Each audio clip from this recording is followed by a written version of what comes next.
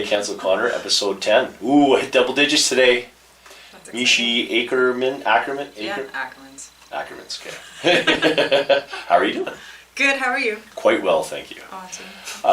Why don't you go ahead and give a bit of your background and that sort of jazz. Background, my goodness, what do you want to know? Well, just where you're from, what your interests are. That kind of stuff.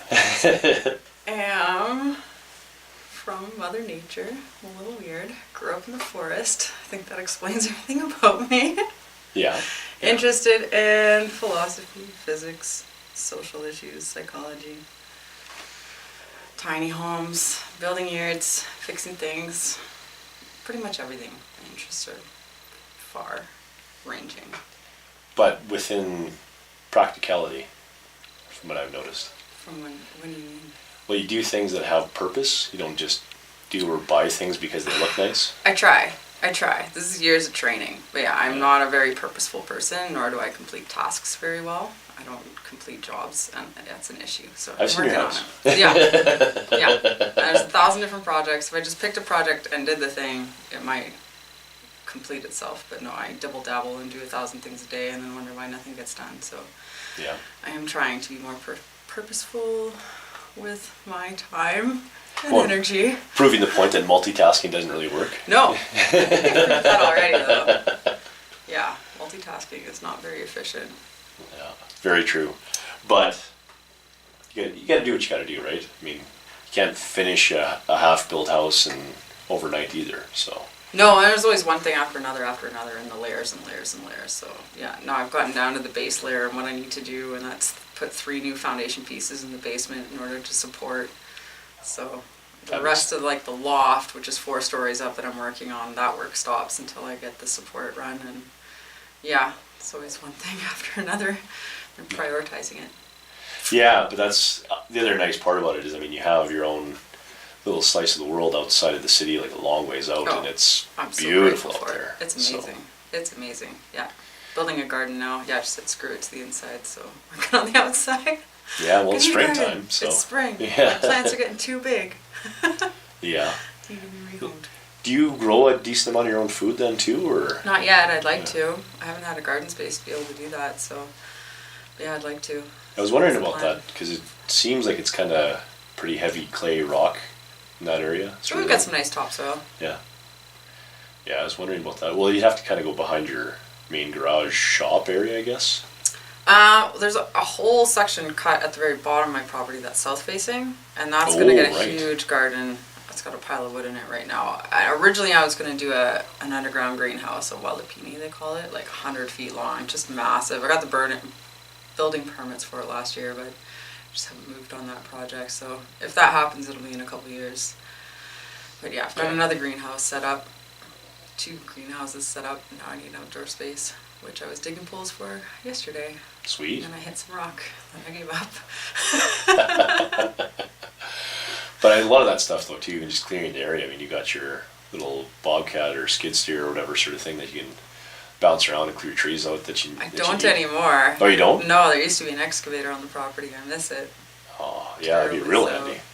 So nice. I fantasize about getting a new one. We'll see. Yeah. I'll have to rent one. Yeah. Did you ever take a class for that, or did you just jump in and start figuring out how to drive it? Yeah. Yeah. I mean, learn to do by doing, right? Exactly. So, yeah. That's so much fun. Yeah, well, you're only going to smash so many things out there anyways. It's like, well, I got this figured out, I think, now. Got a big pile of dirt, practice. Yeah. Yeah. Nice. Do you have any plans to make any more yurts in the future? Yeah, I've got a yurt. I'm building a yurt right now in the shop. I have plans. It's about execution. Yeah. I'm looking to build a yurt rental company, so hopefully that manifests itself in a couple more months of building. So I've just got to get out to the shop and rip more wood and get to building. But yeah, I need different streams of income, so renting yurts out would be a good idea. Yeah, I kind of always just assumed they were kind of just big tents, and that's not at all what they are. They're actually pretty decently solid structures that are, well, they're ancient, I guess. I don't even actually know their history, truthfully. So, what were they? I'm imagining they come from Middle East or something? Mongolia. Oh, Yeah. I was way off. Yeah. So they're nomadic. They. That's why they could be torn down. That's right. Yeah. Oh, okay. Yeah. There's some old stories about Mongolia and Santa Claus with yurts as well, and so the reindeer. I don't know if you know about the reindeer. No. And Santa Claus. Oh man. Tell us the story. No, I have to make sure I get this right. Well, whatever. We can Google it after or something. Yeah. Anyways, there's some psychedelic mushrooms involved with reindeer and Santa Claus. But one of the myths I found really interesting is in Mongolia, if you get snowed in on your yurt, you have to climb in through the top through your chimney. And so that's like Santa coming down the chimney, and that's where that originated from. Because you had to get in and out, you would have to go through the chimney hole. Right, because the Himalayan range, I would imagine, the borders, that's... So snowy. Yeah, it smells like crazy out there. It's really intense, yeah. Those guys are tough. It'd have to be. Yeah. Genghis Khan came from there, right? Yeah.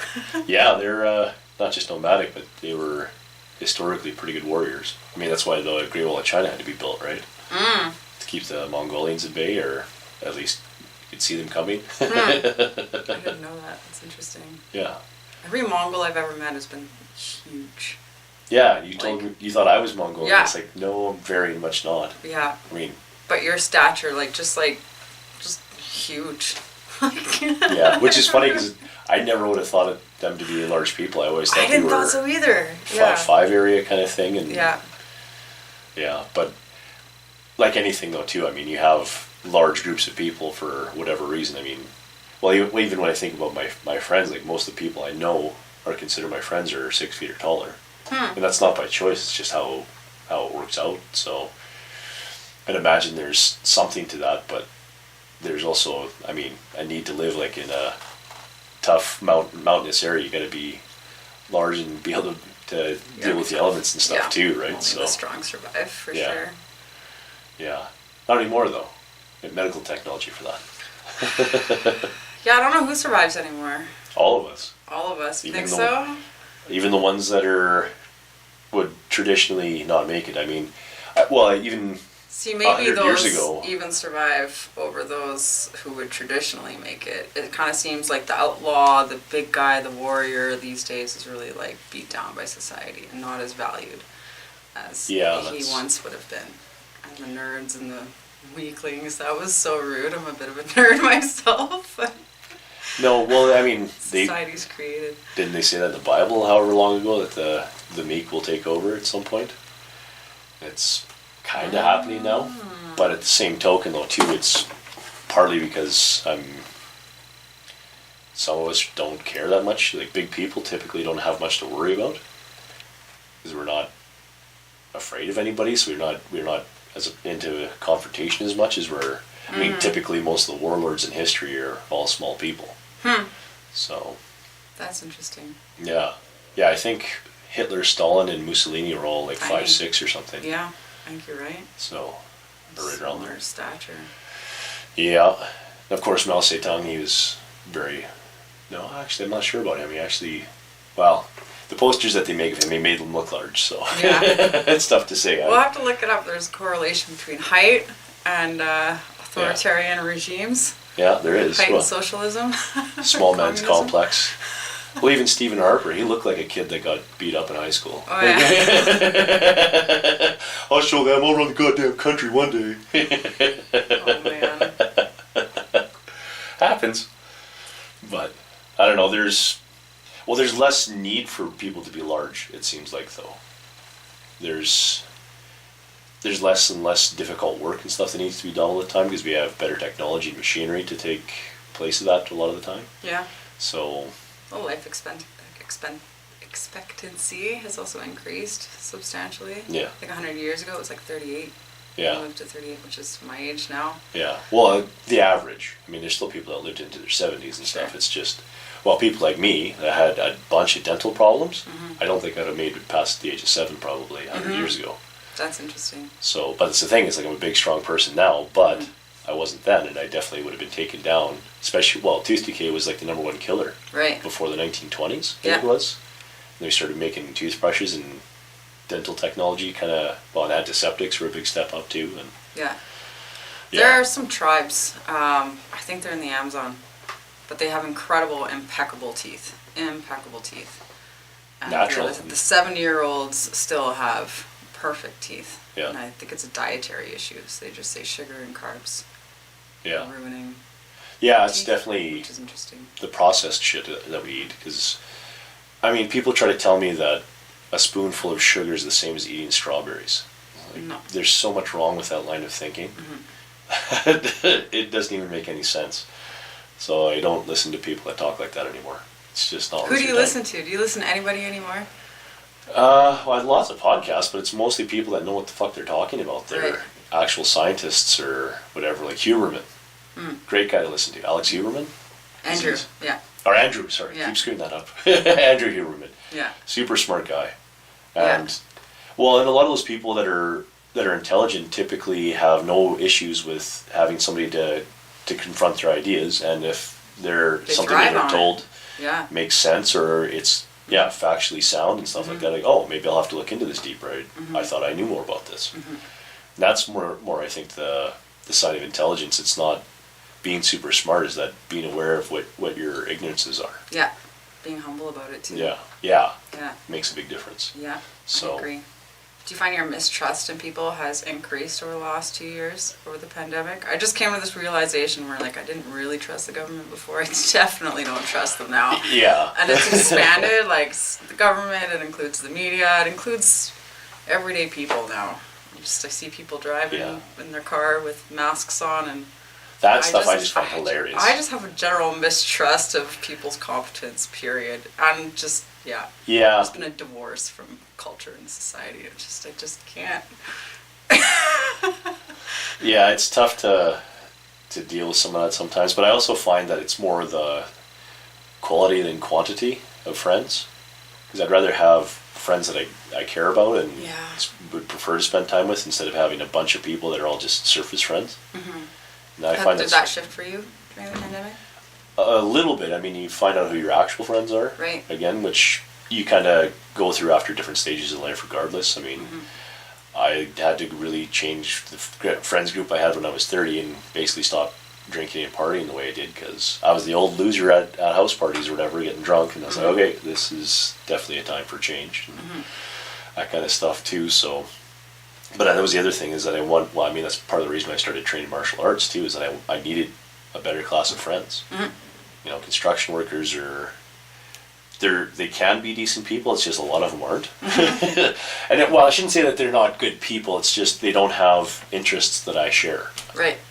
And I want to do more. I mean, that's part of the reason why I did martial arts, part of the reason why I'm doing this, why I'm doing, I started dance classes on Friday. Did you? Yeah. Ooh, what kind of dance? Mostly I'm going for swing, but I want to do, they also do like waltz and a handful of other things. Sweet. And boy, oh boy, do I suck. Yeah. Oh man, it feels so good though. Yeah. Because everything I'm doing is kung fu. Yeah. And she's like, you're not in a kung fu studio, you're in a dance hall. It's like, oh yeah, right. And I'm not looking to face you and fight you, I'm looking to dance with you. So there's a lot of unlearning and relearning I gotta do. Yeah, I'll be curious to see how that affects your kung fu, because my dance definitely affected my tai chi, and vice versa. I went back and forth. Yeah, and you kind of, it's one of those things, it was like a whole new opening of my mind to realize like how much I thought I was aware of my body and how, I thought I had rhythm. I'm not there. But I also, because I understand motion so well, I'm picking apart everything I'm doing wrong so much more meticulously than I probably would have, as if I didn't train martial arts. Dancing would probably be easier. So I have to unlearn as I'm learning is part of it. So but I mean, that's kind of the good part about it, is that I'm forcing myself to do things that I know I can do, but my body has to catch up. Well, it's stretching those neural pathways, right? So yeah, that's awesome. Good for you. It feels good. See you on the dance floor. I know, right? You'll be waltzing at the club. Yeah, it'd be so good.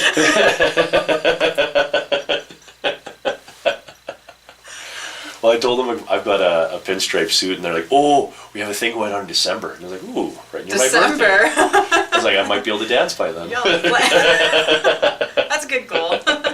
We'll see. I mean, nice. Yeah, but all in all, I think it's just, well, and again, like, because everybody's been locked out for 2 years, and like you were saying, I mean, how I did. I mean, we were all kind of forced to stay away from each other, and I mean that's part of the major psychology that has to change. I think we're staying 6 feet away from people, not being able to see each other's faces, and losing a lot of the micro expressions and stuff that we each have in our faces when we do everything. It's like I got to get out and do things with people so I can be a person again. Because well, even this winter, like I sat right there on the floor for 4 months basically, and smoked a lot of grass and didn't really talk to anybody. Yeah, that was me. I haven't talked to people in years, really. Yeah, well, that's part of the reason why I wanted to come out and see you at your place, is because I needed to figure out how to socialize with people again. Yeah.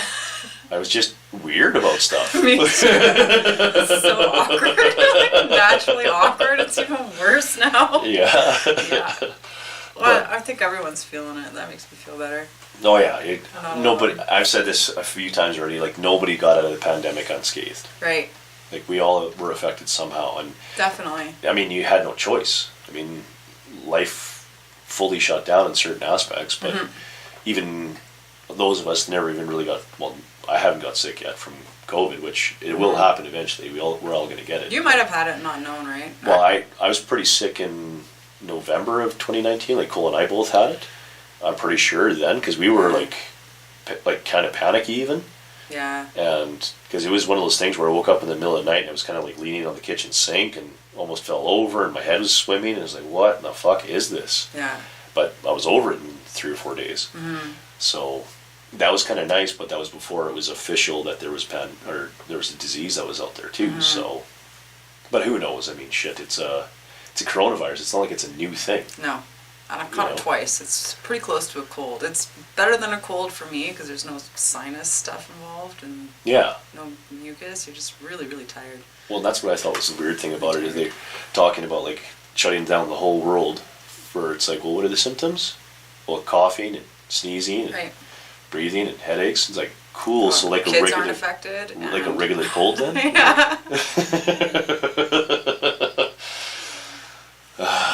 Yeah, that was the other thing too. It doesn't affect kids. Yeah, which we should all be grateful for. Oh yeah, for sure. Yeah. But typically, I mean, well, I remember being sick when I was a kid with the flu or whatever, the common cold, which is like a grab bag of different similar types of diseases. Yeah. And you're on the couch, like puke bucket beside you, and trying to sip on ginger ale and whatever sort of thing like that for 2-3 days at least. But I mean, you're a kid, so once you past it, you're up and running around again. But I don't remember being sick like that since, except for that one night where I had to go clean on the sink or whatever. That was the only time it was even comparable to being sick, like when you're a kid. Yeah. So there's got to be a lot to it when your immune system really steps it up. But it helps that I grew up on a farm though too, so I was exposed to everything at that point. So that definitely, I'm sure, strengthened my immune system. Abby drank raw cow milk, which was fantastic. So good for you. Oh yeah. Yeah. Indian people really miss that when they come here because everything's raw in India, and they come to Canada and drink a lot of milk. It's not the same. It's like it doesn't have the properties they're really looking for. None of the probiotics are left in it. And yeah, well, and a big part of the problem is too is that you can't even buy raw milk. Like even if you know milk producers, and if they same have with my eggs, I'm not technically allowed to sell them. I think I can take donations, but yeah, you can barter for them or keep it on the down low, but you can't advertise, and even if you get caught selling them, you can go to jail for it. Yeah, awesome. Because there was a bust of a raw milk guy a couple of years ago, and he's basically selling on the back of his van. But it's like, this is the only way I can do this and give people that have actual gut problems what they need. Because my oldest brother had that. He got a stomach bug when he was in Peru years ago, and he was doing everything he could, and for like a month his body was just wrecked. He had zero energy because his food wasn't digesting. The doctor said, it's like, all this shit that you're taking isn't doing it, so go find yourself some raw milk. And it straightened out his guts in like 2 days. Yeah, that's awesome. So, and it's partly because it's part of the enzymes and stuff that we grew up with drinking. It helped our immune system at that point. But in general, it'll help cure a lot of the stuff that goes on in your guts because it's unpasteurized. Yeah, especially with you guys growing up on raw milk, because I know that's the microbiome of your digestion is comprised of your environment for where you grew up. So if you grew up in Africa, you're eating African dirt, you're getting African bacteria. Yeah. They don't know they're African. But Yeah. Well, and if you take an antibiotic and you come to North America, it's really hard to replenish the same gut microbiome that you grew up on. So yeah, if you grew up on raw milk, that's nice and easy. Go back to that. Yeah, and it's really simple. Well, I mean, if you can get your hands on it, but it's a simple fix for any kind of ailment that you have a lot of the time. So I stick with a lot of cheese and yogurt and stuff still. I don't drink nearly as much milk. Do you eat any sauerkraut? Yeah. Yeah. Yeah, I do full on Ukrainian kind of meal. So good. Yeah, ground beef and sauerkraut. Yeah. Well, partly because we go home at least twice a year and buy a bunch of farmer sausage from actual farmers. So jealous. Oh, it's so goddamn good. So yeah, nice. we'll do like a proper Ukrainian dinner like once a month if we can. Nice. But I mean, it's nice too. I mean, you can get some pretty authentic pierogies and stuff like that. You go to the farmer's market and big old bowl of sauerkraut on one side and sour cream on the other. And oh yeah, you feel. I'm hungry. I know. Is there food happening with this podcast too? There's a banana there if you want. That's too much sugar. So I could use the potassium. Yeah, I suppose, eh? But in general, yeah, I mean, there's so much that goes on with your guts that way, and I mean that makes perfect sense too. Why, when we eat something like Chinese food, and a lot of the time you feel hungrier an hour or so later, it's because your guts aren't used to processing certain types of food. It's like the same as when Depends Chinese. What you mean by Chinese food? Well, there's like, very much a westernized you're probably version eating real Chinese food, but what we call Chinese food Yeah. is not available in China. Yeah, I actually Ginger beef is like a Canadian, North American.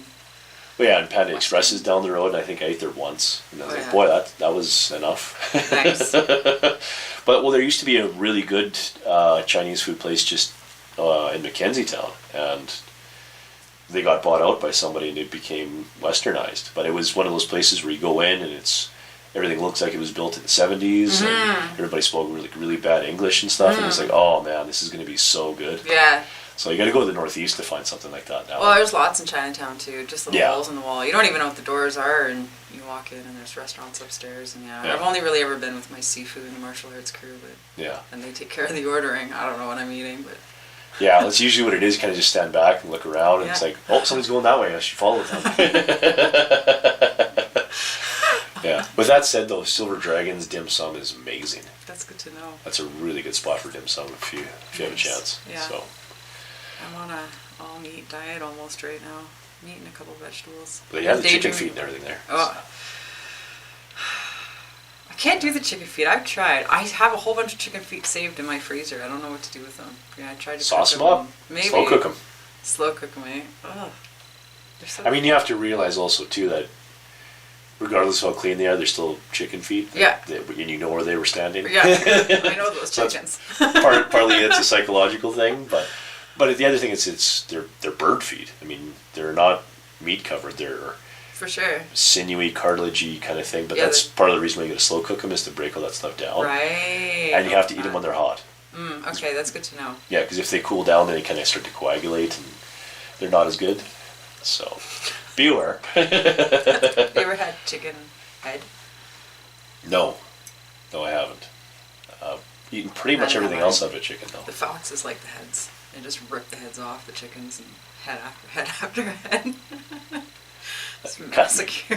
Kind of makes sense, though. I mean, you watch them dance around for a little while, and it gives you a show and a meal. It's supposed to be delicious, but I'm having a show and a meal. That's what the foxes are in.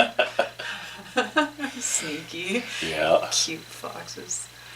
Yeah. No, the point I was going to make earlier is it's similar, like when a lot of the time when I've heard, anyways.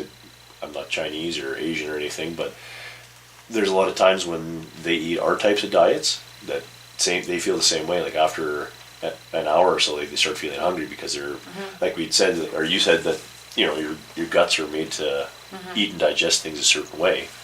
And it gets used to that. And I know there's even the difference between rice and potatoes is massive. hugely, Yeah. hugely different.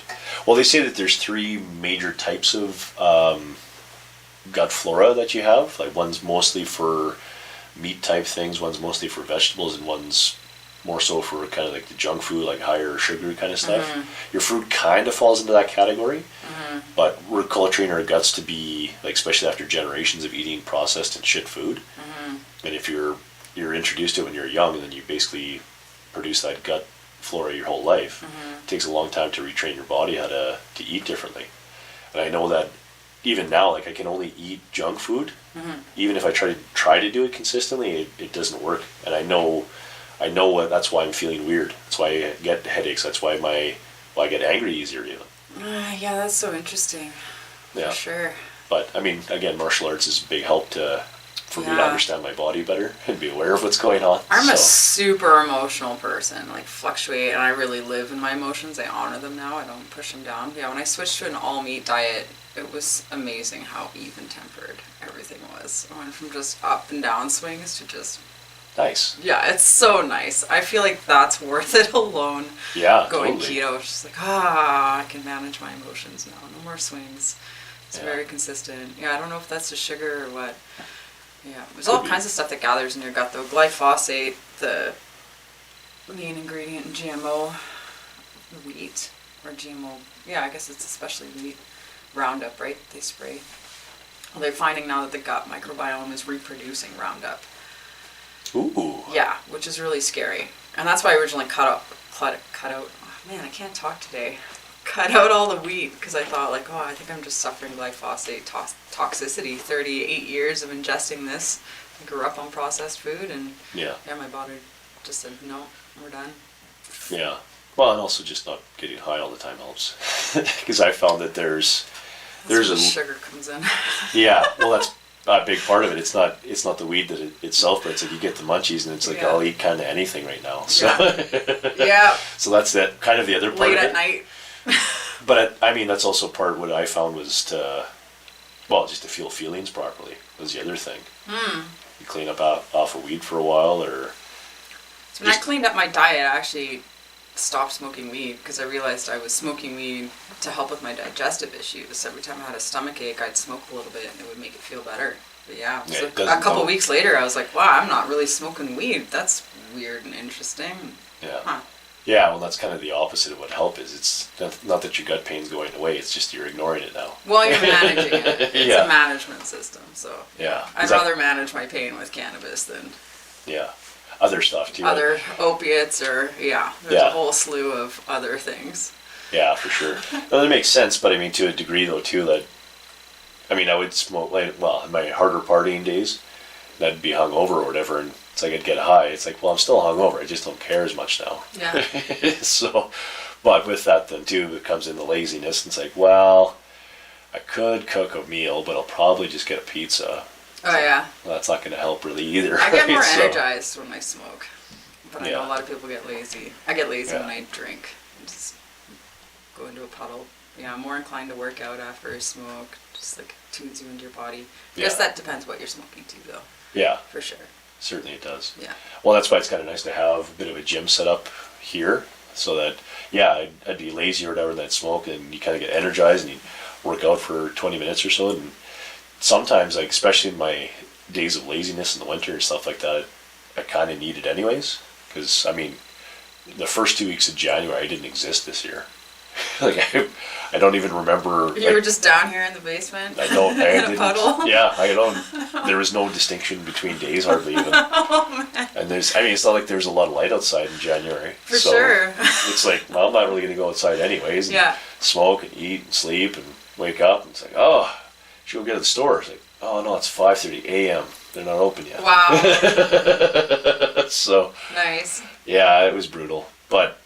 With that said, though, too, I mean, there's... Do you get sick of that state, or how do you pull yourself out? Yeah, it's... I mean, I kind of...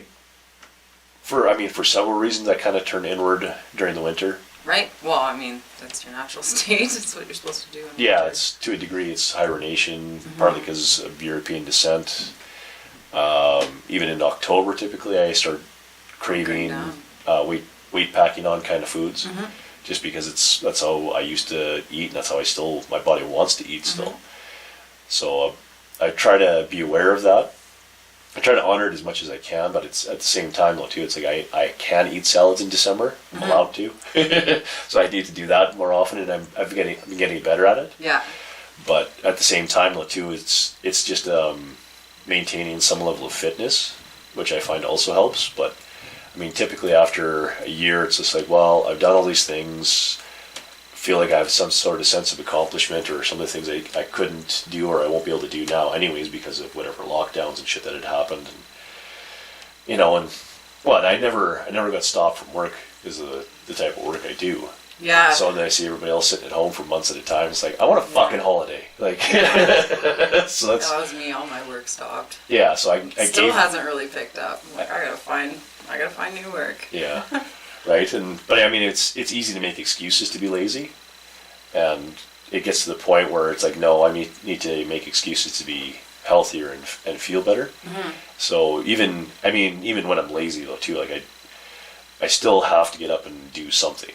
Like my back hurts if I sit around too much. That's me. So, yeah, if I don't work out every day, it compounds. If I don't do 2 days in a row, I'm hooped. I'm out for a week. My neck is out, and I'm at that stage where working out keeps me out of pain. Yeah, well, totally. I mean, we're not kids anymore. Yeah. Right? It's happening. And I find even just, like sit around and play video games or something for like 3 days. Yeah. And then start doing stretches, and it's like, oh shit, did my hamstring short? What's going on here? It's like, well, they tightened for sure. So, yeah, so but I mean, again, it's nice to be kind of aware of those things and have a toolbox and lots of technique and stuff like that to work on those things. So that always feels good that I have that in my back pocket. But the other thing is that I find it really easy to make excuses to be lazy in the winter. It's cold outside. People are so far away. It's dangerous to drive out there. I haven't done a whole bunch of work lately. I should just save my money. Like, I'm already high. I should just stay here. That kind of stuff is where this coming winter, I mean, knock on wood, I'll see what I can do. I'm going to try to not get high at all. Oh, good for you. So, good for you. Try. We'll see how it goes, but... Yeah, good for you. I quit drinking. It's only been a week, but my plan is to go 365 a full year. Yeah.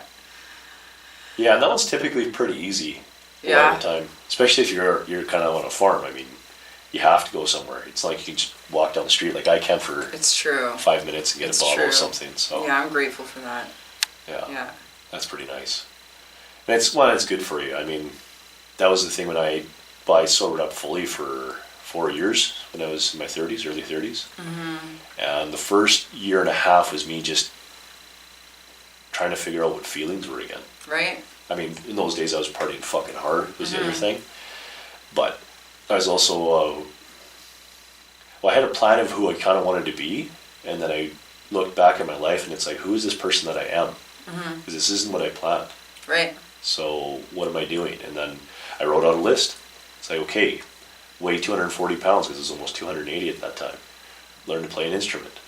Do a martial art. Stop being a fucking loser. Because I was looking at it. That's big. Well, things I didn't really have any friends and I didn't feel good about myself. Right. So it's pretty easy to figure those things out. Have you checked everything off on that list? Oh yeah, I've written a couple other lists since. That's awesome. I've accomplished a lot of those now. That's awesome. I'm doing a program right now that was designed by Jordan Peterson, and it's basically really inexpensive therapy.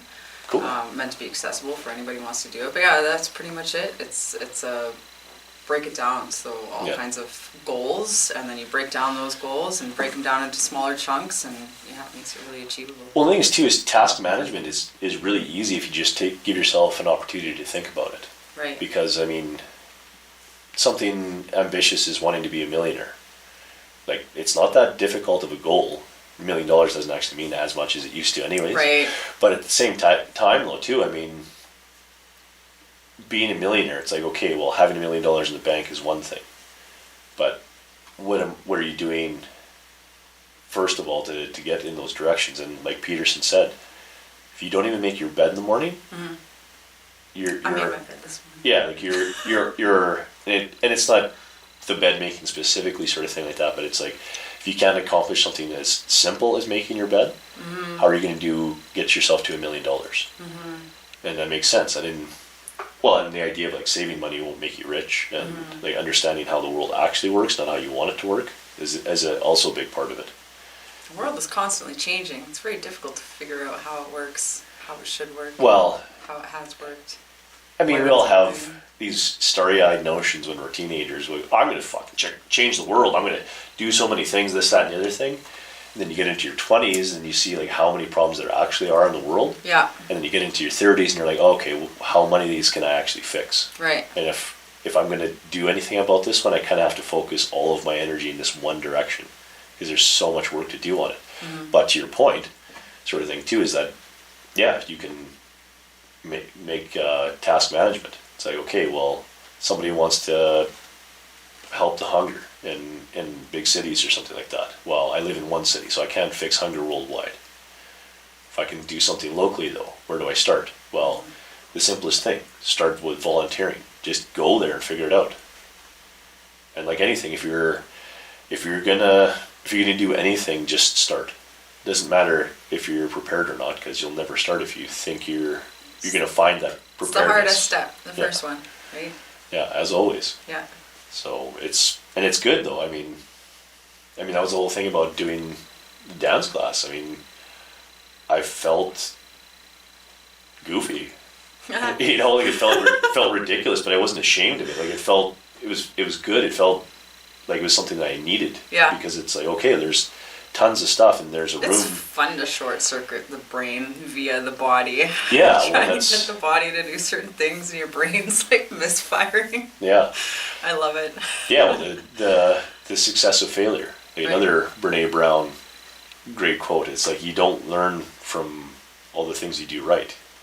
Yeah, you only learn from failures. Yeah, that's what I tell my kids all the time. So I've got one who's definitely a type A about that, does not like to fail. Like those are the only times you learn, so and you might as well fail as much as possible, as young as possible. Get your mistakes all over with now. And you learn to fail upward. Right. That's a huge thing too, is that, well, and to think that failure is crushing and it's gonna ruin your life or something is also not true. Where does that come from? Parents? Is that society pressure? Is that human nature? I think it's a little bit of nature and nurture. Yeah. I think it's a bit of each, because there's so much going on in life. I mean, and in general, like, we're so critical of ourselves. I mean, that's always as usual. You're your own worst critic, right? As well, I feel like, especially older people, which I Yeah. suppose I qualify as that now, even though I don't feel it. But yeah, I'm put on an air of... You're middle age now. I am. I've made it. Yep. Yeah. But yeah, I always thought the adults had their shit together until I became an adult and went, no one has their stuff together. Literally fucking lied to me. Yeah. And the people who really think they do are the ones who are like closed-minded and rigid and stuck to their ways. They don't actually have anything figured out. They just think they do.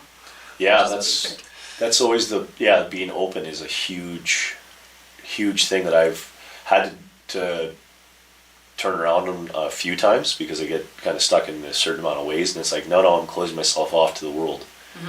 You know, what's the path of opportunity? I mean, there's certain ways you do need to close yourself off for your own mental health a lot of the time. Boundaries, yeah. And you need biases in order to operate. If we don't have biases, we just simply can't operate in the world. Yeah. That openness quality. Yeah, but to also be aware of your interests and stuff like that, and do things that help serve you, not just someone else. Because that's also what I find is something that there are certain ways to be helpful to a community and get something out of it. And that's always a big reason why I love teaching, is that it's very fulfilling, and I get more out of it than the money that they pay me. That's why I don't charge hardly anything for classes. It's mostly to cover my gas. So I can drive around the city and do stuff, but it's the physical and mental aspect together with it, and being able to interact with people and understand people. And then if what I'm teaching isn't functional, then I'm doing a bad job. So how can I do that differently? How can I modify it to make it make sense for this person? Because I'm in pretty good shape, and I don't have an understanding of other people's limitations. So being able to teach them It's like, oh, well, your body doesn't move that way. Well, let's try this. Well, let's work specifically on that, shoulder that doesn't want to move for you. Like, you can get your mobility back. And last year I was helping a almost 60-year-old guy get comfortable on riding a dirt bike again. Nice. And he was going to do it either way because he rides every year. But he said last year was the first time that he'd got onto his bike and he wasn't nervous or scared. Nice. He actually felt confident getting on it and riding. Right. And it's like, good for you, man. That's exactly what it's for. And that has no monetary value to it. Yeah. I think that's more what the volunteering, being a part of your community, my small slice of the world that I can actually make change in, is what I needed. And it was for my own mental health. Is the other thing is that, okay, I've given somebody a skill or I've helped them understand themselves better in a certain way. Mm-hmm. It's like, money doesn't mean anything at that point. And, well, you can't even really put a proper dollar value on that anyways. I mean, you can scale it out, I guess, and say, well, these classes cost this much and blah, blah, blah. And that's not why I'm doing it, though. Yeah. Like, I'm not doing it to be rich. I'm doing it because people need to know themselves, know their bodies better. Mm-hmm. And I think, that especially in our technological day and age, that it's so easy to disassociate from your own body, which is really weird. Yeah, I'm encouraged. Yeah. Mm-hmm. Yeah, but that's just it, though, too. I mean, we think that comfort and getting things handed to us more easily is good for us, and it isn't. Yeah. Like, we thrive with some level of struggle a lot of the time. That's where growth comes from. Yeah. Yeah. No struggle, no growth. Yeah, look at flowers. People are always like trying to be so delicate about flowers. Like, they live outside. That's true. They can take a shit kicking and keep going. Like, don't kid yourself. Well, and when you garden, you get to realize that the plants that withstood the most, wind and rain and withstood the most are the strongest, right? Yep. So if you grow a plant indoors, spindly, and I know people always add a post to help their plant. I refuse. I'm like, no, if you can't stand up on your own. Yeah, exactly. You need a fan in here or something, Yeah, totally. That's actually a really good idea. Yeah, a lot of people do that. You have to with cannabis, run a fan and just strengthen them. They also just like that. The wrestling and the touching of the bugs walking on them, and there's so much that we don't do. Well, that's what they say. There's actually something about they have some sort of perception of sound. Oh, really? Yeah, that's because Rogan was talking about this not too long ago, and he had somebody on a while ago that they had recordings of leafcutter ants, like just the sound of them munching on leaves. Yeah. And they played that beside a plant, and it started changing its chemical profile. Nice. Basically reacting to how it would be. That's amazing. Plants are significantly smarter than we give them credit for. Absolutely. So I think that alone, I think, is not just to help with the strength of the plant, but its own growth and understanding. Then if you have something like tomatoes that you're growing, put a fan on them. Mm-hmm. I bet you your tomatoes will taste that much better. Mm-hmm. And then if they aren't, do push-ups beside them and shit talk them while you're at it. They like vibration one way or the other, right? So they like love. Just gotta talk to your plants. Yeah. You can always tell when people talk to their plants. They got happy plants. Well, I'm pretty sure they did that with Mythbusters years ago. That they had classical music play, they had death metal playing interspersed with like constant swearing, and then they had plants that had no sound at all. Yeah. And the plants with this no sound at all are the ones that grew the worst. Oh yeah, that's really interesting. Yeah. There's something to do with intentions too. They do this experiment a lot in schools. Well, they'll have two plants, and one plant all the kids gather around and talk nicely to it, and then the other plants they just talk smack and bully it and tell it how ugly it is. And it's crazy the difference, and everything else is completely the same: sunlight and water. Yeah. But the energy and the intention that they're receiving are totally different. So that's a really cool experiment, especially for kids. Totally. It's like, it helps give them an idea of like your thoughts and actions truly shape your reality. They do, further than you realize a lot of the time. And other people's realities. I think that's really huge. Sometimes we say small things in passing, especially when we're young. We learn the hard way. Yeah. When we hurt other people's feelings. Yeah. Yeah, similar to like I was saying before with the teaching and stuff. There's times where people will come up to me and I hadn't talked to them for years at the Kung Fu studio or whatever, and they're like, yeah, this one thing you said about this, and it really helped me with my stance, and like everything kind of grew from that. Or whatever. Like, I don't even remember talking to you, but okay, cool, thank you. That's cool. Yeah, I get that too from clients from years back. Yeah. And so you taught me this one exercise, and that's what saves me. I'm like, nice. Yeah. There's tiny tricks, yeah. Yeah, and that's typically what it is. I mean, we all just need that little hand up, or sort of thing like that to go with the flow of things. I mean, we're all capable of taking care of our bodies. You know, and it's like, oh, well, this person's overweight or they got bad knees. It's like, oh yeah? Can they move their arms? Are they quadriplegic? Like, that's kind of your only excuse to not exercise. Right. Otherwise, get off your ass and do something. Literally anything is better than nothing. So do it. You know, and it's that easy. I mean, but that's the other thing too, is a lot of people that are pissed off about that kind of stuff, and there's that disconnection where they feel like their body's betrayed them. Well, it's because you didn't do anything for it, so why would it do anything back for you? Right. There's a mind-body connection there too. I know when I'm super depressed, it's hard to move. And it is. There's all kinds of stuff involved with that. I feel like weight's a big thing like that too. I used to be quite heavy. I was over 200 pounds. Me too. Nice, except I'm substantially shorter. Yeah, I guess. But I noticed I got obsessed with the scale when I started working out really hard. Oh, don't do that. Then I just completely let the scale go. I was like, you know what, it depends. How I feel matters most. And as soon as I started that, like my internal, we're still good. Yeah. My internal feelings were reflected physically. Like, I dropped the weight. It was really drastic. It was drastic to take a look at that. So I've sort of done the same. My daughter, not that she was in the same boat, but we started we went keto. Yeah. Which she wanted to try anyways, but yeah.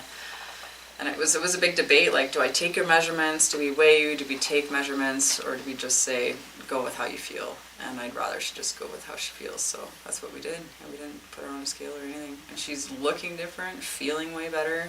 Acne went away. That was a big thing. Both my kids noticed, So they're motivated to not eat sugar just because teenage acne is the worst. Pizza face. I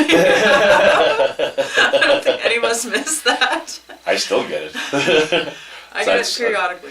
That's why I got to eat better. Right. I notice it. I mean, I'm still pretty much pastry of some kind almost every day for breakfast, but it's not just the pastry. Yeah.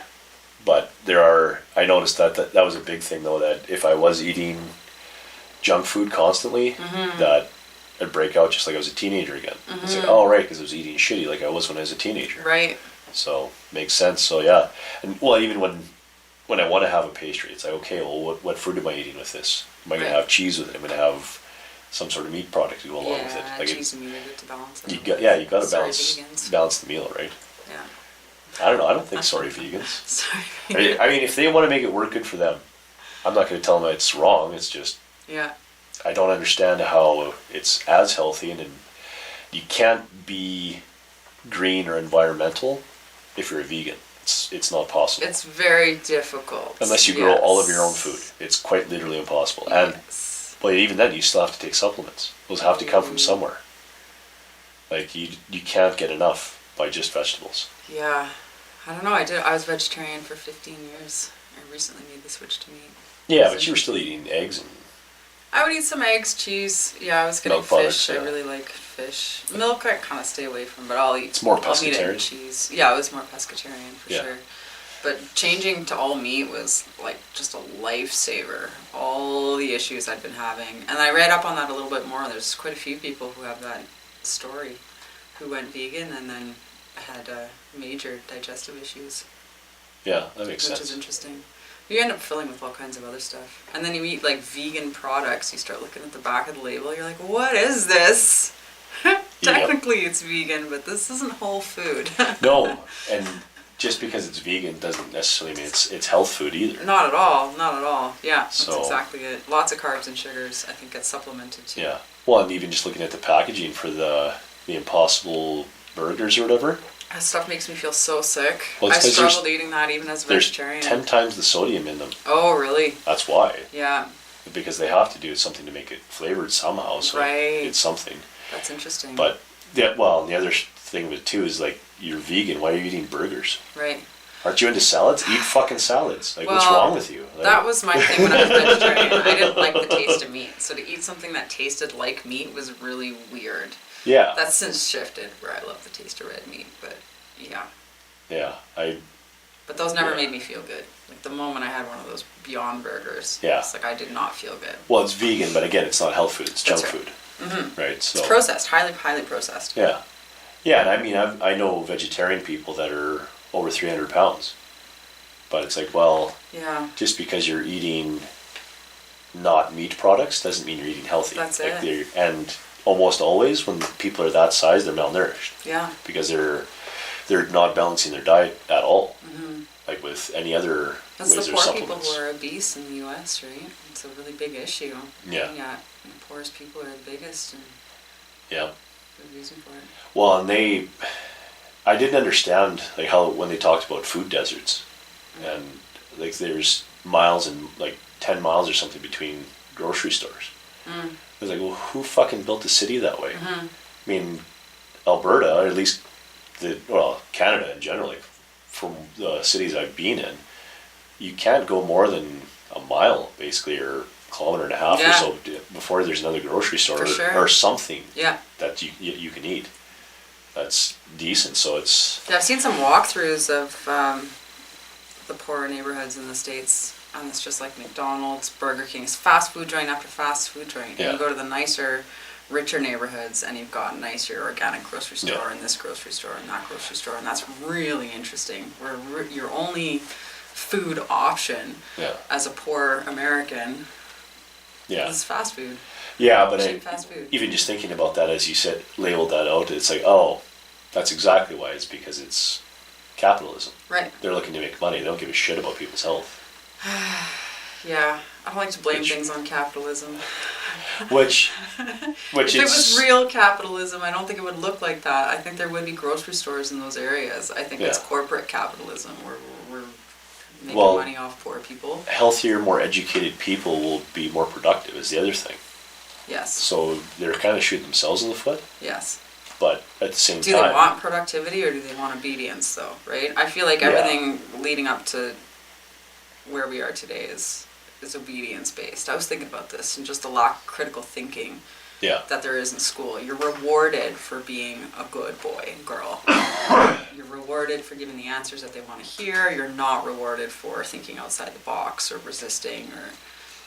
Well, not even resisting, just critical thinking and coming up with your own version of the answers. Yeah. Well, that's wrong. It's like, well, why though? You learn that in your master's degree. Once you go to book. university, 3 years later, when you do your PhD, then you learn to critically think. Yeah.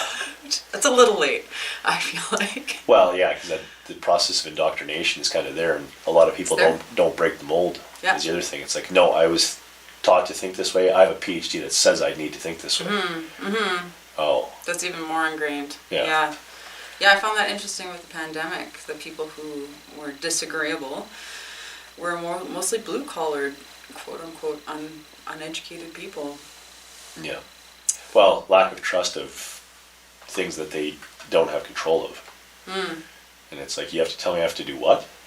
That's it. There was a common sense factor that was just missing in a lot of the general public, too, but I think we've just been born and bred to obey and to trust our sources and to just, Well, and pander so fucking hard to every little fucking, skid knee and little boo-boo that everybody gets on their feelings. Like every time you gotta stand up in front of a million people and apologize for whatever. And it's gotten to the point where, well, if nobody moves, nobody gets hurt. Yeah. It's like everybody fill out a hurt feelings report or else, like sometimes it's just pretty much where we're at right now. Yeah. Well, the other thing too is like people need to lighten up and fucking learn how to take a joke once in a while. I feel bad for comedy. I feel great for it. Yeah. This is I love it, but it's a great time to weird be a comedian, I think. I found comedians are the ones doing the best reporting these days as well. You look at Russell Brand, you look at Joe Rogan, Tim Dillon, like these comedians are doing better news reporting than any of the mainstream media could fathom. Comedy is a great leveler, though. It's a great equalizer. Because, I mean, how often do you go to funerals and everybody's just crying for 6 hours straight? Right. You do that for a little bit, but for the 5.5 hours, you're catching up with friends or family or telling stories and laughing about stuff. You know, making jokes with each other. That's how you get past something terrible. Yeah, I think it takes the pain away. That's a huge help, is that we need to fucking move on with life. Yeah. You know, but no, you said one bad thing, you're gonna burn forever for it. Yeah. It's like, 10 years fuck ago. off. Yeah, and that's the worst thing. People like going back 10 years in people's Facebook or Instagram stories. And, well, it says right here that off the cuff thing that you clearly posted at 2 a.m, probably because you were drinking. Like, yeah, like, go fuck yourself. Or, you know, have they not changed or grown in 10 years? Some people don't. A lot of us do, though. Yeah.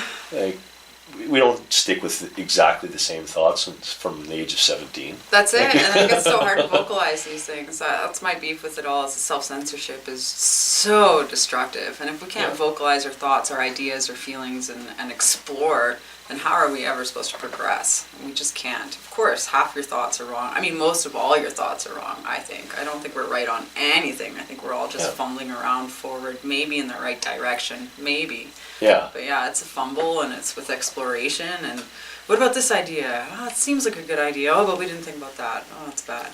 Well, and actually to help build on that idea is that we all need each other to help keep us in check. That's it. But when everybody, or a lot of people, especially when you go online, are saying, oh, you can't think this way. Oh, you shouldn't be like that. Oh, you have to be nicer to this type of person. Right.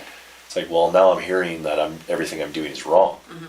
So I have to completely change. It's like, well, now I don't feel like myself even. So I have to go home, or I have to go to a very small group of friends that I can be myself with now. The moral compass is interesting. It used to be held with religion, right? Yeah. And now it's religion's falling away, and it's... It is, and we all need a different belief system, and we're believing in things like the social justice movements and politics, and they're taking on the role of religion with the morality of right and wrong and telling us what we should or shouldn't. Yeah. I thought about this on the way here, because I used to be more in the woke crowd, for sure. I meant to write a book about it. Yeah, breaking from wokeism. Yeah, this could be Diary of an Ex-Woke Socialist. Yeah. Awaking from being woke. Awakening from wokeism. Yeah, you can't be so woke you're asleep. But it was interesting, and it was like, why did I take on these ideas, these beliefs? So because someone said, oh, this is how you should treat people, or you should be asking about pronouns. They just told me what was right or wrong, and I went along with it. Yeah, do zero research, and you just assume what you're being told is correct. Even when it doesn't feel right. Yeah, you just kind of go, well, they told me that this is the way, the direction culture's moving in, and I should adapt, and I'll be more sensitive, and and then the pandemic hit, and I was like, I got a lot of time to sit and think about this at home. Yeah. Well, I even thought of something as big as climate change, which is no longer global warming, for one, because apparently in the last 50 or so years, none of what they predicted has come true. Oh, yeah. But even with climate change, I mean, they're like, 97% of scientists say that we're changing it. It's like, well, we can't predict the weather out for more than a week at a time with any level of accuracy. So what are you saying? Like, you have how much information? And not only that, who are these 3% that are disagreeing? Why are they disagreeing? Has anybody ever talked to them? Because that'd be other thing. If they're just straight up being bought off, then okay, your opinion is invalid. But I have a feeling that there's a couple of people that it's like, well, to say that everything we're doing is changing the climate, I don't think so. I think we have an effect on it, but I think the climate's going to change regardless. There are some things, for sure. Like, I mean, don't get me wrong, we're putting in billions of tons of carbon into the atmosphere. Yeah. But I mean, again, if you're looking to push more and more towards vegetables and getting away from meat producing and stuff like that, you need more CO2 for things to grow better anyways. So why is this necessarily a bad thing even? There's so many things where you start looking at the entire picture instead of just one person said this, just believe it. And the other thing is too is like, who came up with that 97% The scientists said that. Yeah, it's kind of a weird. It's I don't just like the something. umbrella of climate change. If we really break it down into certain things, then I think we can all agree certain deforestation, not good. Certain overfishing, not good. We're killing the reefs that are along all of the land masses in the world. That's a really big problem. But yeah, to blanket it all into climate change, really weird. Earth's magnetic poles are shifting right now too. It's going further and further. North is going further and further into Russia, so pretty soon we won't be able to see the northern lights from here anymore. As I don't know. Further and further, but we can. I guess we're far enough south in Alberta. It's different, but. Well, I don't know. We can barely see them now, but a few years ago they were. The pole is shifting, and that weakens Earth's magnetic field. That weakens the ability for radiation to come in from the sun. Yeah. Which is also interesting. I was reading about how putting lead into fuel led to led to the hole in the ozone layer back in the 1920s, which is really interesting too. So we've done some pretty destructive stuff, but yeah, I don't agree with the climate change blanket. Although I will say that gardening here in Alberta has gone from a 3B to a 4A or something. We're a little bit warmer. I'm going to plant some apricot and cherry trees and see if they grow this year. Yeah, well, it feels like the Pacific, well, we're getting more and more tropical type air. Mm-hmm. We're getting more rain.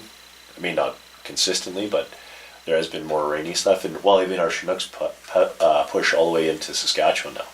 Oh, really? I did not know that. Yeah, because we weren't sure about it at first, but my mom lives north of Saskatoon. Yeah.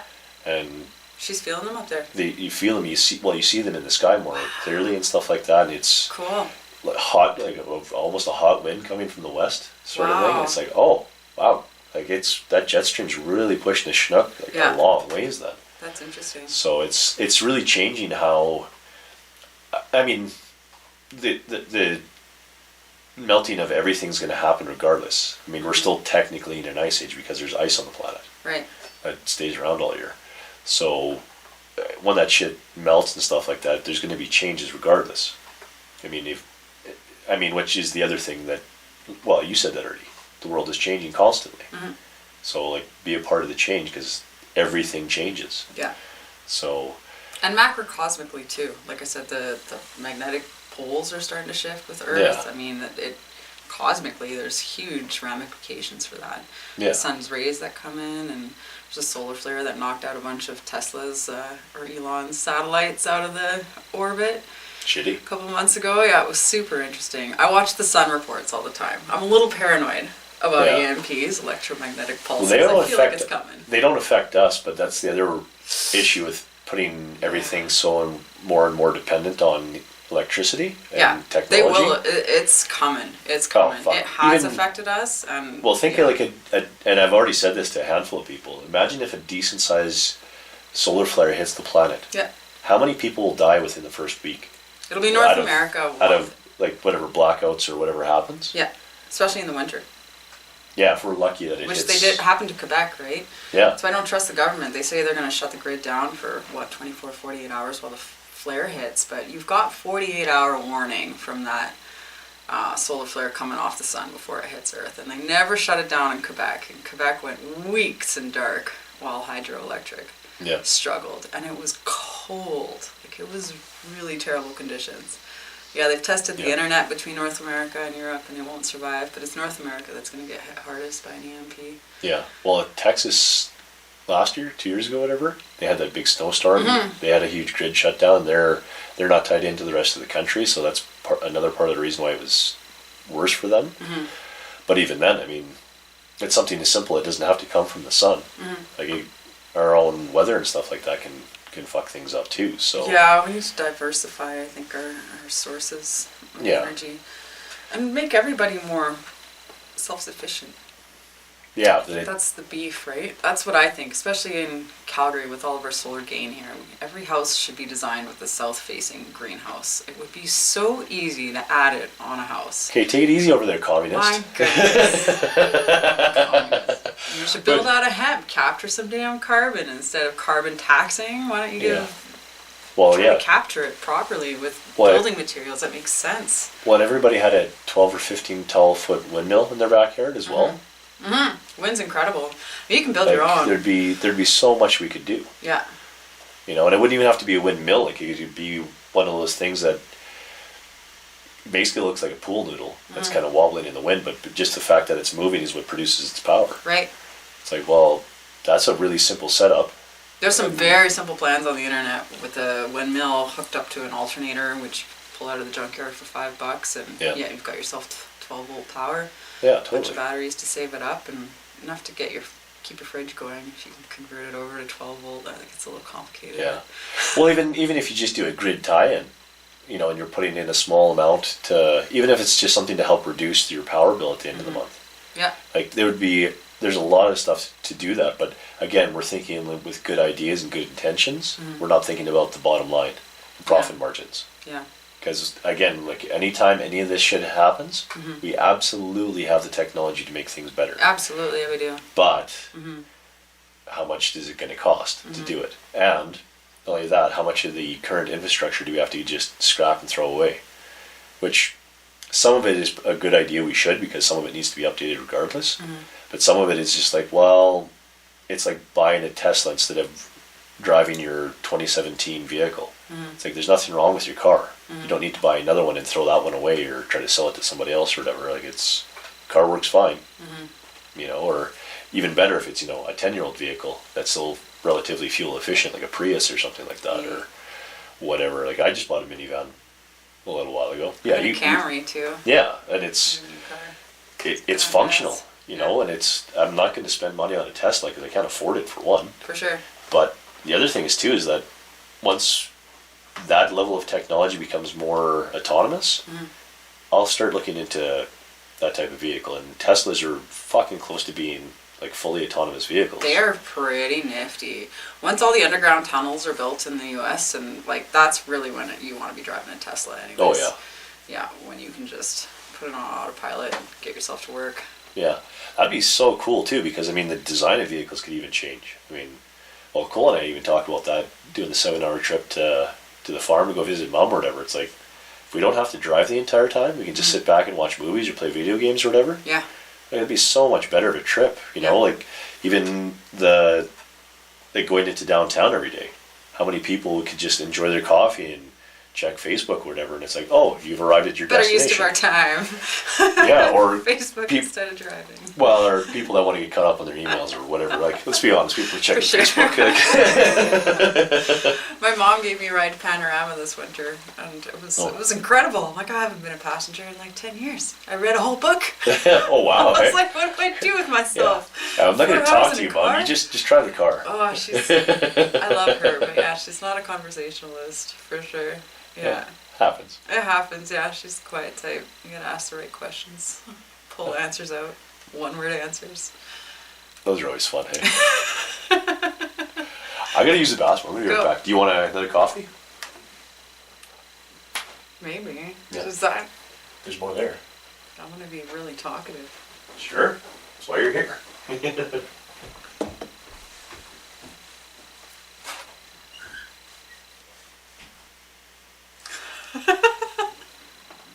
Drink coffee and my feet get sweaty and then they get cold, and on the metal bars it's even worse. So. I don't sweat as much from my feet. I have a lot of feet sweaters. Yeah. I have a head sweater. Ah, gotcha. And armpits, I sweat so much, so I'm always sleeveless. Just air them out? Yeah, I have to. But they don't smell. You're lucky, mine definitely but they do. sweat, do they? But that might change with your diet. Yeah. To be honest. And deodorant, I switched. And coffee. Slow down on the coffee. But. Does that make a difference? Yeah, it somewhat. I mean, I still stink anyways, but yeah.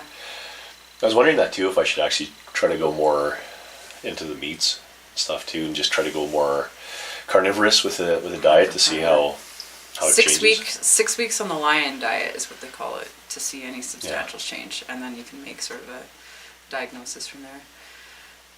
They say the diarrhea is something you got to get used to, but if you go, any. Well, I should say, I mean, if you go, you need enough salt. Full carnivore. Carnivore, like just meat. Yeah, that's what I did for months. It's all I could eat.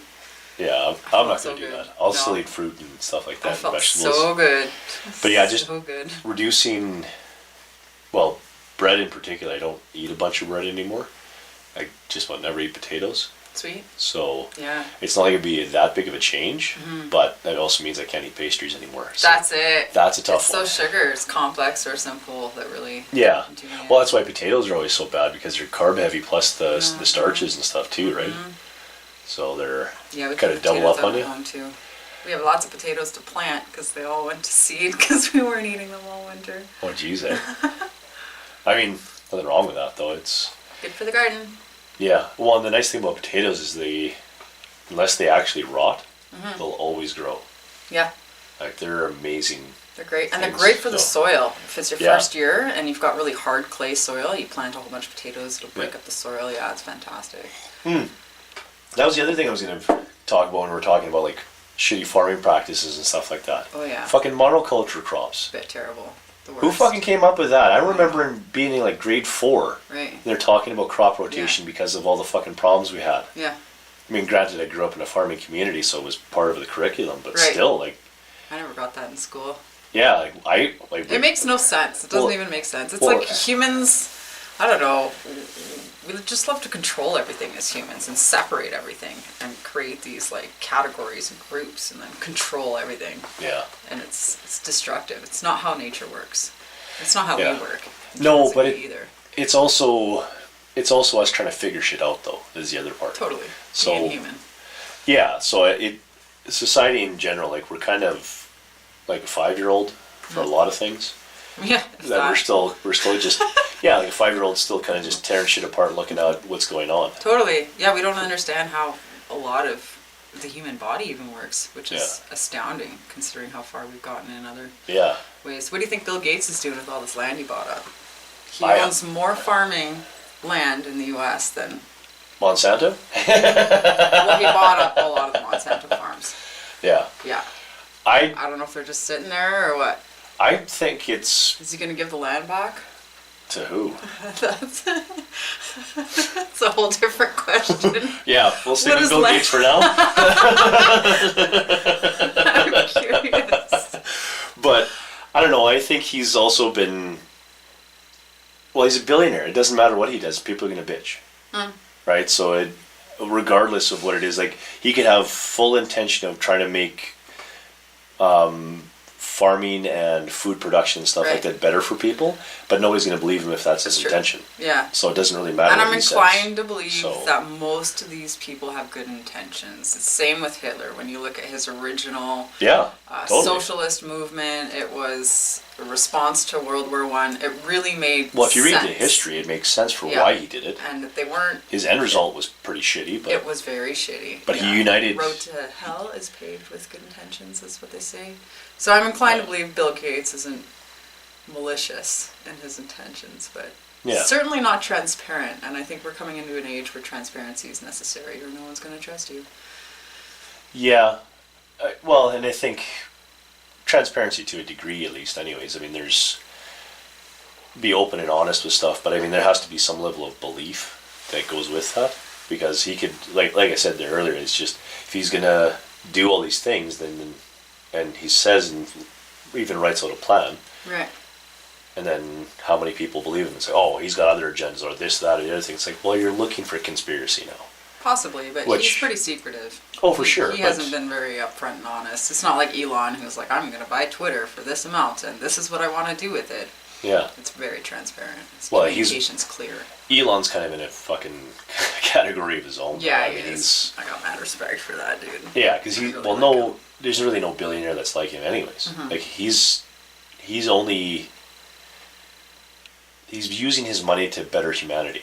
He's trying to save us as well and make us interplanetary. It's really interesting. He's done more for humanity on a whole than most others. Yeah, exactly. And that's like, never mind the North American or British or whatever. Like, how many Asians are billionaires? How many sheiks in the Middle East are billionaires or trillionaires even? We don't even hear about those people. Right. And they certainly don't do anything for society. They definitely don't do it for their own society. Right.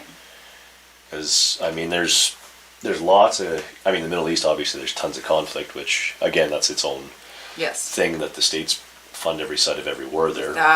But, I mean, with that said, though, too, I mean, there's certainly enough money in the world that we could be doing other things with.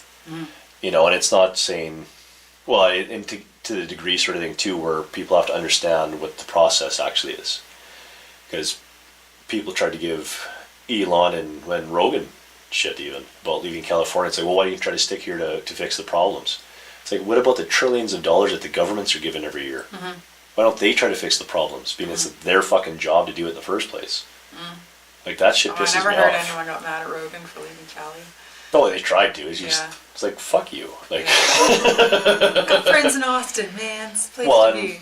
Well, and I mean, if you know anything about the guy, you know he fucking hates how fake Hollywood is. I mean, that's why he left. It was a big reason. Yeah. So, that's the other part of it too. He goes to somewhere where people are people. He's just like, everything here is better. Everything. Yeah. Quite literally, everything is better here. Yeah. So, like, yeah. I get it. I wanted to move there over the pandemic. It's a little warm though. It's my only beef. Darn, hey? Yeah, it's a little hot. I lost some weight, now I'm cold. Yeah. Might work out for me. I think I might try going down there in the winter. Yeah? Just, check it out? Partly just, you know, for my... How are you going to get across the border? I'll run real fast. Yeah. Perfect. Yeah. Well, I mean, I can't fly there because I'm not vaccinated. That's right. Or don't have the shot. It's not a vaccine. Right. But they have no plans to alleviate that in Canada. Oh, for sure. I read about that this morning. It was like, when we feel... Yeah. Well, that'll be also one of those we things will. too, where it's like, okay, well, prove to me that it actually makes sense. Oh, we're already past that. We're already past that. Yeah, because it doesn't. They still, and that's why other countries are dropping it. But yeah, we haven't yet. Absolutely about subjugation. It has nothing to do with health. Yeah, I agree. Yeah. Well, it doesn't make sense anyway. No. Well, I don't know if you saw. I put out something on Instagram where we're almost at 30% death rate of fully vaccinated people from COVID. Like, well, you know, it's this, that, and the other. It doesn't fucking matter. The numbers out of the UK right now are pretty staggering. And it's triple vaxxed are the people dying from COVID. But you have to, like, I try to play devil's advocate a little bit here, where most of the people that I know, all of the people that I can think of right now that are unvaccinated, are very healthy people. Well, of course we are. And so it's like... That's why we're not doing it. I guess. There's a respect there for our own body and a trust that we can fight this. But yeah, so I try to keep that in mind. Like the people who are triple, quadruple... I was swiping on Tinder on a 5 times vaxxed guy. 5? I was like 5 times vaxxed. And then his career is a cancer researcher. And I was like, are you conducting experiments on yourself? I always take screenshots. I send them to my friend. What the heck is happening? I don't know. But I find the people who are vaccinated 4 or 5 times are the people who are really unhealthy and really, really scared. So likely they're going to be passing away more so than the hardy unvaccinated who trust their bodies and who really work diligently. Most of us were unhealthy and got our health back and then weren't willing to give that up to the government, right? Yeah. Yeah, well, I mean, that's also the other part of giving up any sort of freedom or liberty or whatever sort of thing like that for safety. And they say, well, I don't know how to fix this, but somebody smarter than me knows how to fix it. If I just do everything they say, everything will be okay. Well, that's not true either. And yeah, I mean, don't get me wrong, the 30% of the fully vaccinated people that have died, I imagine most of them are elderly, obese, and will likely have pre-existing conditions. Okay, it doesn't change the fact that you're and it's on Government of Canada's website. I got that information from. Nice. So those numbers will change. You got to take screenshots every day. I do. I have for months. Yeah, for years. I had real problems with the pandemic, and it was like, wow, we actually have to take screenshots every day because the numbers jump around so much. And that was kind of the cool thing about the health info part. Yeah. Is that it's consistent with how they've tracked stuff. It's consistent with how they've tracked the flu season. Okay. Because it basically starts in November and goes to the end of April, basically. Yeah. And it has 2 spikes in it, and it's usually right near the start of winter, right near the start of spring. Halloween kills us. It's Let's consistent. all eat a whole bunch of sugar. Everybody gets sick. Well, the thing is too is that the track of how everything went, when you do like a 5-year average of everything that was happening, COVID went right perfectly in the middle all the way through it. or damned close to perfect anyways. And it's just like, okay, so this is just a bad flu or bad cold season, basically. Infant death went through the roof, though. Yeah. Well, the thing too is like 2020, no problem. 2021, when the vaccine was rolled out, yeah, it's like 30% increase. No, 82% increase. I'd have to pull that up, and I don't. All these percentages. I'm a data-oriented person, and they're very manipulative with that kind of data on both sides, right? You've got to really look at the actual numbers. Yeah. But yeah, you can deceive people through graphs and through various percentage ratings, which actually aren't applicable. It's frustrating. Yeah. It's frustrating. Yeah, how the information's laid out. It's not what you say, it's how you say it sometimes, right? So. 100%. Yeah, and you can really lie through statistics, which is a famous book, but yeah. You can, when you start looking at the numbers. It's enraging. I get frustrated. Yeah. And I hate that we don't have enough faith in people to just give them the real numbers. Like, just be transparent, be open, hear the numbers, let us all look at it, critically think, and make decisions for ourselves. Well, the thing is, too, is when you can just walk down the street and you see that people aren't carrying out bodies constantly, because that was the biggest thing, is that people are dying left, right, and center. That never happened. So you guys were wrong, and it's okay to admit you were wrong, although I understand that there's legal liabilities that would happen, so you can't just flat out say that. I think you can. But that's the other part. I mean, there's increased trust. Well, not only that. I mean, it's just transparent. Well, if they were right, that'd be the other part. Is that some people would try to make a class action lawsuit against it. It's like, go right ahead, good luck with it. You're going to fight the government on anything. Yeah. Have fun. Not.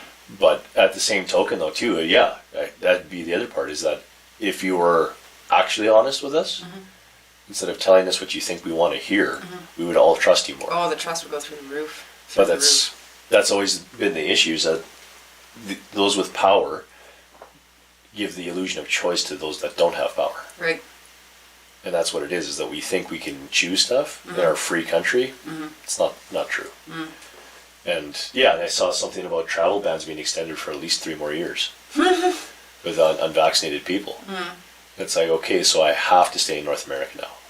And Can you even get to the States? I don't know if I can drive there even. You're not allowed to drive there. You can take a boat now.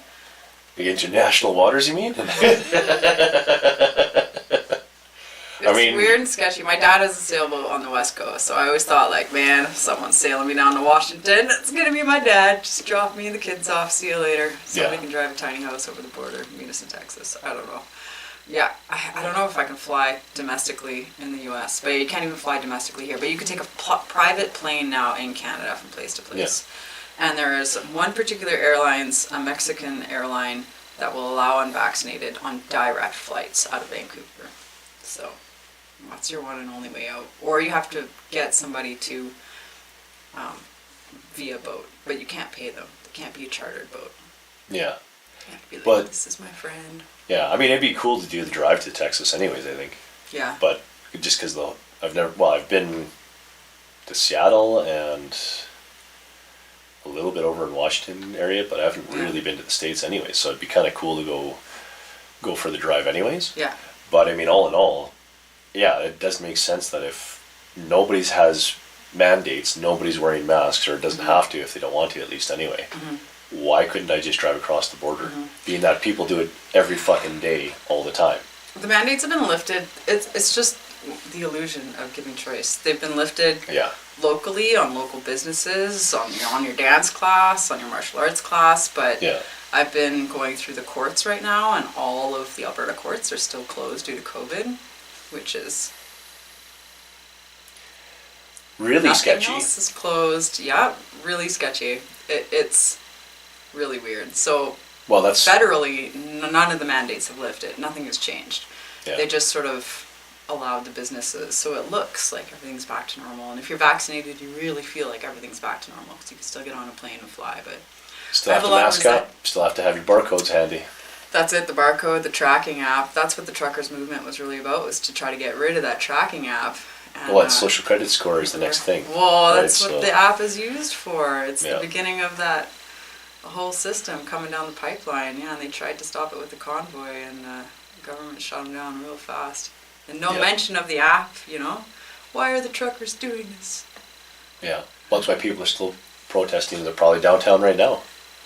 They had Saturday. No, it's Sunday. Sunday today. Yeah. Have you been down on Saturday? I went to one. I'm such an introvert with like mad social anxiety. As you know, I couldn't make it to Costco today. It was too busy. So yeah, I've only made it to one protest. It was beautiful. And I wish I could support physically a little bit more. But yeah, I just get too... I've got a buddy that's been going down to almost all of them. That's awesome. Like he lives in Brentwood, so he's pretty nice. Close to downtown. Yeah. And he loved it. Like honestly, I think his marriage is getting better because of it. Because him and his wife go for walks and protest together and stuff like that. And it's like it's so many people just joining hands and smiling and laughing together. And masked people, unmasked people. That's what I loved about it when I went. It was like a third of these people are wearing masks, and we all love and respect. It's not a mask issue, which the media makes it out to be.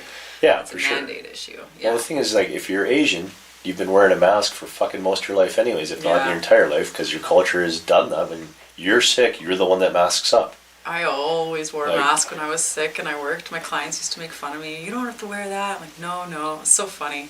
And 2 years later, everyone's wearing a mask. And I refuse. I refuse. That's not true. I complied for a little while. I fell for it. Line and sinker. I even was making cloth masks at home for like the first 2 weeks. Which is even worse. Well, I shouldn't say worse. It's just as useless as it is. Yeah, those are just like that was the advice coming down from the pipelines, right? The government telling you y'all have to do this, and I can't remember what point I awoke. I don't know if it was the 1 month mark or the 2 week mark or when it was. I was like, Yeah, well, I've got a buddy that lives out in your neck of the woods that I really want to have a podcast with too. Partly he moved out there to get away from people and from the government. Land sold fast out where I live. Yeah, and he's not even sure that he wants to do a podcast with me. Because it's just like, well, I'm trying to get away from the internet and stuff like that. But regardless, he was saying that was the whole thing too, is that this is ridiculous. And he took a video and he took him like 6 tries to actually post it on Instagram. But it was of him holding his phone at waist height, looking upwards at himself, with no mask on, walking into a grocery store. He's like, can I get you a mask? No thanks. And he just kept walking. He's like, see how fucking easy that was? We're doing this because everybody tells us that's what we're doing. See, you don't have to. If someone asks me to wear a mask, I don't put up a fight. I'll wear it. I mean, it's not my job. I feel like it's not their job. I shouldn't be arguing with the poor guy who's getting paid minimum wage to make sure everyone's wearing a mask. So Costco is the one place they always freaking got me. But yeah, for the last year, I haven't worn a mask anywhere. Unless I'm asked, which has happened in 2 different stores in Calgary. I don't make a fuss. I'm not here to fight. I'm not very disagreeable anyways. I rank very, very high on the agreeable scale. Yeah. But... yeah, well, it was kind of the funny thing too, because I mean, it got to that part where we were all wanting to go to a restaurant or something like that, and it's like, well, you can't come in unless you have a mask, but it's like I'm going to walk 30 feet and take it off anyways. Yeah. At, basically this height of a bar table where I'm face to face with the waitress anyways. And like that was the part I think that got me the most, is that all these hypocritical and contradictory rules that they made was the biggest part that I had frustration with. Yeah. It's like, you guys clearly don't fucking know what you're talking about. Like, obviously, Cole has done his full course for emergency response planning, and there was one section in there specifically about pandemics. And he said they haven't done anything on the fucking playbook. Interesting. And it's like, you should do a podcast with Cole. I'm going to at some point. Sweet. but he said that though too. It was obvious for some of the stuff, but I mean, the ridiculous contradictions that they were making, I mean, even now, like you have to be vaccinated to get on a plane in the first place, and you have to wear a mask, but you're going to get into a tube with 100 and some other people. As soon as you sit down, you can take it off, and they give you food, and you're shoulder to shoulder with people. And that's okay. So what's the point of the mask? Right. Like, it doesn't make any sense. It's not about logic. Yeah.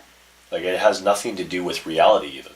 Yeah. So it's like, why are we still doing this? Yeah. But it's because people are willing to be agreeable and roll over and take all this shit because, well, I don't want to upset anybody. It's like, no, we need to upset people more often.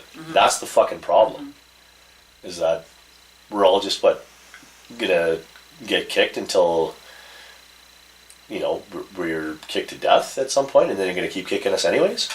Someone sent me a text the other day and they said, we need to stop living in polite society. Well, that's the and other I like thing. that. That was bang on. That was bang on. Well, and I've caught myself a handful of times, especially hanging out with some friends, and well, even some of these guys are office people. And they're starting to like, geez, dude, you're kind of a fucking pussy some days. And it's like, oh wow, yeah. I think I'm letting my empathy extend way too fucking far these days. Like, there's some people that need to be ridiculed. I'm trying to be too nice to everybody. Alright, I see. I don't know if I believe in ridiculing individual people. Well, individual, no, but I mean the idea of a lot of this shit that we're just allowing to happen. Right. It's just... Through better communication, we should be able to communicate these points. But I feel the last 2 years were really hard because they put everybody in a state of panic and in a state of fear. And when you're scared, you're just not able to absorb any information whatsoever. Yeah. And there's egos that cling into that too. And I think they're playing on the nice... We all just want to believe the good in everybody, including the good of our government. Yeah. And they played on that hardcore. So I don't think people are ignorant on purpose, you know, Yeah. or because they're for dumb. sure not. I think it's just they believe in the good of other people. They want to believe in the good of the other people. But yeah, I don't know. Well, it's also I was actually talking about this last podcast. It's that fight, flight, freeze part of your body that's triggered. Right. So yeah, your cognitive abilities slow down, your digestion slows down, your sex drive slows down, your blood You're scared. quite literally drains from your brain to go into your muscles because you're scared. You're ready for action, sort of thing like that. But it's a threat that's untangible, so we don't know what to do with it, and then we just create anxiety, and then it just sits there. And it was relentless. It wasn't like, here's 2 weeks of fear. It was like 2 years later, still pumping out the fear as much as possible. Which isn't anything new, though, either. I mean, the word terror lost its meaning after 9/11 because we heard it so fucking many times, but it just gets... So many other words have lost their meaning. Right. We should list them all. Terror. Epic. Bigot has lost all meaning. Yeah. Racist has lost all meaning. Yeah. Homophobic has lost all meaning. What else is there? Climate change. He and she have lost meaning. He, she, it, they. Oh yeah. Pronouns. It's so ridiculous because there's, I mean, the other part of it is too is that because the ability to talk is so easy nowadays and have opinions thrown out there that it's really easy for everybody to have an opinion, and everybody does have an opinion. It should be publicly debated. Your opinions should be able to stand in public debate, and if you can't publicly debate them, then that's why I don't think censorship is the answer. If anything, that convinces people more that the censored information is correct, in which case a lot of the times it is. But yeah, if you should be able to stand up to public debate, the government should be able to stand up to... Well, that's why we need more people like Alex Jones in the world. You know, like, he's a loudmouth asshole that's willing to do the work. He is, for sure. You know, and the thing is, I was fucking turned off by the guy the first time I saw him, and then I saw him on the Daily Show or whatever, and they're just ripping him apart. Oh yeah. And then you start looking at what he does. No, not recently, but then you start actually looking at what he does, and 93% of the shit that he said was accurate. Came true. Yeah, there was a meme that came out in the beginning of the pandemic, and it was like all the things that Alex Jones predicted. It was like true. Materializing right now, like, oh man. Well, there's the thing, like, don't get me wrong, he's human, so he's made mistakes. But of course. He's abrasive. I don't like the way he communicates. And that's what he's doing, I think, is absolutely necessary, and sometimes you need that loudmouth asshole to take care of it. But at the same time, because he's a loudmouth asshole, he turns off people delivery out of who he is. I mean, that was the same problem with Trump. Mm-hmm. It turned the whole idea of health and safety turned into racism. Like, what the fuck are you talking about? Like, he's the leader of the free world. Shouldn't we all try to listen to the guy? Oh, he's a fucking idiot, this, that, and the other thing. Okay, but he has advisors that are trying to tell him things. And the few prepared speeches, which were weird to hear him read something that was articulate and stuff, it didn't sound like him at all. Oh yeah. But there's a couple of conferences what he did, because it's like, no, you have to say exactly these words today, because you need to get this information out. Nice. You can't just fucking go off on what you're doing. Sometimes. I haven't listened to any of those speeches, but I've heard... But of course, that's exactly the point, right? Because in 4 years, the only thing you ever hear is him going blah, blah, blah, blah, or whatever, sort of thing like that. He's got some quick replies. I didn't like him at the time, but I'm not saying he was... at the time, too. Yeah. And I went along with he must be misogynist and bigot, even though those words mean nothing anymore, nothing at all. They're just labels. But yeah, he's quick-witted, and we haven't seen a president like that ever, who can just, like, give it back to you right away. Like, quick-witted and, Well, because he's not a politician. He's not there to play the game. Yeah, that is true. He was there to be somebody that did things. And that's just it. It's not like I respect him as a person, necessarily. I don't even really like the guy. I don't know anything about him. But, well, that's just it. That's the other part. He's a fucking billionaire that I've never been in the same demographic as either. Yeah, I've never seen, and probably will never see the world as he does. Yeah, absolutely. And so that's also a big part of it. Mm-hmm. But at the same time, he's exactly the president that was needed at the time. I appreciated he was always honest. With Trump, you got Trump. You're not going to get something else. Well, it's the same thing, too. It's like, as much as I want to get pissed off about the communist level things that are happening in Canada now, at the same time, it's like, Trudeau got voted in twice. Yeah. There is nothing anybody can fucking say about that. Mm-hmm. It's like, you want to piss and moan about it? You should have fucking thought about that when you were voting last time. Mm. Like, not only that, it's the same thing. It's just like, this is what we asked for, this is what we get. Mm. And I made the comparison to a dancing monkey before. It's like, that's exactly what politicians are a lot of the time. Yeah. They ask the general public, how do you want me to dance? We say, dance this way, dance that way. Yeah. And they dance for us, and they do what we want. And the Liberals particularly, they rely a lot on polls. Conservatives are a little bit stronger in their points and stuff. But even then, they really faltered the last 2 years. And that was the problem with the last election, is there was nobody to vote for. Yeah. So. But I mean, that's the other part, though, too, is that the left, the Liberals, whatever, they're always the party of the youth. And the Conservatives are a party of the older people. Right. And it's like, well, you need both. Yeah. But the other part of the problem is that there's that division, as where no politician has ever been 100% on what they say, because they can't. Mm-hmm. They can't do everything that they say. They have to do what the majority needs. Yeah, and what the party says once they get voted in. Yeah. That's the thing, is that it's that 60% of them or so of the majority of people that need to be taken care of, or up to 75 or whatever sort of thing is, because that's where most of us live, and most of us don't say shit, and we don't really care either. Mm-hmm. But it's this idea that there's two sides to this policy or these politics and shit like that. It's not true. The government is the government, and then there's everybody else. It's the rich versus the poor, and it always has been. Don't ever let anybody tell you different. And if you have any questions about it, follow the money. Right. Who got rich during the pandemic? Fucking tons of people. Well, more corporations than people. Unless I'm trying to make the distinction between them. It feels like a marriage between corporations and government, not between rich people and government. So I think we kind of get that wrong, because even the people who are millionaires these days are not. Government's run by people. Businesses are run by people. Yeah, all right. And most CEOs of companies can't pass the psychopath test, or ace the psychopath test, whichever way you go on it. Well, that's a personality thing too, right?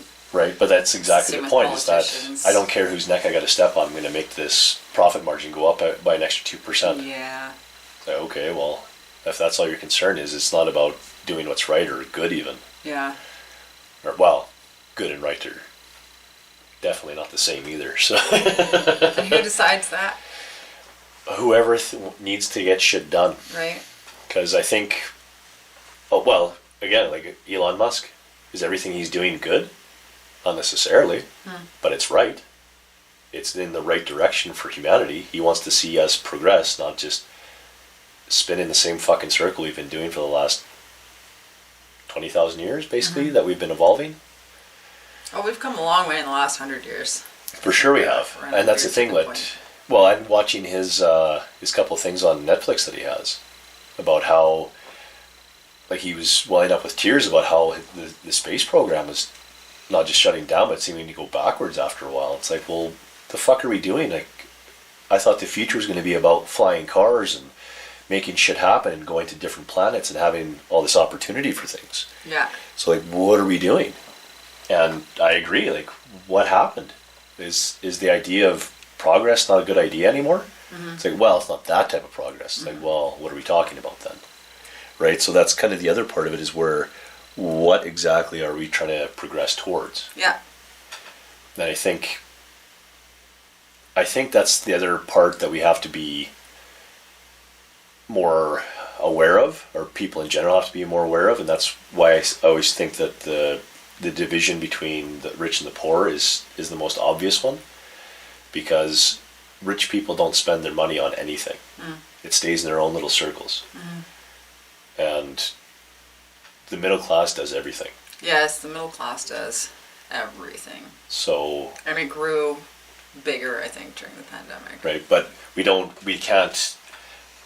can't make our own laws, and we can't have our own policy, and we can't go anywhere else. We get taxed the heaviest. To go to the New World or anything like that, like they did a couple hundred years ago. I mean, that was the idea of coming to North America, was to get away from governments, to get away from fucking bullshit. True.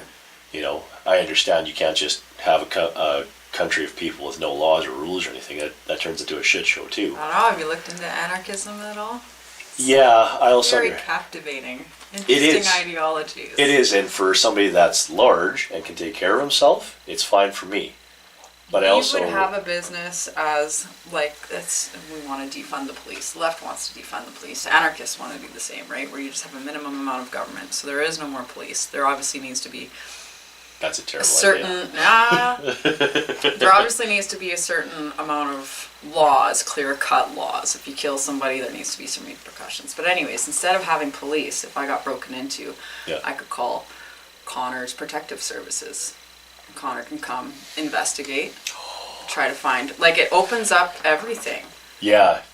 To a level of freedom that you don't want. You don't think so? I feel like... You know what you just said there? What? You wanted me to be a protection racket for you. That means it's like, hey, you also have to be protected from me now as well, because if you don't give me what I want, I'll fucking take it from you. Don't kid yourself. I don't think you would do that. I think you want some long-term... Well, that's it. I think we also have to rely on the good of people, and I feel like there's this weird thing.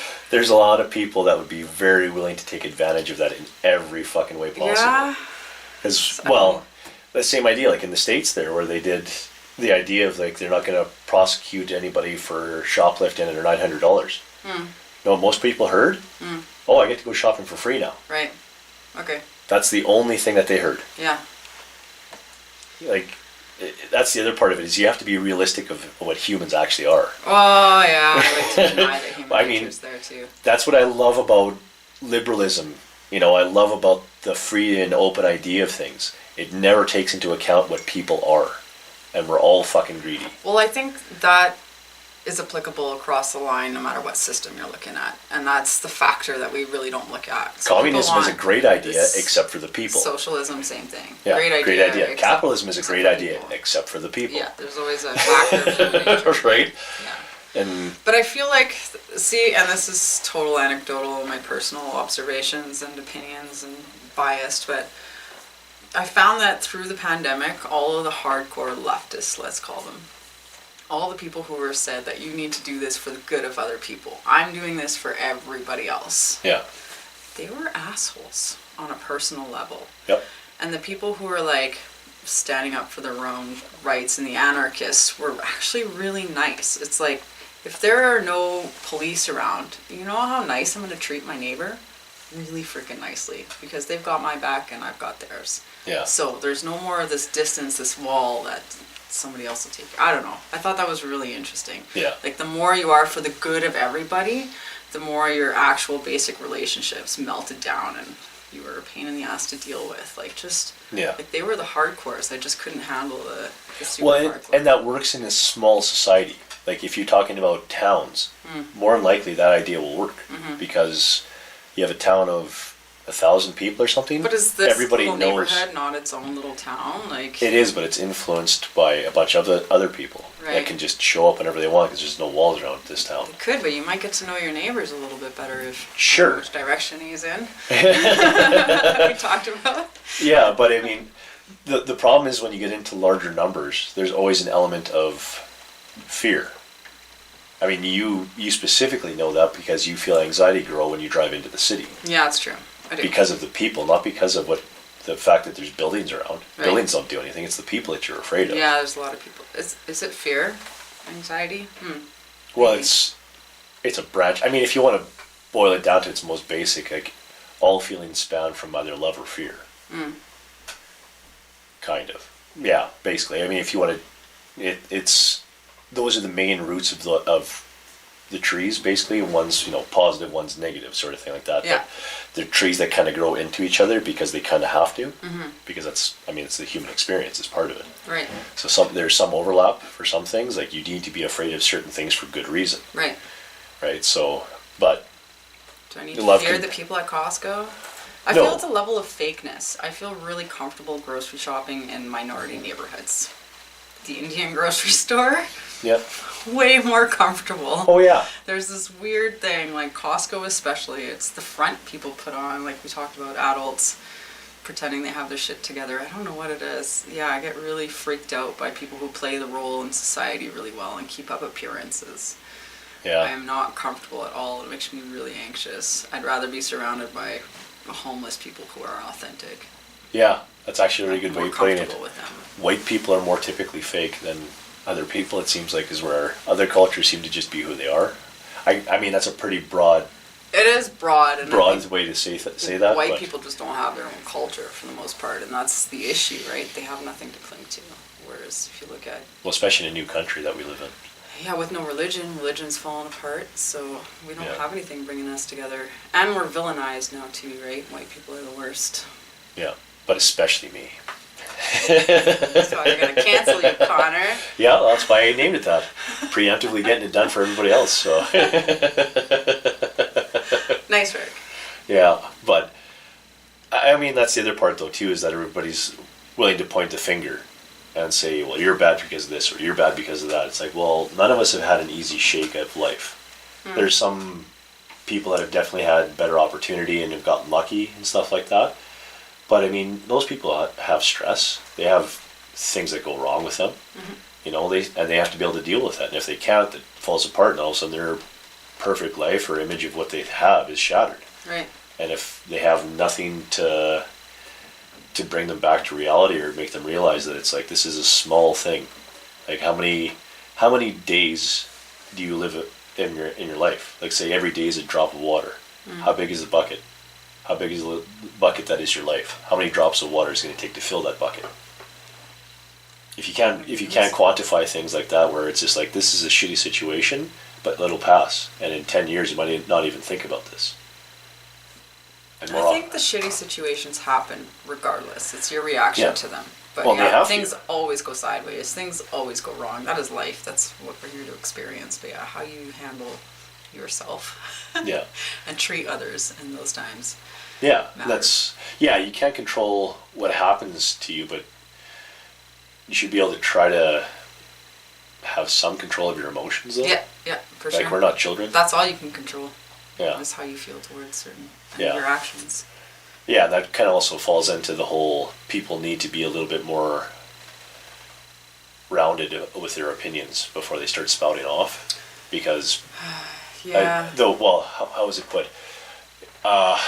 If you talk about your rights without talking about your responsibilities, you're a fucking child. This is what we're missing, is the responsibility part, for sure. Yeah, we don't take responsibility. And that's, again, it's typically why the wokesters are young people, and they haven't actually figured out what their life is about or how they actually fit into society.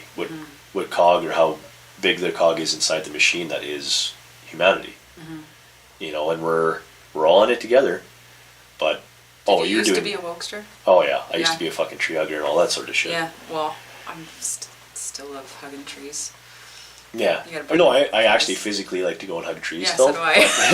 That's what I mean. But the whole socialism aspect of it for me really shifted in the last few years, where I was a huge socialist before, and I really believed that people should have their wages cut who were making a lot.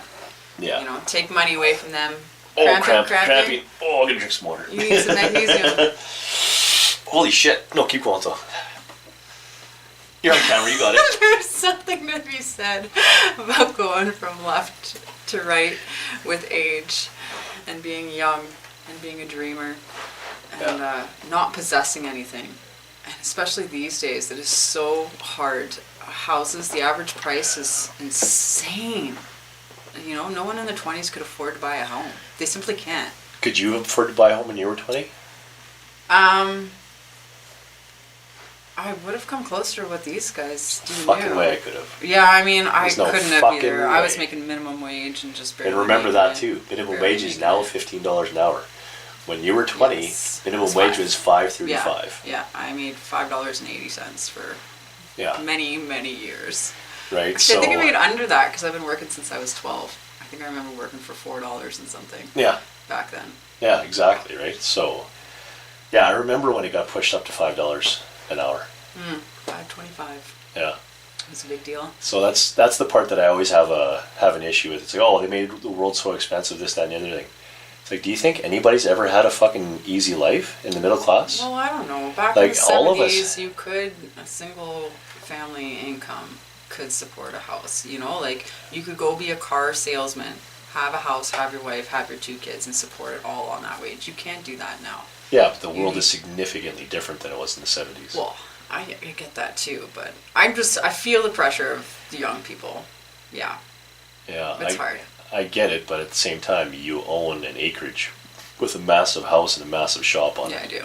Well, it was given to me. I didn't work for that. Right? Okay, so yeah, and don't get me wrong, I understand some of that's luck. Yeah.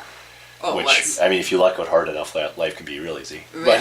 But, Yeah. but with that said, though, too, I mean, yeah, like, could you have bought that place outright? No. Even now, like, I imagine Well, it's there's worth quite a bit now. Quite a right. bit So, more. and that's just it. Like, well, my mom wants to sell the farm and move to Calgary, and she's humming and hawing about stuff, and she's shit scared about stuff going on, and they're like, yeah, it's worth about double the assessment. And Now's the time and we're to like, sell it. whoa, hold on. So like, you're sitting on like $500,000, and then, and she technically owns this house. Like, her name's on the title that we've been paying for 12 or so years. Nice. So she's got a lot of equity in this. Her credit looks fucking fantastic. Yeah.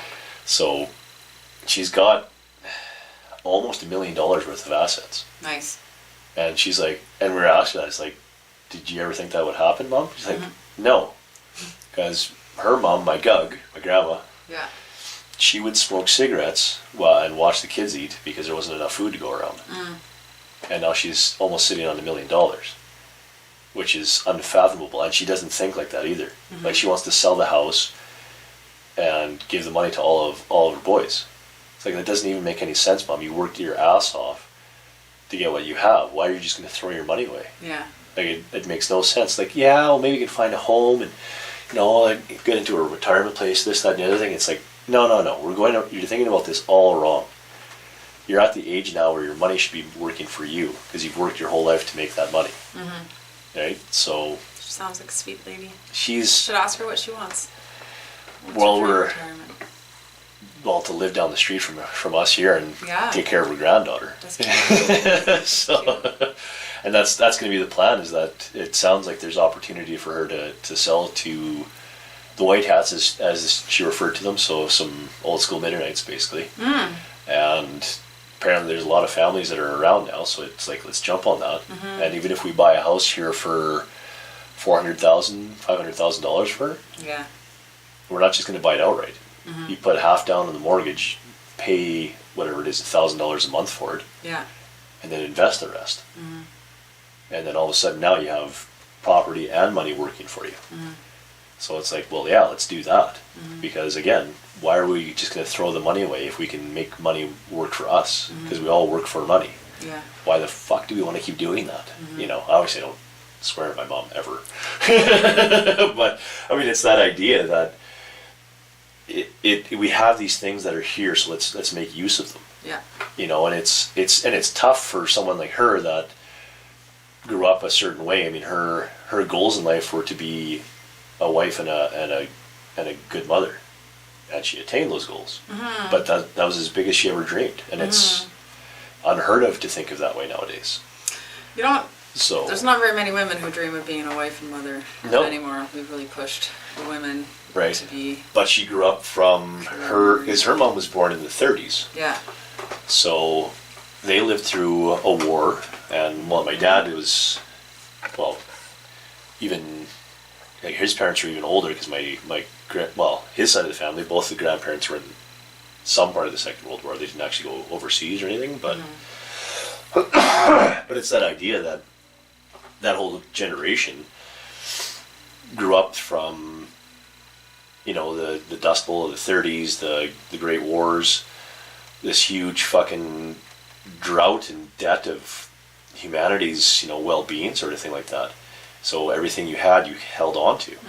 And my mom's been spending the last 7 years or so just getting rid of stuff out of the farm because there's so much stuff there. Yeah, and you got the space, you accumulate crap. And that's a whole life worth of stuff that's there on a farm from almost 40 years of growth, and with 4 boys. And so there's stuff that she's trying to get rid of and stuff like that. And, now that she finally has the addition built on it and has the house that she wants, she's going to sell it. Even though it took her, all of her life to get what she wanted, sort of thing like that. It's like, well, it's not what I want anymore. Yeah. And it was, not that the house ever was really her goal. Her goal is always her family. Yeah, and that makes sense. This pandemic really showed her that I've got nothing to stay here for. Right. Like, my family's in Calgary, I should move to Calgary. Because that's all that matters to her. Nice. And it's like, that feels fantastic to hear. But at the same time, it's like we have opportunity to make it happen. Yeah. And there's a great way to roll a lot of that into something functional that's good for the community back home, because she can help somebody out there. She can come here and help take over her new granddaughter, and she's around. She's closer to hospitals, it's safer. And that's the other thing, she's by herself out there, and she's 68 now. Yeah, I think about that as well, because I'd like to buy a bigger piece of land somewhere further away, but as I get older, you realize even just a simple accident with an axe. Well, getting snowed in. I got snowed in a few weeks ago. Yeah, my neighbors had to come rescue me out. It's like it would have been a week trying to dig myself out of there. Yeah. Without the proper equipment. Yeah, so that's the other part too, or the power goes down or something like that when it's minus 40 outside. Fuck do you do? You can only burn a lot of wood. You can only burn so many candles, So. That was my whole winter. We had like 2 weeks at minus 35 this year. Yeah. Chopped wood all day, burnt all day, all night. Yeah, Didn't even sleep. I slept in front of the fire. It was like 2 hours at a time, just trying to load it up when it got down. Feels good though. There's something about having a fire in your house that just makes everything feel so much better. I think if it was a completely off-grid home, I'd feel a little differently, but it's like, it's on the grid enough that pipes are freezing and you've got other concerns, and which is why I'd like to build my own actual home base. I want something bulletproof, something sustainable, something that like people could find in 400 years when there's an apocalypse, come across it and just hit a switch and have everything power on and just run self-sufficiently. I don't know that can be built. If it was underground, possibly. Well, it would be, It would be half underground, right? You'd have your Walipini design, your south-facing windows for a greenhouse and a couple layers in between. You build out a hemp, and if you do things properly, you can totally self-sustain. Water's a big issue, though, collecting enough water. So having an underground spring nearby is sort of essential. You don't want to trek water. No, for sure not. But also there's a way of building traps and cisterns and stuff like that to make sure that you have whatever water that's within the area collected. And that'd be the other way to do it. Yeah, especially if they're living in drought places like the islands like that. My parents, they live on Pender. Yeah. It's really, really wet for like 8 months out of the year, and then 2 months it's completely dry. You can't even garden if you're on one half of the island, which is brutal. It's like you should be able to grow anything here. Yeah. But there's not enough water for you to sustain a garden. Well, it's an island though, so... It is. That freaks me out too. But the thing is, water's not the issue, salt is. Right. So, you get a desalinator. But I know that's probably not cheap, but it's definitely functional. Well, collecting enough water would do it if people had enough cisterns and collected during the winter. Yeah. Well, the other part is too is that the city of Petra in Syria, I think that is. It's a forgotten about city now, but at one point they sustained like 100,000 people there in the middle of the desert out of 5 inches of rain. Whoa, interesting. Everything that's how I know about the idea of channeling and having like these massive areas with cisterns and stuff like that that are collecting all of the water. Because that's exactly what it was. And it's like to think like how much water you would need to even ancient times just to sustain people. Yeah. Jesus, you'd need a lot of functional ideas of how to make that water useful. Yeah. And well, that's one of those cities that they're digging, and it's like we were only got about like a 20th into the city. So we have we have an idea of what this place is, but we're pretty sure we don't actually know what the city's about even. And because it was so far off the beaten path once trade routes and stuff changed, it was really literally forgot about. But it's that city that's basically carved into the side of a mountain. Oh, okay, cool. And it's a beautiful spot. They filmed part of Indiana Jones' Last Crusade there. Right. So it's that guy. Yeah, and it's a spectacular place. Like it looks really cool. And have you been there? No, I wanted to go to one of the what the hell was it? The Glenbow actually had brought in a really big exhibit from there. Cool. And it was like ancient ritual, like incense burning altars and the tools and a lot of the technologies and stuff that they had from back in those days. And it's like, okay, some of this stuff makes a lot of sense about what it is that they could do and how different we really aren't from a lot of those people in a lot of ways. So yeah, I mean, evolutionarily wise, we've come a long way, and even the last 50 years in technology has been mind-blowing. The last 100 years worth of physics, mind-blowing, but in 10,000 years, I don't think we've really changed. We haven't. Yeah, which is interesting. Yeah, I think that was kind of a really big eye-opener to understand that. And, well, the funny thing is, too, is when you walk in through museums and you look around, like I love people watching almost as much as I like the exhibits. Yeah, I want people to watch it too. I think it's an introvert trait. Yeah, and it's funny too because you're looking at like husbands and wives, and the guys are like rolling their eyes in every exhibit the woman stops at. Oh, really? And well, that one in particular because there was so many beautiful ancient things, and it's like and this guy's just like, dude, you're standing in front of something that was carved 3,000 years ago. Somebody dug it up and brought it all the way across the world just so you could look at it for $20. Like, if you don't understand the gravity of it, why did you even come? You know, and that was the thing. I was looking at that one incense altar. When I was standing in front of it, and it hit me that the distance I was, like it was just somebody stood this far away from this thing praying to this thing like 2,500 years ago. And it's like, oh. Like, this is spectacular that we're willing to do this for preservation of a history we don't even really understand. Yeah, we don't understand a lot of history actually. Yeah, so it's cool that there's enough people in the world that figure these things out. You know, and you watch like a hour-long documentary on something like that. Yeah. Like how many hundreds of people and thousands of hours have they spent just to put in, 60 minutes of a video? Yeah. Like. It's spectacular the shit that we can do, and then how much we forget.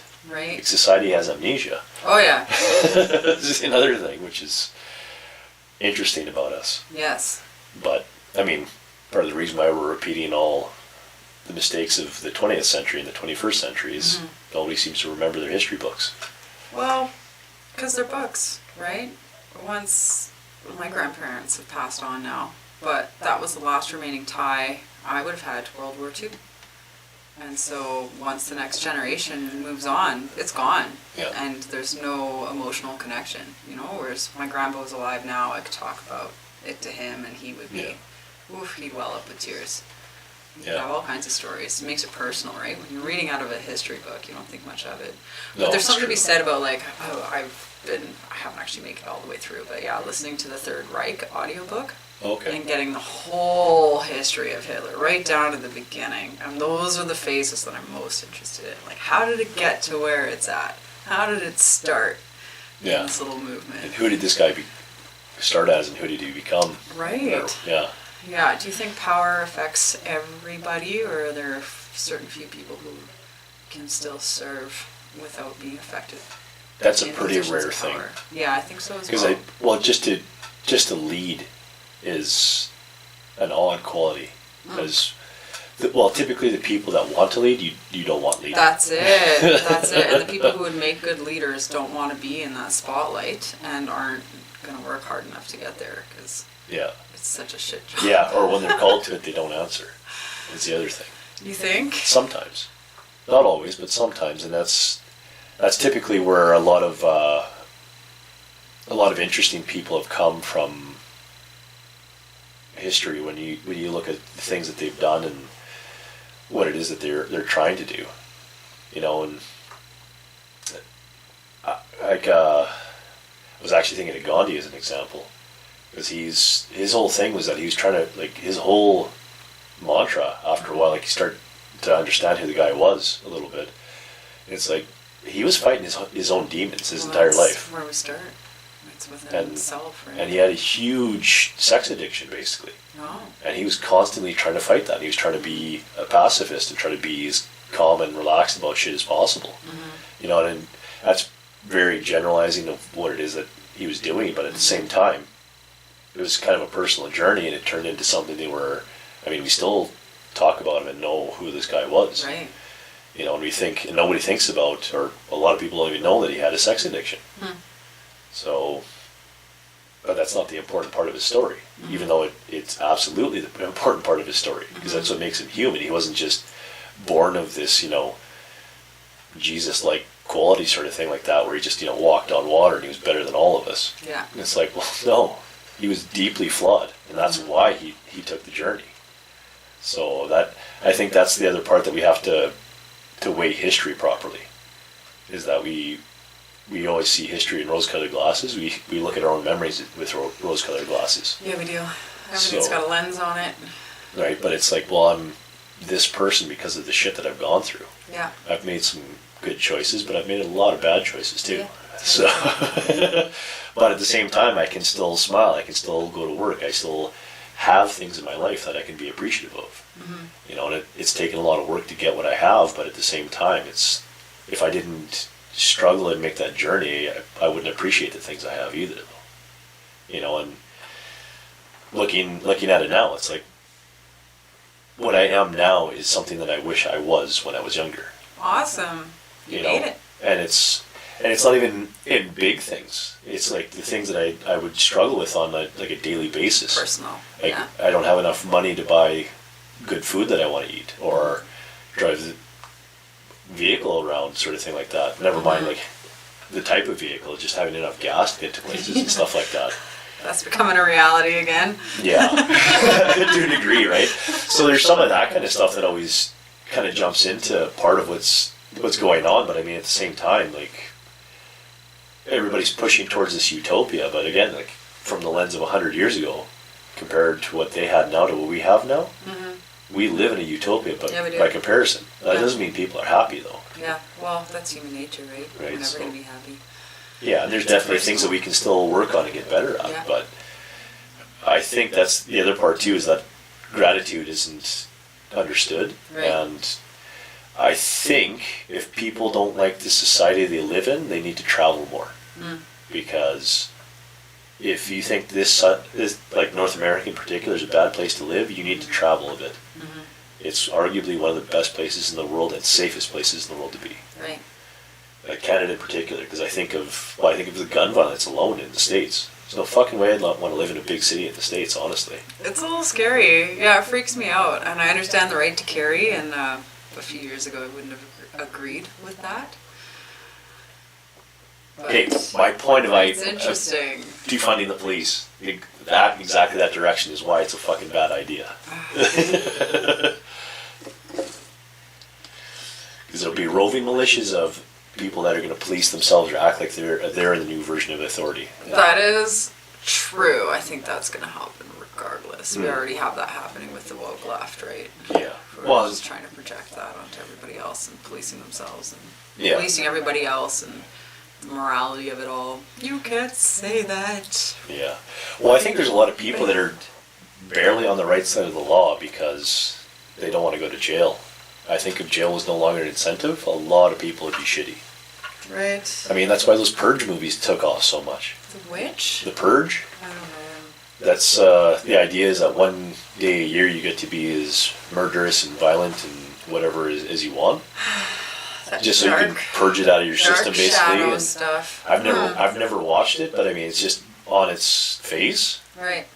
That the idea of it just seems so fucking ridiculous to me. Yeah. But then they made another one, and then another one, and then like a third one. I think there's a TV series about it now, even. That's so interesting. I think we're not facing the shadow work. We're not doing the shadow work. I think that's a really big issue. So yeah, it's not surprising it's coming to light in movies and yeah. It does come. Talk more about the shadow. I don't know. I've been trying to dig into the shadow work a little bit more, but I just think it comes with transparency and honesty once again. You have to be able to look at yourself and go, oh, I have these weird thoughts. That's dark. What is that? Explore it a little bit, not repress it. As soon as you repress, you're hooped. Yeah, it's going to manifest itself in a violent manner later, unintentionally. Yeah, which is scary. Usually. Yeah. Yeah, well, that's the idea too of the. I think that's the other big part that people are missing of trying to be all good all the time. Yes, is that it's a denial. It blinds you to what's bad in the world, and it doesn't prepare you for it. And for what's bad within yourself, right? Like everything that you perceive, and that's where you're saying you don't like the culture that you're living in, then you should be reflecting on that within yourself. What is it about me that I don't like? Yeah. Not blaming on everyone else, right? There's always a battle to be fought on the inside.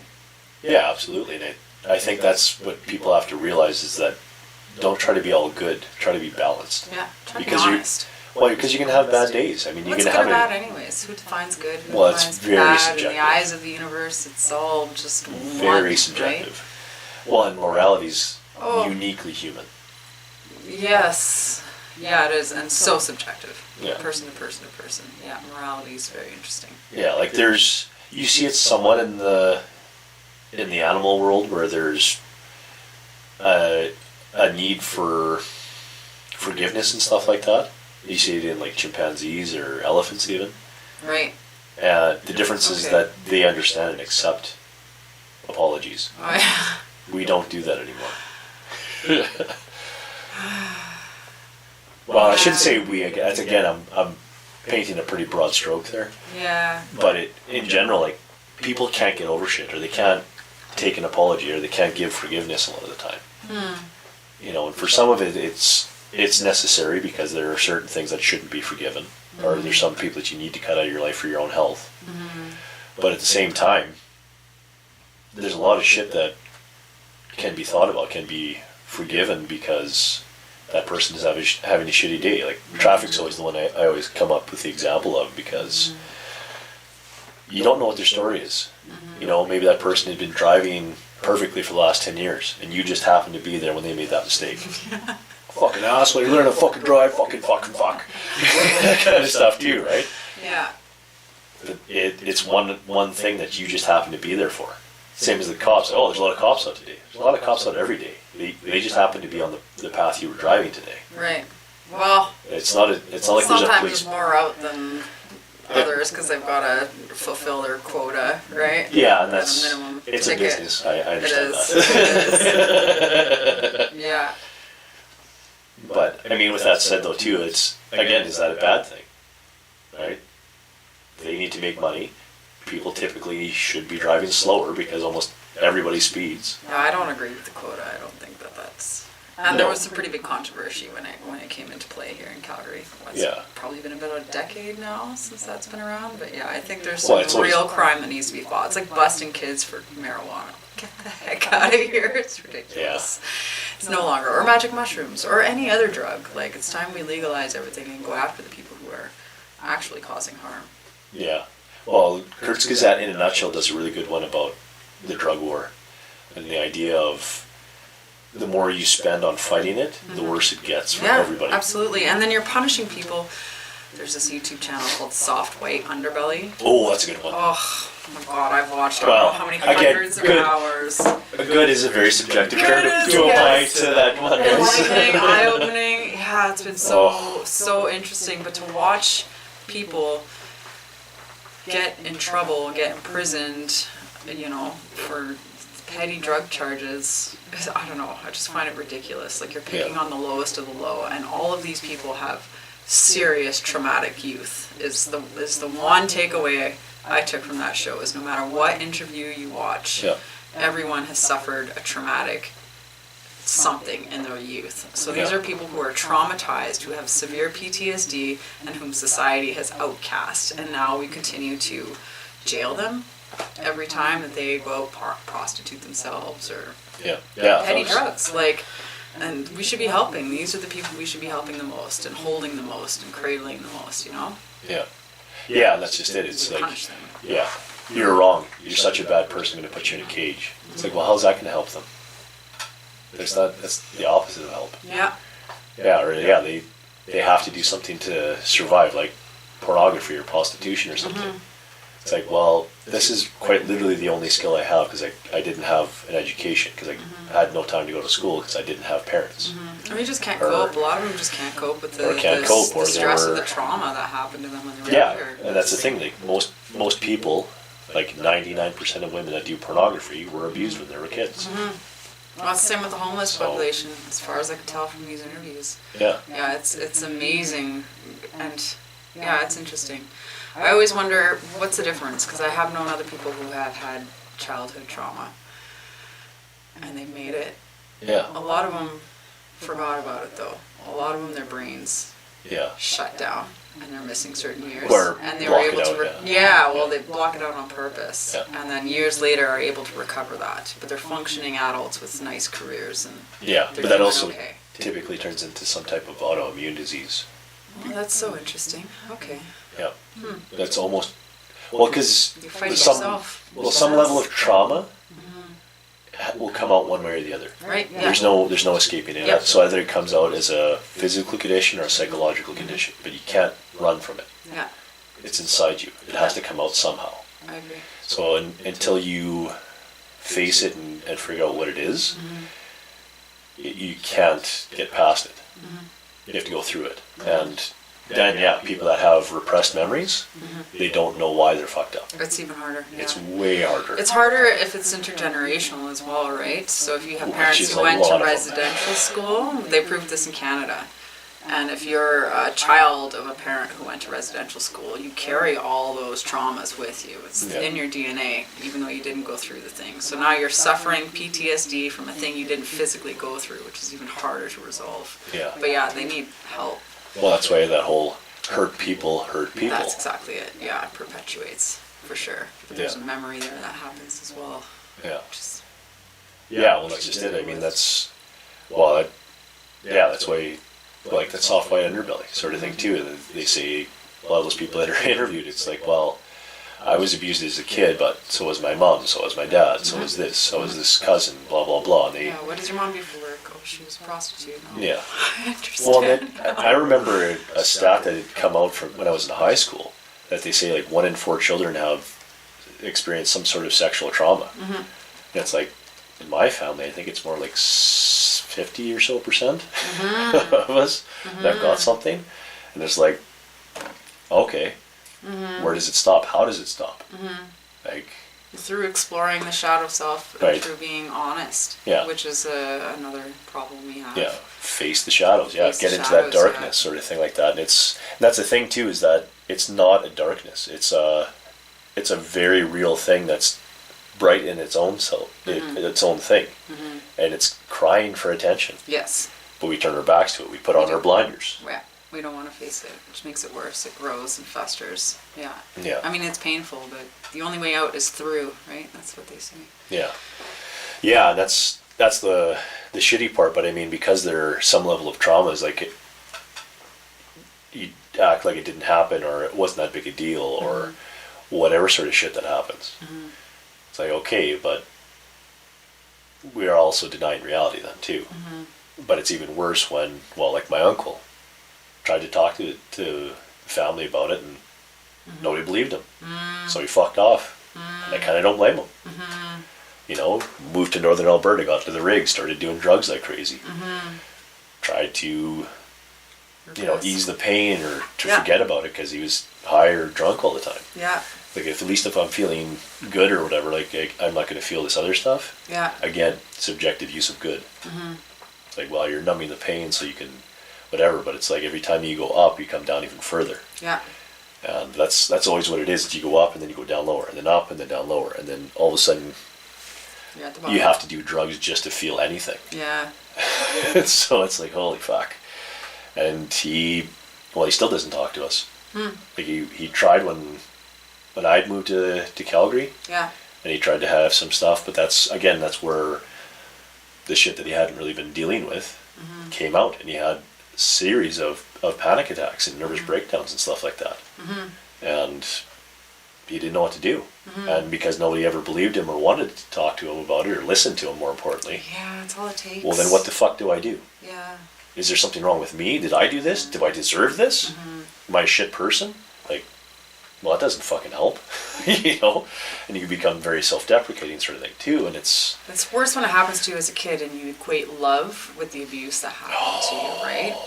That's so... That really messes you up as an adult. Yeah. Hardcore. Yeah, I actually worked through a bit of that stuff this winter, part of the reason why I was hiding in the basement. And it's some of that stuff where it's just like, well, was this a big deal? And then you think about it and you sit on it for about a week and it's like, okay, it was important and I needed to go through some of that. But it's like, that's what growing and understanding shit is. Because like I had a weak eye, or lazy eye when I was a kid. Yeah. And I'd have an eye patch on my left side so it would force the muscles to get stronger. Oh, yeah. But I was like 2 years old at the time. Yeah. And it was a big, heavily sticky patch that wouldn't come off. Yeah. But it had to come off before I go to bed, so my parents would tear it off my face. Yeah. I remember hiding under the couch to stay away from them. Oh, yeah. Yeah, because I didn't want that thing torn off my face because it hurt every time. Oh.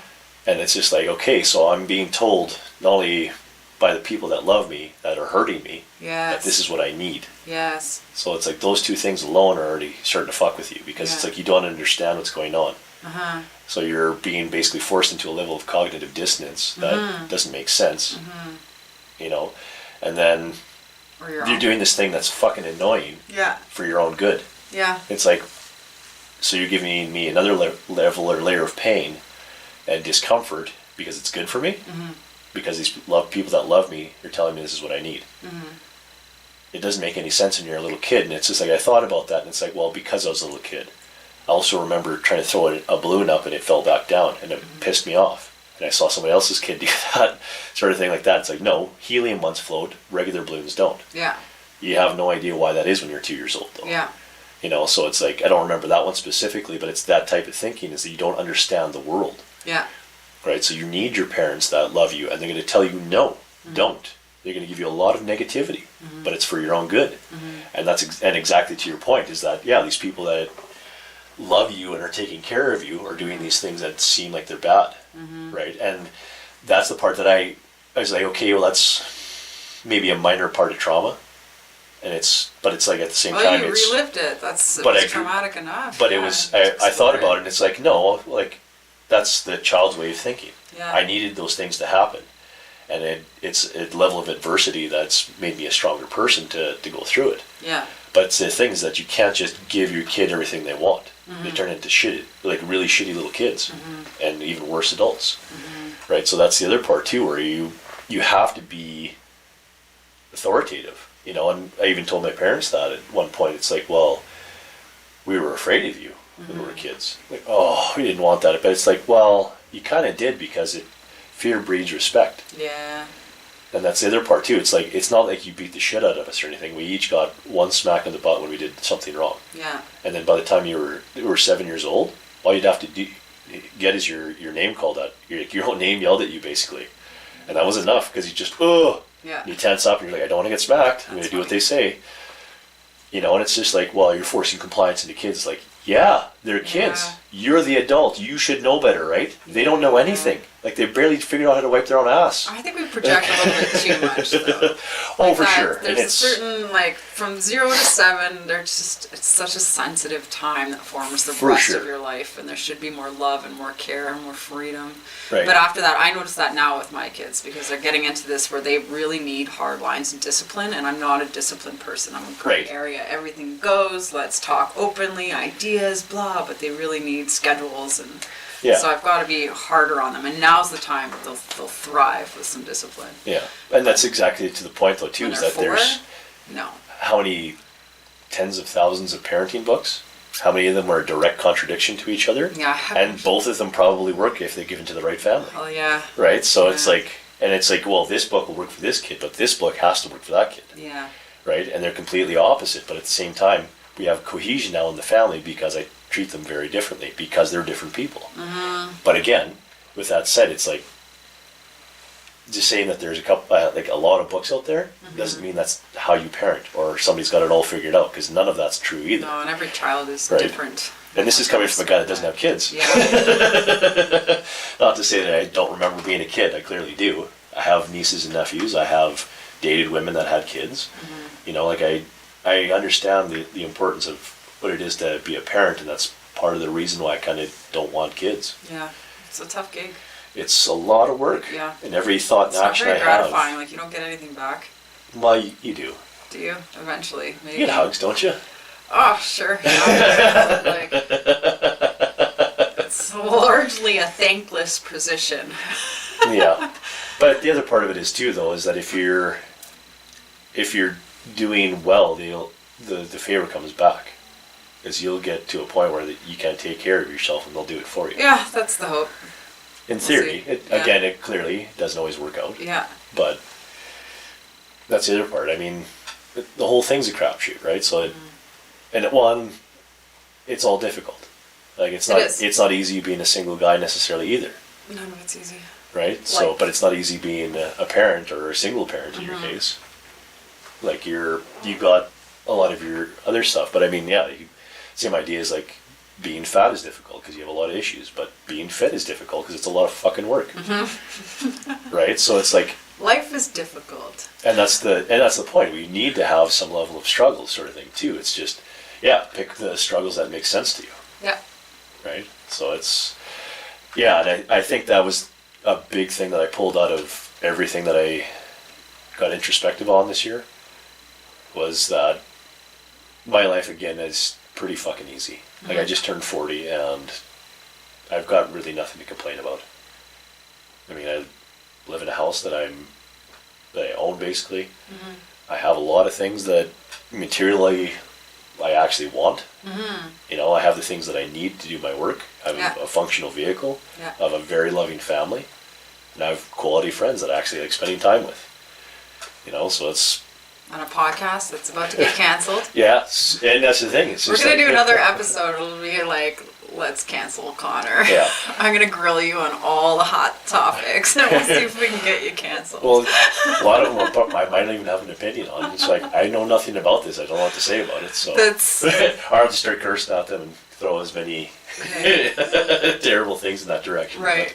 But, yeah, it's kind of I don't know, I think that's kind of been my current journey at this point, because I dated the same girl 3 times in a row, and she even suggested that I should go see a psychologist. It's like, dating the same person 3 times in a row, I should maybe get my head checked.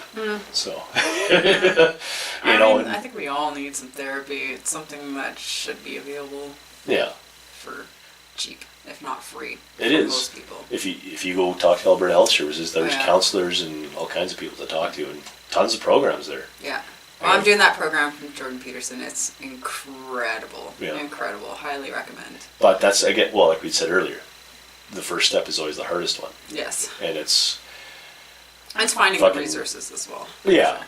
That's, even just admitting something's wrong, you know, and that's kind of like the first step for AA, sort of thing like that too. But you have to be aware that there's something that could be changed or optimized. And willing to face it. Yeah, and willing to do something about it. You know, like every time I have some level of adversity or something like that, it's like, I'll take a step back and have a better look at this. You know, same reason why I dated the same gal a handful of times. It's like, no, I can do better. No, I can do better. Did I? Clearly not. You know, I was trying to do the right thing. I thought what I was doing was supposed to be right. I guess it wasn't, though. So, I have no comments on relationships. They're too hard. Well, I don't understand. Yeah, well, they're difficult. Over and over again. Yeah, but you're failing upward because you're understanding yourself about it, right? Way more for sure. And you know, instead of just allowing your basket to be filled with red flags, maybe just give those basket of red flags back to the person right away. Yeah. You know what? You go ahead and hold on to these. I gotta go.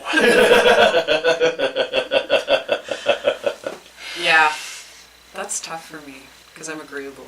So I'm working on that. Well, and I think most of us that want to be happy, healthy, empathetic people. Yeah.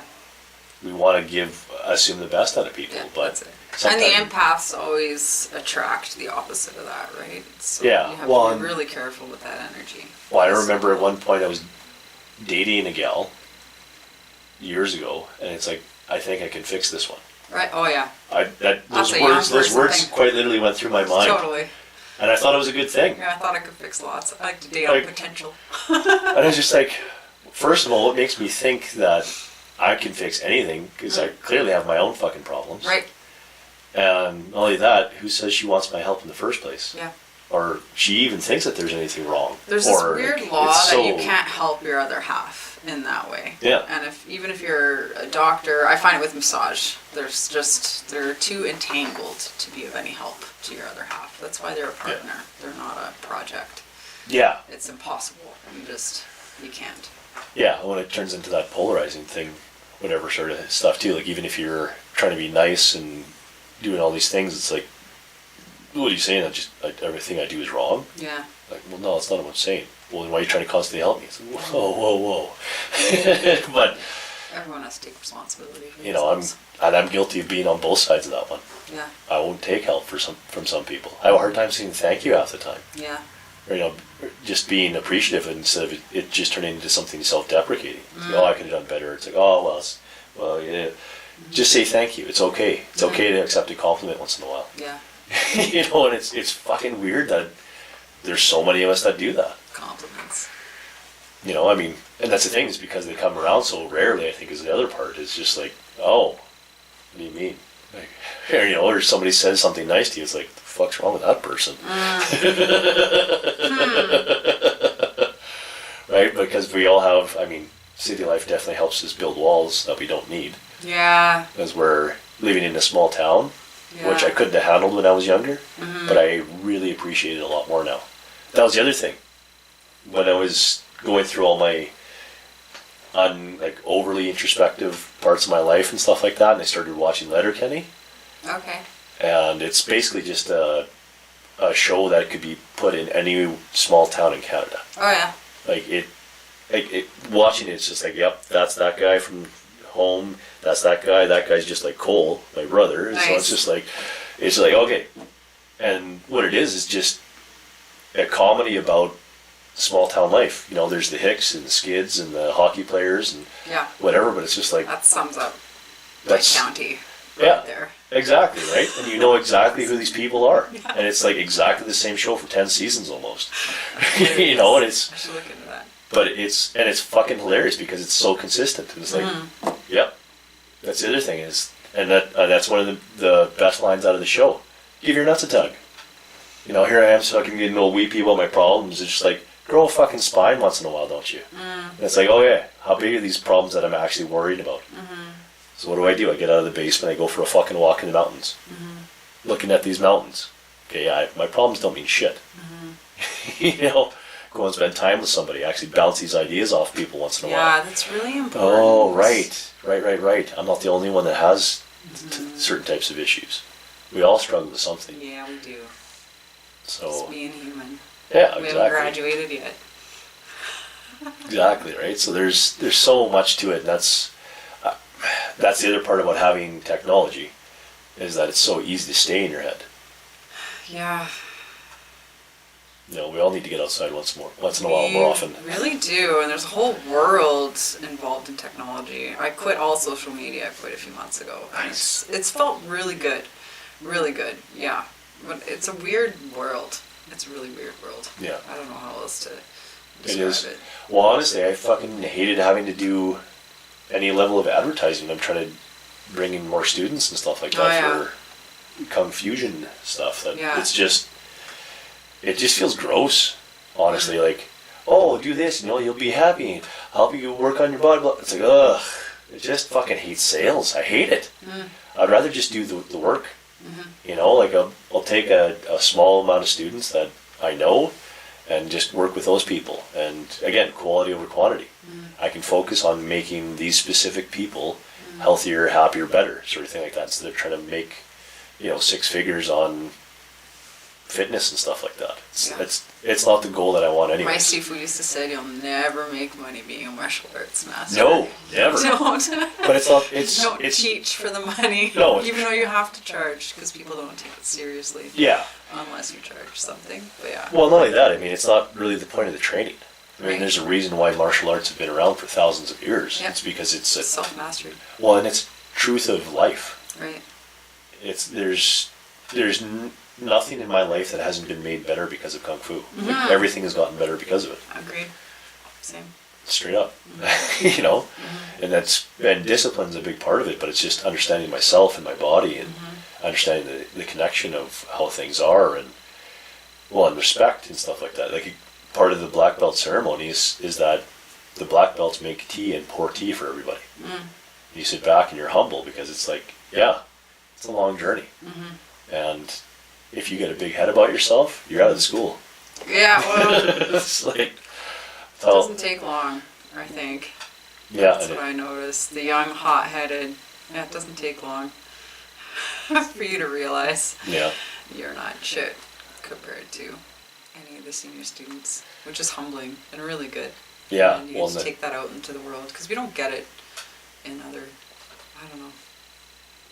Yeah.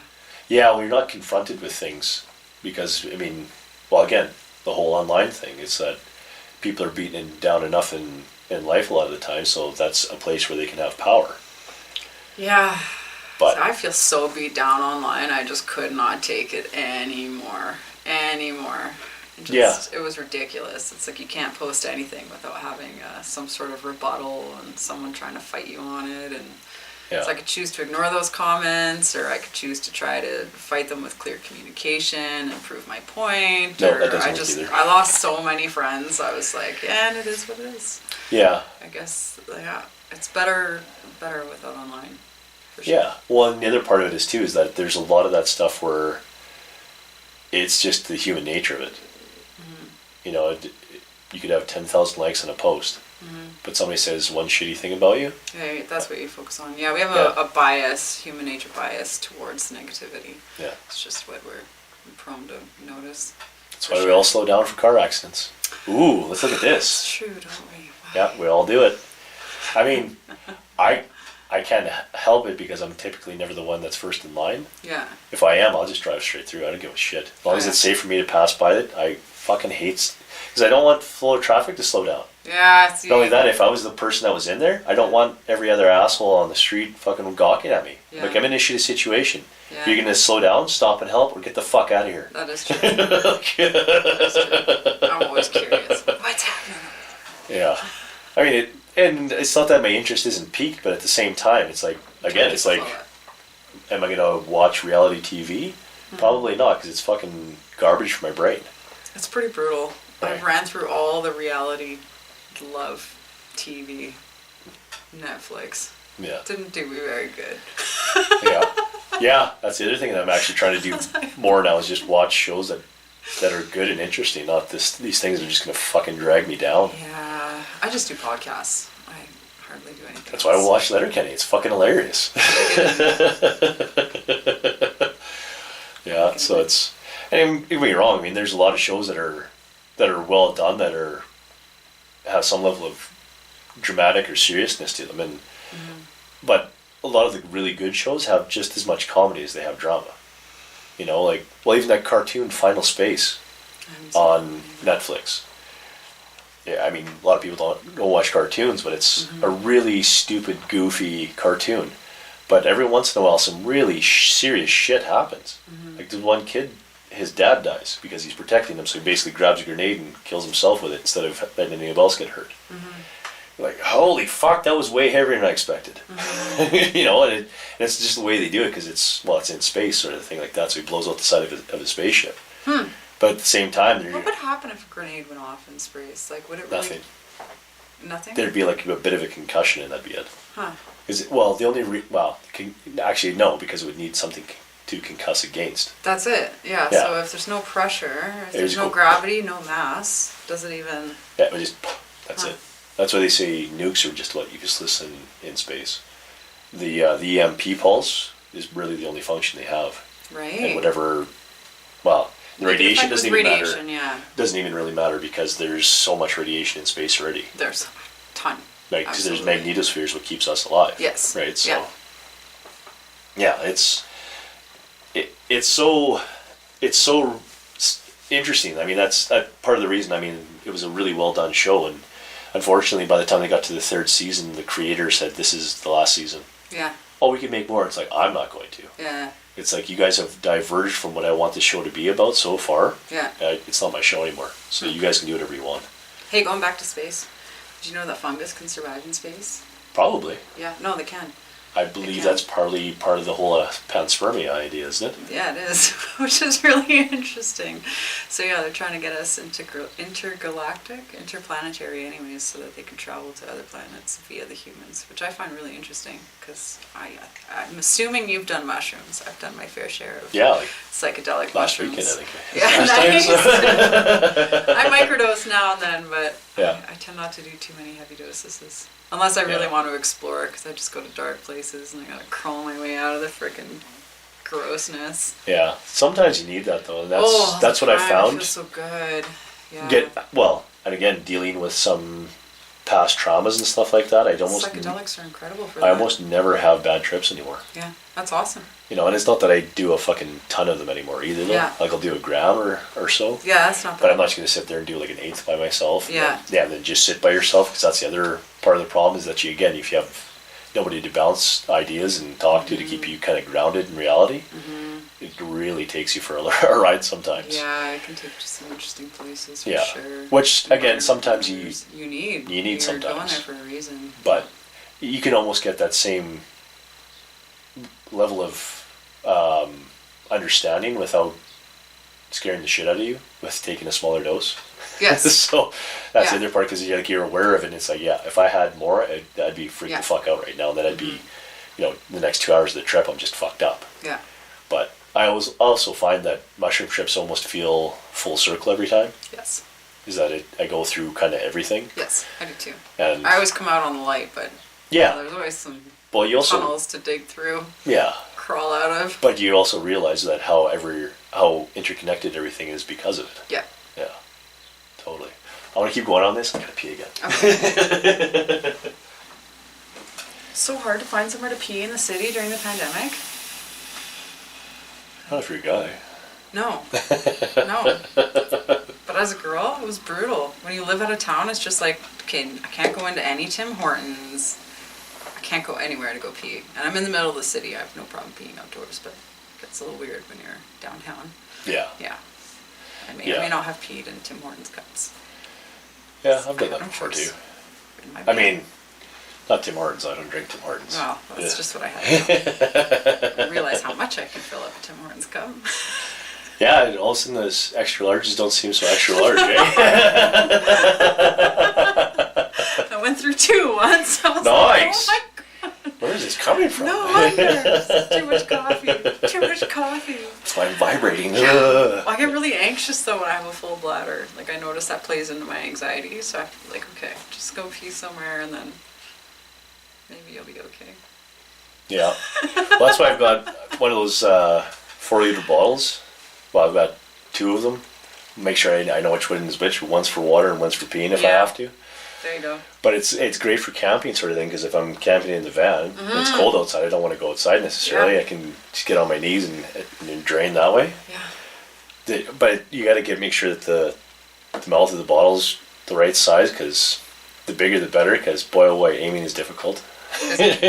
Yeah, especially when it's dark and you're like, oh, I'm tired. For sure. That's why it's nice when you're at home. It's just like, let's leave the lights off and sit down. It's just easier. Nice. Yeah. Nice.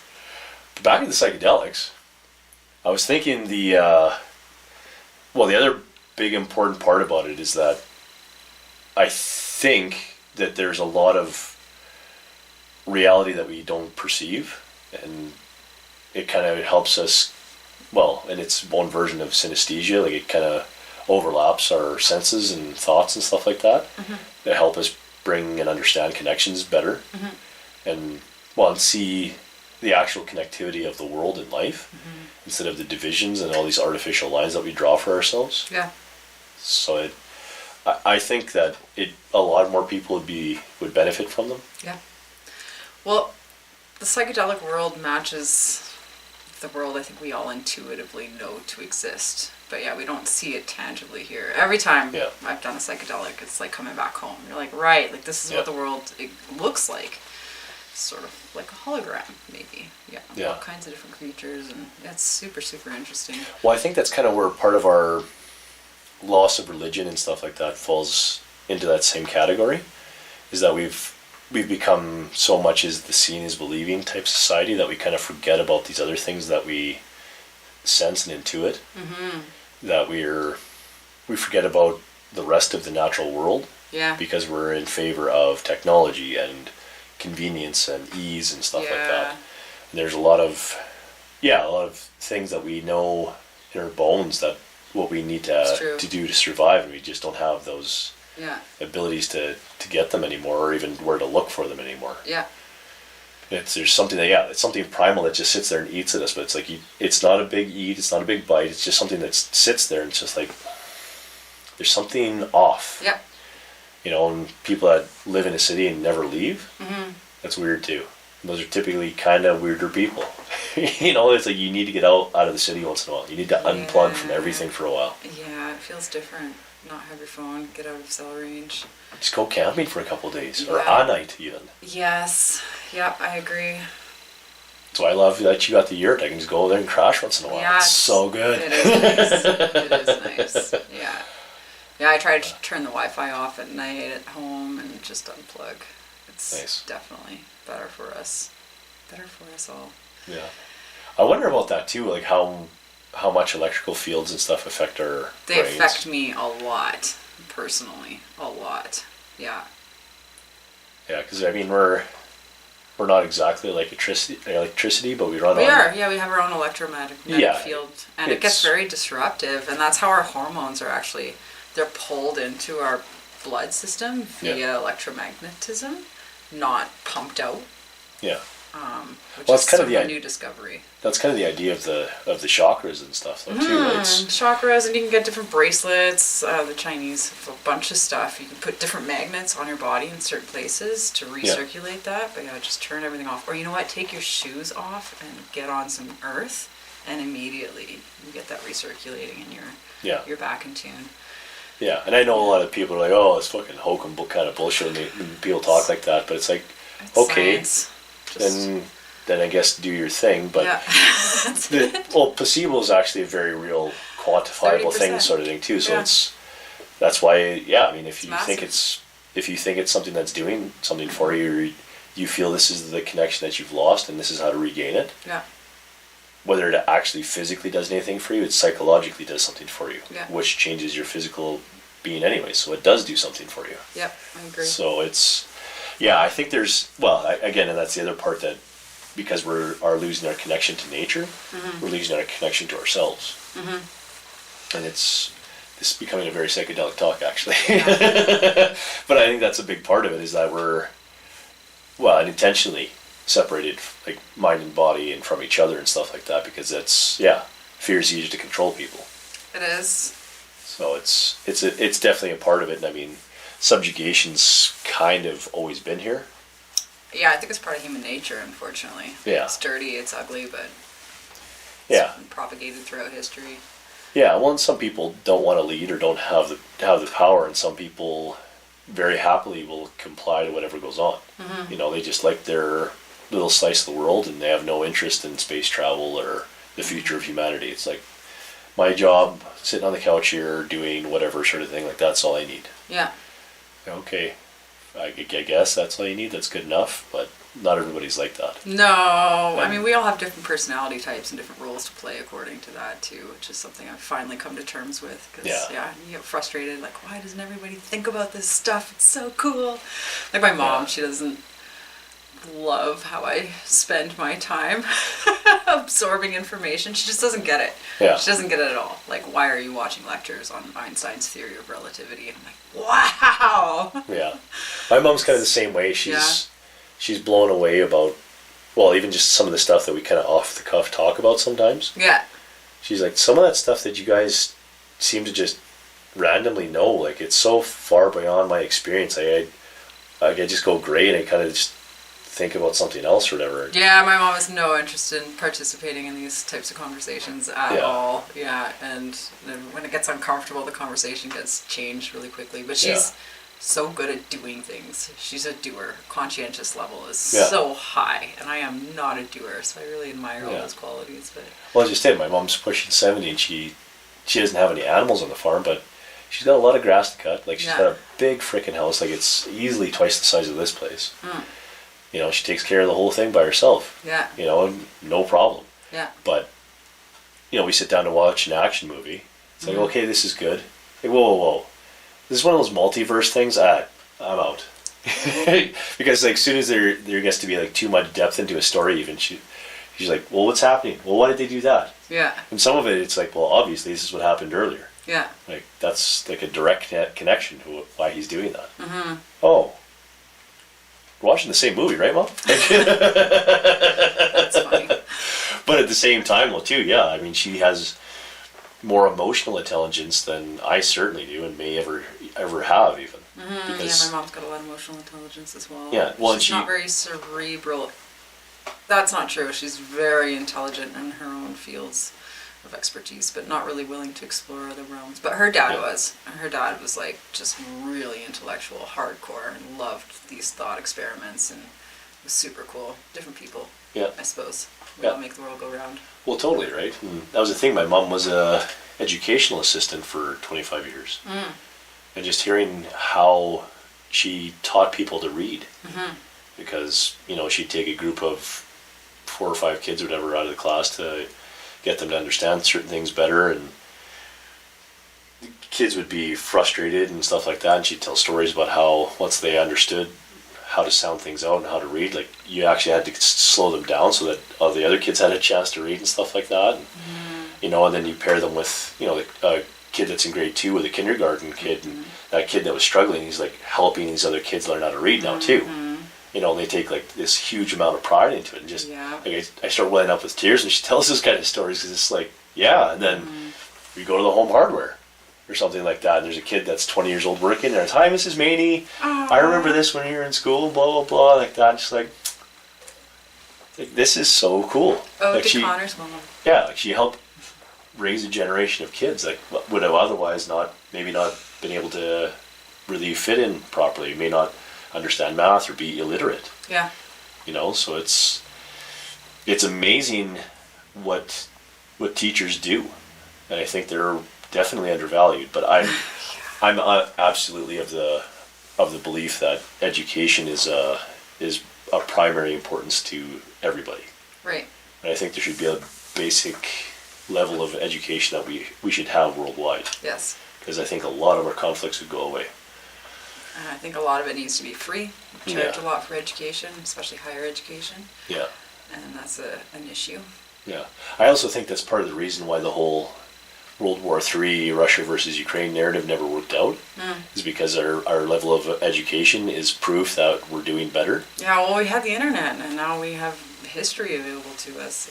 And we can look into issues a little bit deeper. But, That's why I think we're less blinded, especially with the fiasco with Afghanistan in the last 20 years and pulling out the way that the U.S. last did. 20 years. It was just like Alexander the Great couldn't take over Afghanistan, and nobody's done it ever. That's amazing. So, like, the reason, like, even having any talk of Afghanistan is ridiculous. Yeah. But they also have 94% of the opium poppies in the world. Mm-hmm. That's where all of the world's opiates come from.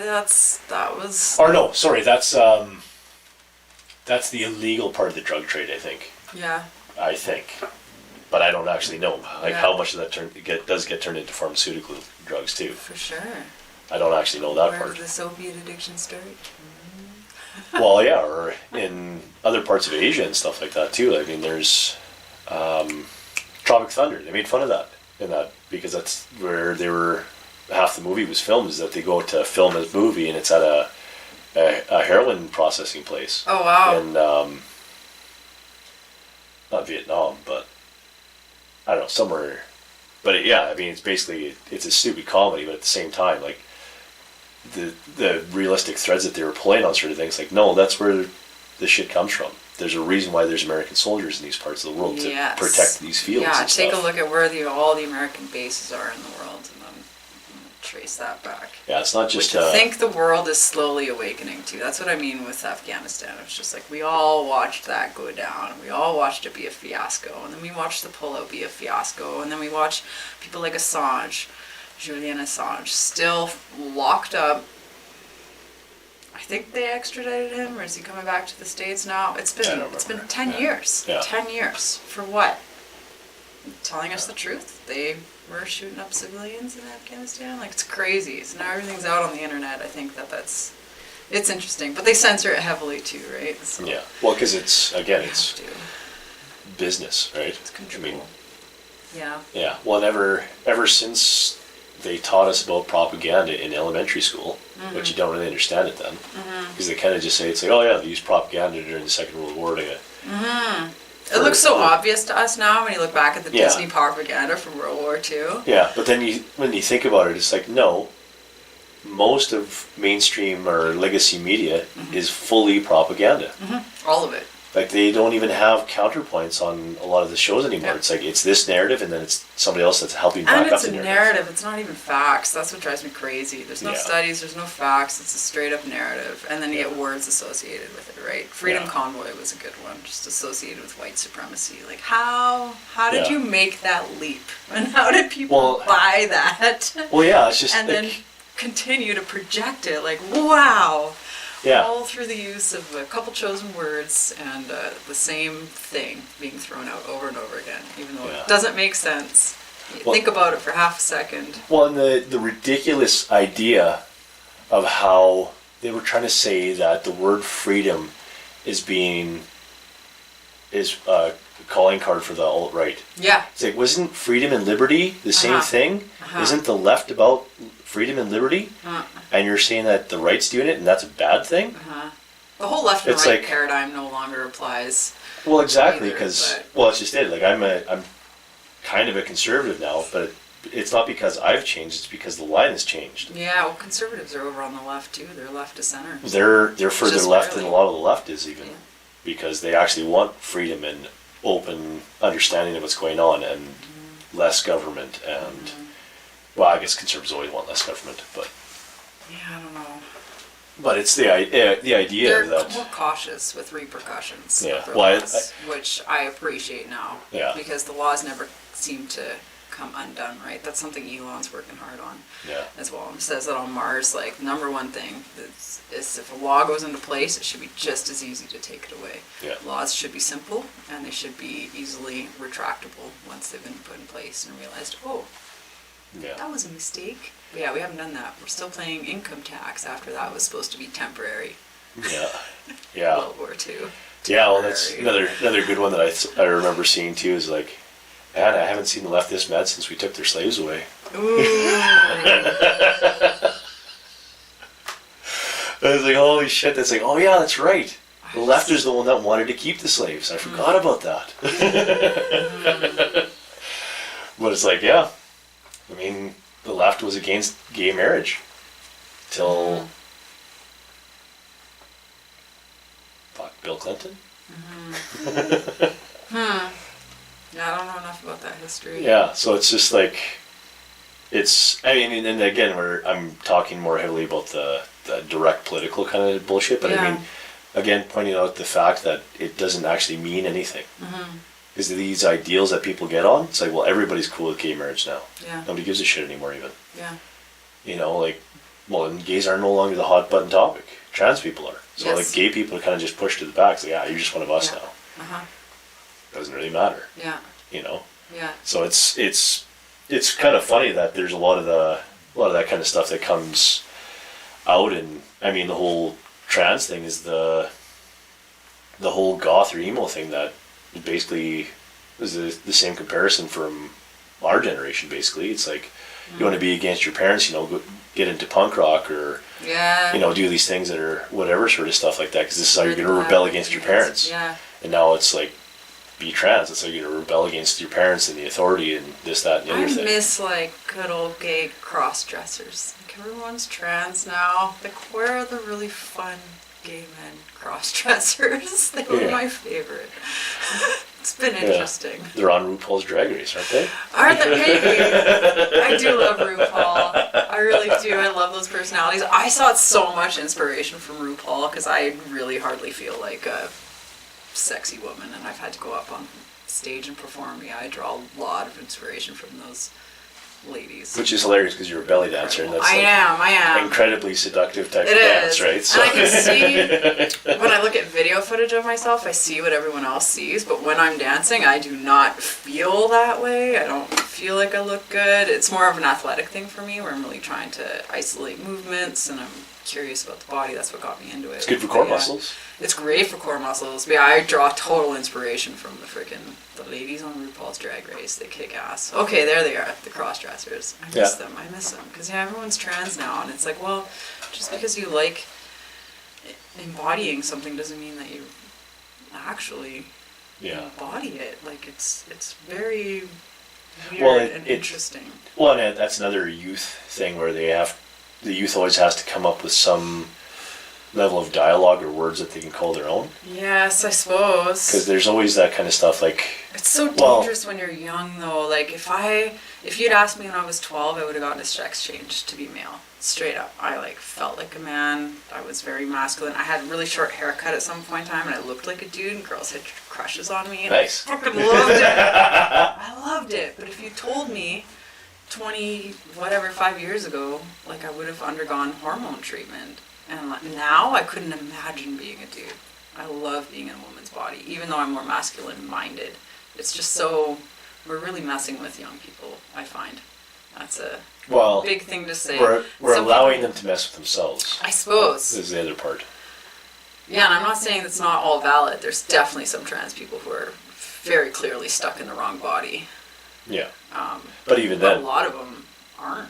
And I don't know. Yeah, we do. You're right with the fad of the terminology and the wording. I have a 12-year-old at home, and they've gone through everything, right? They're like, I'm bi, I'm this, I'm that, I'm this, I'm non-binary. These are my pronouns. This is my new name. It's like, this is the time to explore all that. So, I go with it. I'll call them whatever they want me to call them. But yeah, to undergo hormone treatment at this age would be really interesting.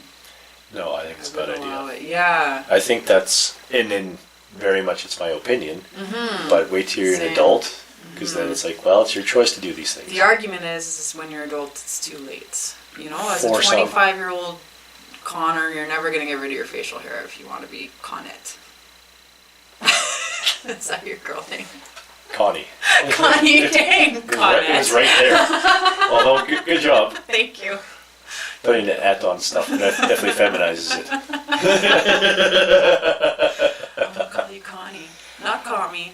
Yeah, close enough. Yeah, the trans debate, it's so interesting. Yeah. So interesting. Well, and then debate in sports, and then in jails, and it just permeates all of society right now. Well, sports is a dumb one. It's messed up. That's not fair, because... Well, even though, a lot of the female athletes, it's like, well, why do I get to take a backseat in my own gender, or my own sport? Yeah. And it's, when the whole thing happened, the very first famous, woman of the year sort of thing like that was a man. Yes. For 50-some years of their life. It was weird. Yeah, but women can't speak out because then we're transphobic.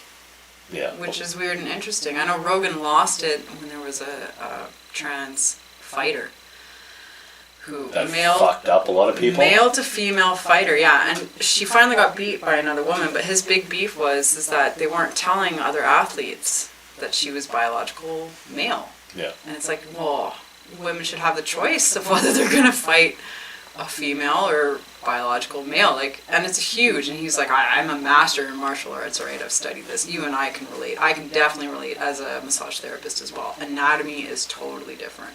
Yeah. Totally different. My lower body strength trumps most men's lower body strengths, but they rule in upper body strength. They got a harder punch. Like, they will knock me out. Yeah. Without much effort. It would take everything I have to try to knock you out, let's say. So we're just built different. Yeah. So when it comes to a fighting sport, it's like, it's interesting. Well, and just in general, I think the idea of having men and women separated for sports made sense for lots of reasons, because it never goes the other way. There isn't a women taking a bunch of testosterone and then competing with men. It's true. They can't. They straight up can't. Doesn't matter how much they try to do. Whoa, I never thought about that. They cannot compete with men. Yeah, I would agree. As someone fairly athletic who's also competitive, yeah. That's just it. It's like, I don't even have to work out, and I know I'm stronger than 75% of the women in the world. Yeah, if not more.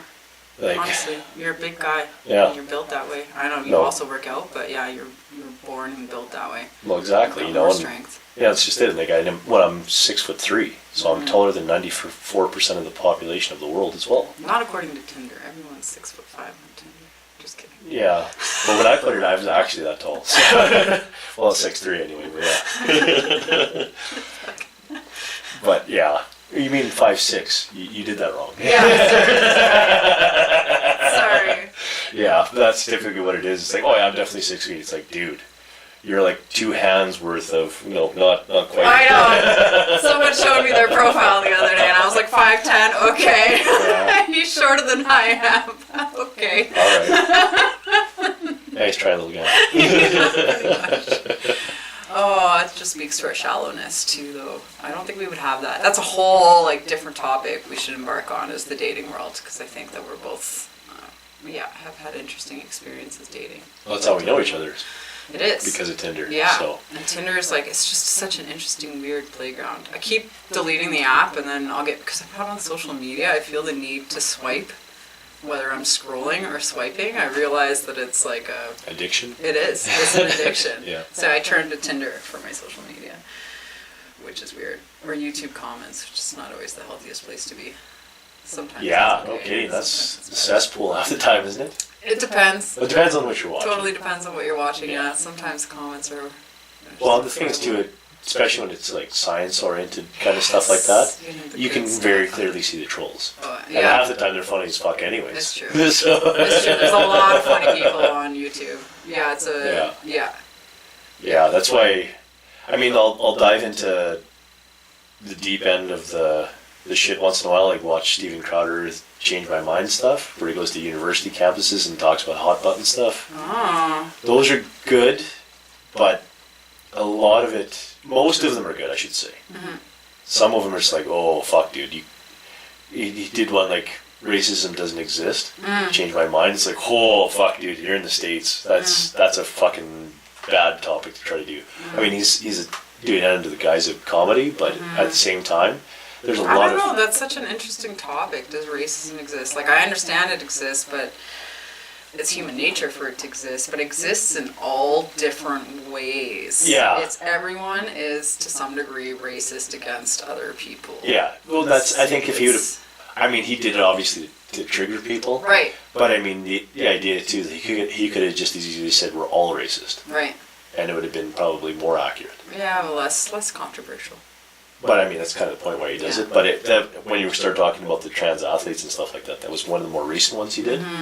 And there was 3 main people that he had on there. Yeah. And none of them could argue anything.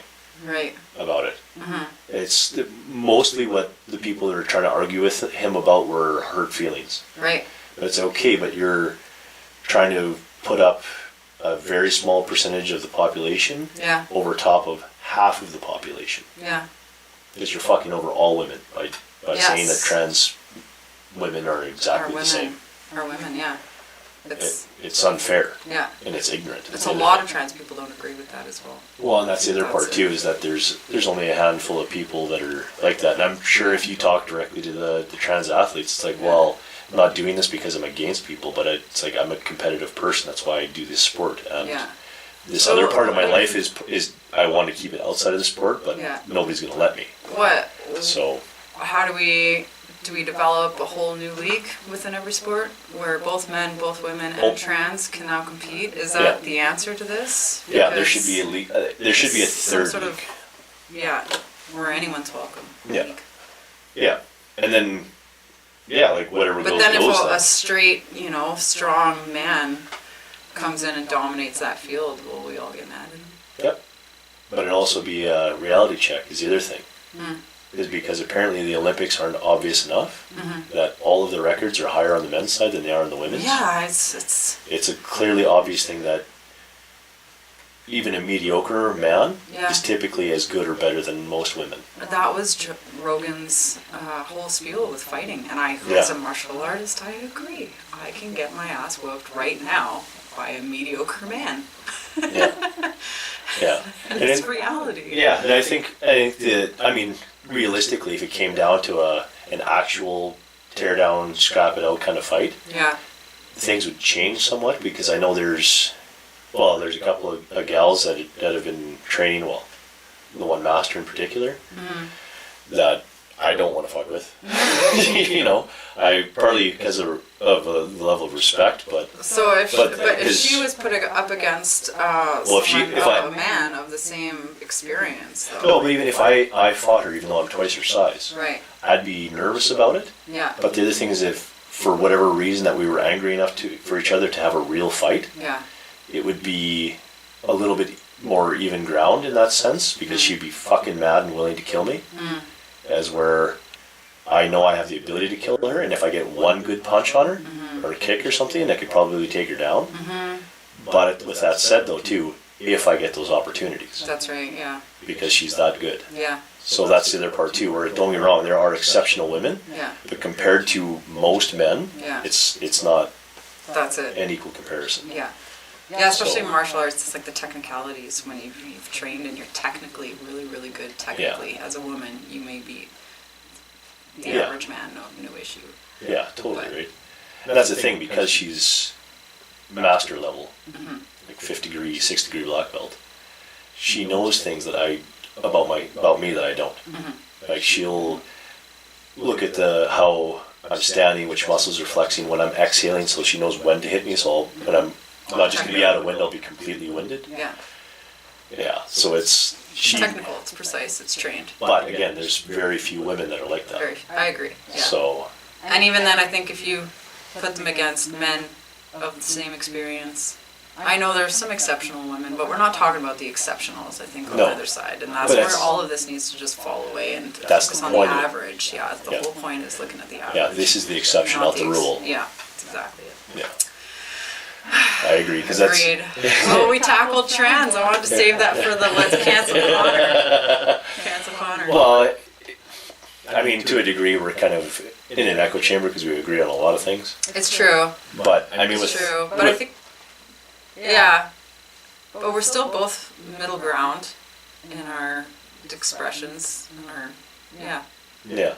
But I'm also open enough, I think, on a lot of things that I'm cool with stuff a lot of the time, and a lot of the world's problems don't bother me that much, and people start throwing out buzzwords and all that kind of stuff too. It's like, did you just read a Facebook headline? That's it. Yeah, if you get your opinion from opinion pieces, I have a hard time dealing. Yeah, there's certain words, we already talked about that, certain words, as soon as they get thrown out there, it's completely dismissed. Okay. Yeah, there better be more depth to this, otherwise... You can't just call everyone a white supremacist and expect... It evokes a feeling, that's what all these words mean, right? The bigot, the transphobic, the misogynist, that's a good one, it just evokes a feeling. White supremacist. Misogynist is fucking ridiculous. It's an interesting word. I'm sure there's misogynistic people. But I called Trump misogynist for years. I did too. Yeah, and then I was what is misogyny? And I looked into it, and I was like, does that actually apply, or is that just a blanket term to dismiss him as invalid, which is what it was. Yeah. Okay, well, talk to me about this then. What do you think of the patriarchy? Oh, the patriarchy. It's a good one. I never understood the patriarchy. If you'd asked me 2 years ago, that's what I grew this out for, is to fight the patriarchy and patriarchal beauty standards, which I think are just westernized beauty standards. I don't know what to say about the patriarchy. I don't really feel that it exists. This might get you canceled. Okay, well, I'll be devil's advocate for this one. All right. Men have ruined the world. Women can do better. No. See, this is the thing. Men and women are very different, especially in our use of violence. So men are physically more violent, and women are psychologically more violent. So I feel uneasy about having a woman rule the world, because I think psychologically she's going to be... Every 28 days, there are going to be some serious fucking laws passed. There's going to be some weird laws passed. They'll be sneaky, they'll be more manipulative, sounds... Do you feel that if given the opportunity, which I would be totally fine with, truth be told, although I'm going to try to stay on the devil's advocate side of this, that women should not only get in power, they should rewrite all of the rules that they don't agree with. Which rules are those? We'd have to discuss them one by one. Probably. Yeah. And I honestly don't know what the changes would be exactly, but I know there's talk of the need for equality, like the gender pay gap, for example. Okay. What do you think would be the best way to straighten that out for everybody? Because I think, as the devil's advocate, that just paying all women not just more to equal men, but pay them more than men, and also give them more power in positions. Yeah, I don't agree with that. I think we should treat people as people. And I think if two people are doing the same job, they should be receiving the same wage. But the issue with where the pay gap comes in is we often don't do the same jobs, right? Like women are much more social science oriented, men are much more technology science oriented. That's why you see a lot more men engineers and a lot more women psychologists.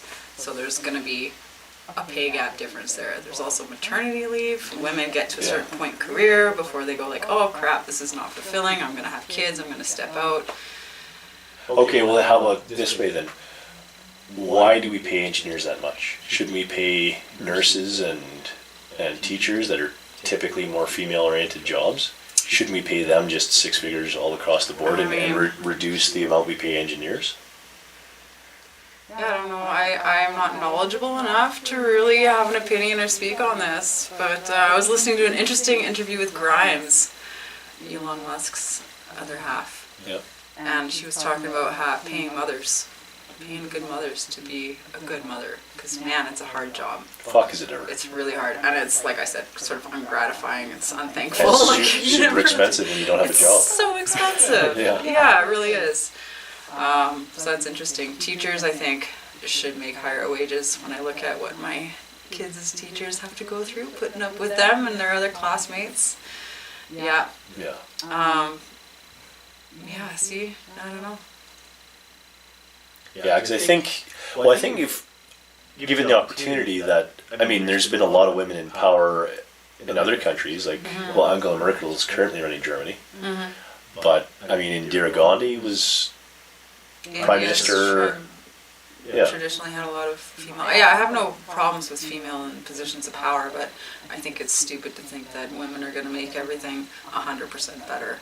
I don't think we are. I think we're more psychologically violent, like I said, and we'll try to destroy people through reputation and that's what you see play out all the time on the school field, right? And boys will have fights, physical fights, and then confront each other and then talk about it and then hug it out and then they're bros. Women? They will talk smash about each other behind their backs and try to destroy each other's reputations. Yeah. And never come, and they'll pretend. They'll pretend when they meet that other person. Yeah. So men are like more transparent with their violence and much more. It's physical. It's been proven. Yeah. Well, that's what my mom said after growing up and being the oldest of her family, but having 2 sisters and a brother, and she kind of helped raise, because grandma was single for a lot of her life, so mom was kind of helping. But I mean, even now, she's like, we still get into scraps that are really uncomfortable. Like, but it's kind of stuff that just sits there and we don't talk about. Yeah. Because we're like raising 4 boys. Yeah. You guys would fight, and then 10 minutes later you'd be playing together again. Yeah. Because it's just more open, more honest. Yeah. Yeah. I felt that playing sports. I was a big basketball player when I was younger, and playing with women, just brutal. Brutal. Yeah. They'll pinch you, they'll pull your hair, they'll trip you, they'll grab your jersey, like, oh man, but guys play a nice, clean game. Very clean. There's elbows and pushing and shit all over the time.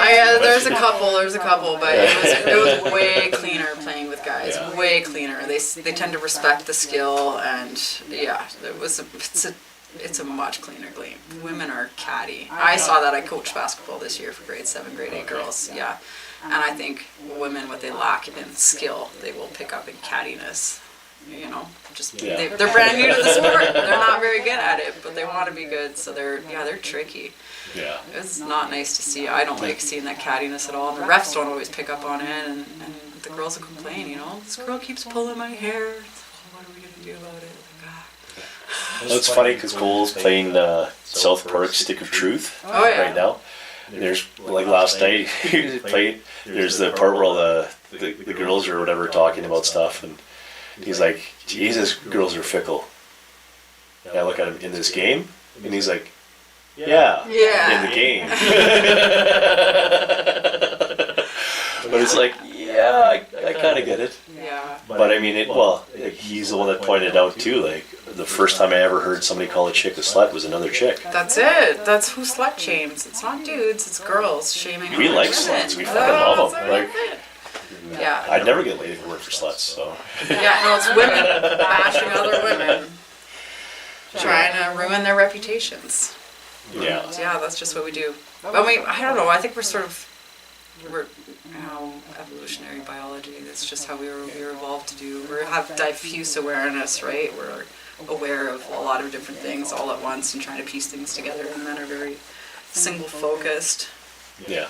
Okay, so let me put it to you this way then. Sure. Do you think that a big part of this woke culture is in fact what the matriarchy is creating? And this is their way of taking over the patriarchy? Dang, it kind of feels like that intuitively when you said it. I was like, oh, that feels right. It hit you in a way that you did not want to agree with? I don't want to agree with that statement, but intuitively that felt true. I'm going to have to contemplate this. I'm really... Honestly, that just came to me now. Yeah. So. That's the joy of dialogue, right? Yeah. Yeah. You never get this when you're stuck with your own head and your own thoughts. Yeah, that's what helps so having opposing genders talk about this kind of thing too, because that's... The more I think about that now, it's kind of, a lot of it would make sense because they're not going to do it from taking the power, because they don't have the power directly, because they can't get into the positions of power because of the patriarchy. So defaming other people and so they're push other people down, censor them. Well, it starts at home. Like, how many browbeaten husbands do you see nowadays? What do you mean? Well, guys that just head down, do whatever their wife kind of says, sort of thing like that. Because she's the one that wears the pants in the family. Yeah. And, you know, we have had some role reversals with that, and I don't have the answers to that. But yeah, it has been really interesting because women are more empowered, and now we have careers, and now we don't need a man. That's one of my best friends. He's got a problem dating women because women don't need a man for anything. No. It's like, well, that's not the point of a relationship, but I understand that the dynamics have changed. I mean, yeah, women tend to wear the pants. We tend to be bossier anyways. Yeah. More control. Well, and I think... Controlling. Well, I think to a degree, I mean, that it is true that women don't need a man. But when they want somebody in their life, the man also has to be aware of what's going on. It's like she chooses to have you in her life. Yes. She doesn't need you or really anybody. Yes. Especially in North America. Yes. Life is really easy for all of us, honestly. Yeah. So if someone chooses to have you around, then do that. And if she has a previous relationship that has kids or something like that or whatever in it, be aware of that, because her family will always be more important than you. So don't think that you're going to move in here to be the new dad or something like that either necessarily. And if that does happen, it's because she said so, not because you're just going to walk in and take control of shit. Yeah. You know, so that's kind of, I think, part of it as well. But with that said, I think there's absolutely a need to have more dual parenting. You know, and honestly, it doesn't even necessarily have to be a heterosexual couple. I mean, if there's two parents in the house, there's going to be disagreements. There's going to be two ways to look at things all the time. Always. It makes things a little bit easier. Yeah. Sort of thing like that. And it's obviously it's not that easy. Yeah. Clearly, I mean, relationships are difficult. Super hard. Right? So saying that anybody can make it work and that has kids or whatever, it's tough all around. Like, relationships are always tough, and especially now that we live in very fast-paced, very easy opportunity sort of thing. And instant gratification, and grass is always greener. Yeah. We place a lot of blame on other people or society's fault. It's capitalism's fault. Yeah. Not the fact that I won't listen to my husband and therefore we don't get along. Yeah. Well, watching Legends of the Fall last night, it's about the First World War, basically. Yeah. But it's mostly it's a chick flick or a romantic comedy. I'm not even supposed to say chick flick anymore. Oh, really? But yeah, I don't give a fuck. But it's one of those ones where it's absolutely about a love triangle that happens Yeah. more than anything. Yeah. And there's a lot deeper stuff that goes on in it too. But I mean, more of what the story is about is Brad Pitt falling in love with a chick. Yeah. And this chick was supposed to marry the brother, but the brother gets killed in the war, sort of thing. But he's all fucked up because he watched his brother get shot. So it's a little bit deeper in the depth of the emotion and stuff like that. But I mean, the idea of it is that when we were watching it, it's like the reason why this kind of stuff works is because when you get married, you're out in the fucking bush or you're out on your farm by yourself. Like, you don't have the opportunity like you do now. You know, like, if you're living in a city, there's more people around for one, but now there's access to the internet where it's like I have 10,000 more people to talk Tinder. to. And women and men date differently. Women are hypergamous, so we date across and up social hierarchy, whereas a man will date anybody, essentially. Yep. But women's value declines with age, and men's value is increase with age. I know, you just noticed my gray hair? Yeah, I got lots. Looking very debonair these days. Silver fox coming your way. Yeah, well, there you go. Yeah. Yeah, your value is increasing as you get older. Yeah. And women's value is decreasing because ours is mostly based off physical beauty. So just be Well, real and honest. Well, and partly, but I mean, the other biological necessity of it is that women can only safely, healthily have babies for a certain amount of time. Yep. And then they can't have babies at all. That's right. Is part of it. As where a teenage boy is pretty fucking useless. Like, they may be strong and stuff like that, but if it's not put to good use, they're a bag of emotions and hormones, and they just want to fuck everything they see. Yeah, that's true. You know, is where when a man gets older, they start to learn and they start to educate and they start to be able to do things, and their value actually does in fact increase. Yeah. You know, I know how to build a house now. I couldn't have done that when I was a teenager. Yeah. You know, so that's the other part of it, is where, to a degree, I think that's if women talk more about the patriarchy in that sense, Yeah. where men's skills and stuff like that are focused for us to be something more functional by the time we're 40. Yeah. Or at least have enough accumulated knowledge, sort of thing like that, is where, and that's the point I always love making about that is, like, little boys are playing with like Tonka trucks and fake construction tools, and like, we're preparing our minds for jobs that we're going to do later on in life. Yeah.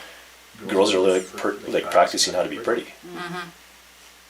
It's like, that'll work out for a handful of you. You can be professionally pretty, and it's easier to do it now. Well, again, that's with the how you internet. attract a mate.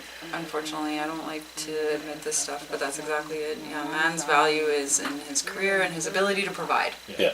Well, however that looks, if you've got the skills or the money to be able to provide, and women is based off attraction.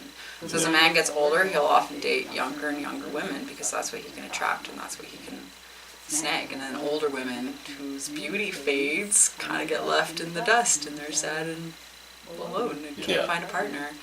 Which brings like a whole different conversation into the polyamory versus monogamy and how that's affecting our culture right now. And Yeah. Well, the other part of it is too is that if women only feel that their value is tied to their beauty, Yeah. that's the other part. If they don't try to get any other skills or whatever, because there's a lot of very functional women that have maybe never been attractive, but they are very good at whatever work they do, or they're very good at being in control of things, or they're at least minimum. They understand themselves, Yeah. and they can handle themselves, and they don't. You can have jokes with them. Yeah. You can sit down and have a good conversation. But you have with to them. get to know that woman first. It's not your initial attraction. Your man's initial attraction to a woman is based on beauty. Oh, absolutely. Absolutely. You It's gotta like, get to know ooh, the I'd like to have. chick to be like, oh, she's Yeah. hilarious. I love her. Yeah. I'm Well, like that's- waking up to her every day. Yeah. But initially, you're gonna go for Well- the young, cute, mini skirt wearing. Well, yeah, that's just it. It's like, well, I'd like to have sex with her, and then maybe I'll find out if she's a decent person. That's it.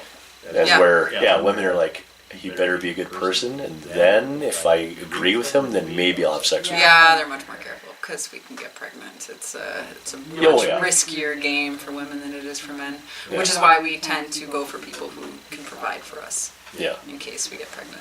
Yeah, well, that's the other part too, is that, you need somebody that can help provide for you, sort of thing like that, is a big part of it. And that's, I think, a big part of what's left out of the conversation these days is biological necessity and truth of history. Yeah, we just like to forget that evolutionary biology brought us to this stage, and we Yeah. forget all of our history and all of the hardships Yeah. that have formed us. And yeah, it's so relevant to these conversations. But it makes a really difficult dating game for young men right now, and older women, I think, are really struggling. And I don't know, it's weird on Tinder for me too, where I'm just like, is it just all of us rejects who have losers?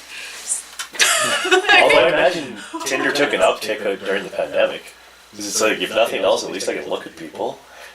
Like some of these Everyone wears motherfuckers their still, masks. some of them still want to hang out and do stuff. Come on. Just a few of them. Most of them are quadruple vaxxed with Oh, a yeah, mask once- on in their picture. Once that It's shit like, rolled out, that what changed is everything. It's just like, oh, now I have to be, I have another dimension of. Now there's two people different I have to be a part of, classes. yeah. Now I have to wade through all the people who I don't agree with.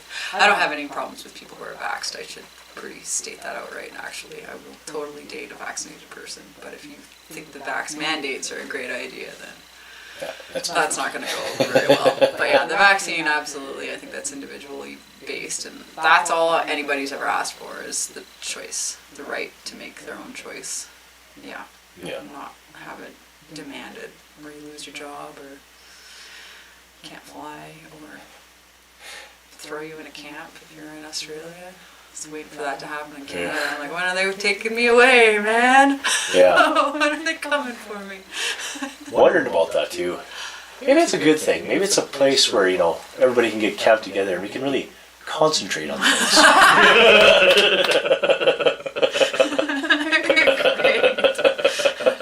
Focus group. Yeah, that's it. Not a concentration camp, That's it's a right. focus group. Yeah. Yeah. No, that's one of those, is that a little too close to home, boys and girls? Like, I don't know, but a lot of people are all for it, right? Yeah, a lot of people are all for it. My feelings are still hurt. I'm so jaded by this. I just realized really recently that I'm still traumatized by what has happened and how I'm still not able to fly and how the unvaccinated were so villainified and how none of my former friends stood up for me. On Yep. my rights. If anything, Yeah, what was the they put me patriarchy about? down. They put me down for supporting freedom. I was called a white supremacist, and I was told that my beliefs were wrong, and it just feels really weird. I haven't been able to reconnect with my old circle because I just don't trust them, and I don't feel welcome there. And I'm like, if they come to take me to camp, y'all are not going to step up. yeah, Like, for sure you're not. going to watch me. Well, not only that, when somebody says something about white supremacy, it's like, Asians are clearly the best. Duh. They score higher on education. They have a huge part of the world's wealth. Yeah, There's more of them. yeah. Like, they're clearly on top. Like, A lot of Asians will agree with you on this. That was a big counterpoint that came about with the white supremacy yeah. comment. It was actually, Asians gonna rule and have preference, and yeah. Yeah. Well, not only that, it's like, how many sports do white people dominate? Curling? Hockey? Hockey. Like, we're losing out on hockey even. I don't even know anymore. Right? So it's like, Yeah. the thing too, it's like, athletically, like, we're okay. You know, but there's a lot to those kind of statements where a lot of people that think that way haven't done any level of... I think if you're dividing the population by race, you're racist, period. And you need to step out of that, you know? You need to start judging people on their merits and their contents of their character, like Malcolm X said, not the race. Which is what we're doing now. We're hiring for equal race, right? They'll hire me as a woman, even though I'm not as qualified as you. They'll hire the brown guy, even though he's not as qualified because he's brown. And so they're trying to make the quota of the woman and the brown guy. Yeah. Which sounds brutal, but yeah, that's not judging me at all on what I'm capable of. Yeah. Well, and the other part is too is that equal representation for things that aren't equal. Right. Is the other part. It's like, well, what do you mean equal representation? Because if we're the majority, that means there's more of us, right? So shouldn't there be more white people doing things? Well, like engineering's a great thing. It's a great example. More men go into engineering. It's like 90% men. That's because we want why to. would you hire 50-50? Yeah. Like, you should be hiring. Well, you should be hiring on merit. Is all I say. Yeah. Is all I think. Well, that's always the other part too. Is that whenever they talk about that, it's like, well, it should be equal across, or it should be more equality. But they never talk about regular jobs. They always talk about power positions. Then that's the thing they should be more honest about if that's what they want. What's that? What do you mean? Well, I don't know any female drywallers. Right. I've only seen God, I hate drywalling. 3 Yeah. in my 20-some years of doing it. That's my least favorite construction. Like, there's other women on site, and they're usually painters or electricians. Sure. Because they're not plumbers. Yeah. They're not tin bashers or HVAC system, whatever. They're not bricklayers. You know, like, they'll do landscaping. But even that, like, they're still the minority on that. Yeah, it's true. You know, and every one of those trades I listed that they are a part of, they're in the minority in all of those. Yeah, absolutely, because it's a trade, period. Well, it's just it. It's physical work. It's physical work, and it's, like I said, women are more socially oriented. They're more That's why there's more interested in working waitresses with than waiters. people. Exactly, yeah, more interested in working with people and figuring out people, and men are more interested in things and discovering things and using things, and then we have to account for all of that. Yeah, well, and that's, again, part of the reason why there's the pay gap. But, well, the other thing is, too, is that people seem to forget that women have babies, men don't. Yes. That's what I was trying to get with the career thing. We get to a certain point in career, and then we realize, we want to have kids, and then drop the career, and that creates a pay issue as well, right? So you don't see women being partners in law firms for very long because they suddenly realize, I worked so hard to get here, but I'm not fulfilled, and I'm 36 and I need to have children now, or it's not going to happen. So step out of the game. Well, and I think Explained on Netflix there did a series on that one where it's more of a pregnancy pay gap than a gender pay gap because women that stick with their careers typically do pretty much as well as men do if they don't have kids. But that's part of it though too. But I also think that's part of what should be added to the social program because women are being taken out of the workforce to provide for the next generation, to raise them. So the government, we should be investing in the that. government, or at least the businesses they work for, should have incentive for them to stay home and take care of their kids. Yeah. And honestly, the government should be paying for more of that. Yeah, that's what Grimes was saying. There needs to be a dowry for mothers. Oh, there you go. So that single mothers can actually focus and do a good job. I mean, I was a single mom. I have been for over a decade. But in the beginning, I worked 3 jobs. I didn't raise my kids. They were raised by the day home. They were raised by my parents, by my ex-partner's parents. Like, I had no time for them at all. It would have been nice to, especially in those core forming years, to be a good mom, which I couldn't be as a single mom. It's impossible. But at the same token, though, too, at least you had family that was around, Totally. so at least the kids understand a connection of family and how important that is still. That's not true for a lot of single parents. Yeah, and some of them are choosing that though too. They have kids just so they can say they have kids, not because they actually want to spend time with them. They're raised by everybody else but the parents. It's like, well, we got the money to do it. It's like, you didn't have kids for the right reason then. I don't know anybody like opinion. that. I've heard of people like this, but I've never actually like met. that. Have you? Oh yeah. Man. People are that were like I just keep looking at the cost of my children. bitching Like, at it. it just... bitching and moaning about having kids, and it's like, well, they're little bundles of joy though. It's worth it at the end. And the mother was like, I don't know, is it? Whoa! And the kids weren't young; they were like 10 and 12 years old already. This is getting tough though. It's a tough age. Well, no, it's worth it in the end when I look at it too. But it is a thankless job. For Definitely sure. no one's being like, thanks for dinner, Mom. No. Yeah. Just where's dinner, Mom? Yeah, but I mean, there's also the part of it too when 20 or so years from now, when you're hanging out and you go to visit your kids or something like that, and they make you a nice meal and they give you this beautiful, comfortable bed to sleep in, sort of thing like that. And I want to be the crazy grandma. Sure. Find me in the forest. That'd be all right. Yeah. Drop the grandkids off. Just like hairy, crazy grandma, mountain lady. Yeah, and I think that's actually just as much a part of why my mom wants to move out here, is that she's proud of the job she did with us. She did. She likes us. You were her You know. world, yeah. And that was the thing too. That I told her that on the phone the other day. That it's like, I love you, Mom, but I like you is the other thing. Sometimes that's almost more important, because love for your mother should be pretty much unconditional. Well, and that's how you're respecting the matriarchy, right? It's through respect of women and through honoring them properly for the jobs they're doing, not just in the corporate world or the political landscape, but as your mother, as your grandma. And seeing my mom as a woman instead of just my mom, right? took a long time too. Yeah. Which, I mean, it's hard to do sometimes, because, I mean, your mother's everything. You know, and to see that, she has these deficits, and she was, well, my mom in particular, she was a cheerleader. Honestly, I look at her now, it's like, you're still kind of a cheerleader.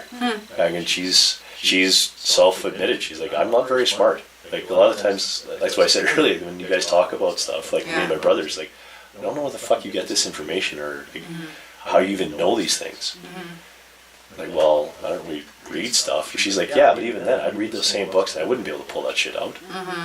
Every personality has a role in society. We forget that. Yeah, and we get so mad at the sociopaths for running the world, but if we didn't have them, we wouldn't make any advances whatsoever. Oh, for sure. Because right. the rest of us don't have enough initiative to take that role and run with it, even if it's in the incorrect direction. Yeah, well, for sure. And there'd be some people that are always, I don't have an interest in this, or I don't want to do that, or whatever sort of thing. It's like, well, that mentality would keep us, climbing trees and flinging shit at each other. Totally. We would never evolve. Yeah. That's why I like to respect people like Elon who are moving in different directions, just because we don't understand him. He's the chief engineer on all of his projects too. He's not just the CEO of freaking rocket space. He designs all the stuff. He's the guy. It's crazy to me. He's so smart. There's so much respect for that. Yeah, well, that's what he says in a lot of his interviews too. It's like, you wouldn't want to be me, because I don't want to be me half the time. But I have this mind that doesn't shut off, and I understand more things, it seems, than a lot of people. He's like, I don't like talking like that because what it makes me sound like. But there's also things that I now have the opportunity to do that nobody would have done otherwise. I have to do these things. Yeah, and he's on the spectrum. I think he doesn't have the same walls and stuff that us regular people have. Yeah. Well, and he's also been fortunate enough that he's sociable enough that he can talk to the right people that understand him. Because I think about that with Einstein sort of thing too, is that he was so fucking smart that even in his day there may have been like 12 to 20 people that actually understood what the fuck he was even saying. And that's pretty cool. They used to share letters. I love that about back in the day. You could read different letters between Einstein and Schrodinger, and like, oh, it's so cool that that's how they communicated, and that's how they had a lot of breakthroughs. Physics hasn't really changed much in the last 100 years. Einstein really set, and he didn't even understand he didn't like what he was setting forth as. He didn't agree with some of the stuff. He didn't, He called it spooky action at a distance, right, for quantum mechanics. He did not understand it. He thought it was weird. There was something missing, but...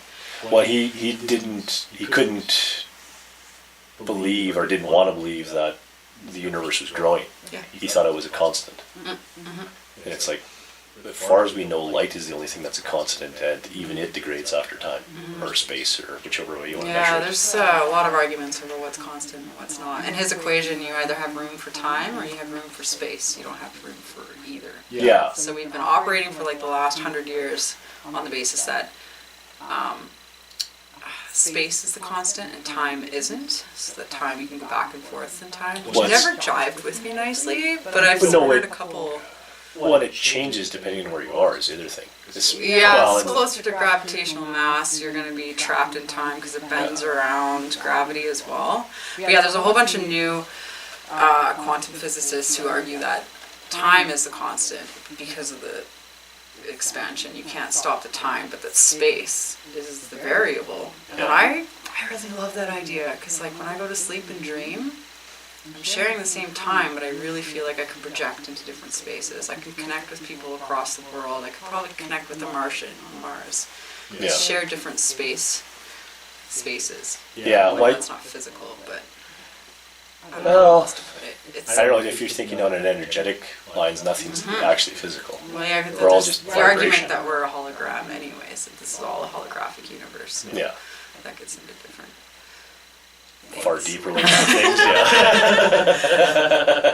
yeah, there's a lot of that stuff that's like, okay, even if I watch or dig into this, it's like I still barely understand what's going on. Like, very barely. Yeah, I started taking university like calculus courses because I've been wanting to figure out these equations, but I got to start back at the very beginning again. Well, it's a new language. Yeah, it is. Like straight up. Yeah, it is.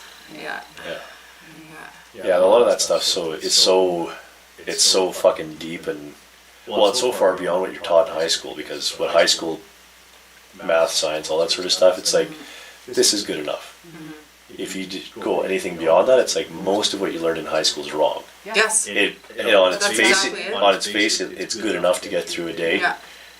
It's the old laws of physics and chemistry.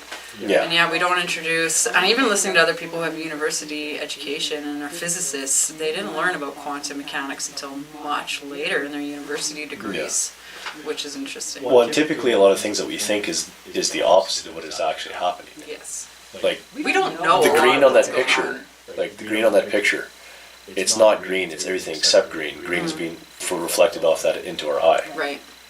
So it's like, it's not actually green, but it's like, it looks green. And our eyes, like our brains are only able to process a tiny fraction of what our eyes actually intake. Yeah. So what we understand of what we see is but a fraction of what we actually see. So on mushrooms, I can see like the whole grid of everything. I can see creatures attached to people, and I can like pull them out and fuck with the fabric of reality, and it's pretty cool. I feel like that's more real than...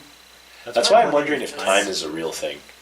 It's just a way that we, with our monkey brains, can quantify things, but I don't think we have a grasp of what time actually is. No, we don't. Because we perceive the arrow of time, as the scientists say, but I think that's part of the problem, is because we only have so many senses and we can only perceive things certain ways. Yeah. That's part of the problem, is that why we only understand like 5% of the universe, basically, is that we're looking at it wrong to begin with. Because both things, we're human, we only have one lens to look through it anyways. Yeah. So this is what we kind of understand. Up to now, it keeps building and changing. And every time they find something, it's in a different direction than they thought it was going to be. Like something they can predict and it's going to be here, but it's like, well, why isn't this working out? Well, why does it have this now? Or where did this come from? Or what's all this extra junk? Because they started talking about quantum physics and stuff, and it's like, well, these 6 things make up everything, but there's 2 more sets of exact copies that are on the other side that are also part of everything. We don't know why they're here, what they do. Yeah. But we can measure them. Yeah. So it's like you're not giving me answers, man. You're giving me more questions. And we have so many things that we can't measure and don't understand at all, like dark energy and dark matter, antimatter. Well, there's like a whole bunch of physical things that we found that were like. Well, that's exactly what it is. We gave names to things that we should just as easily say, I don't know. Yes. Because that's exactly Well, what it that's is. what all the high-level physicists say, right? You always find philosophy at like the top level of any field, top level of engineering philosophers.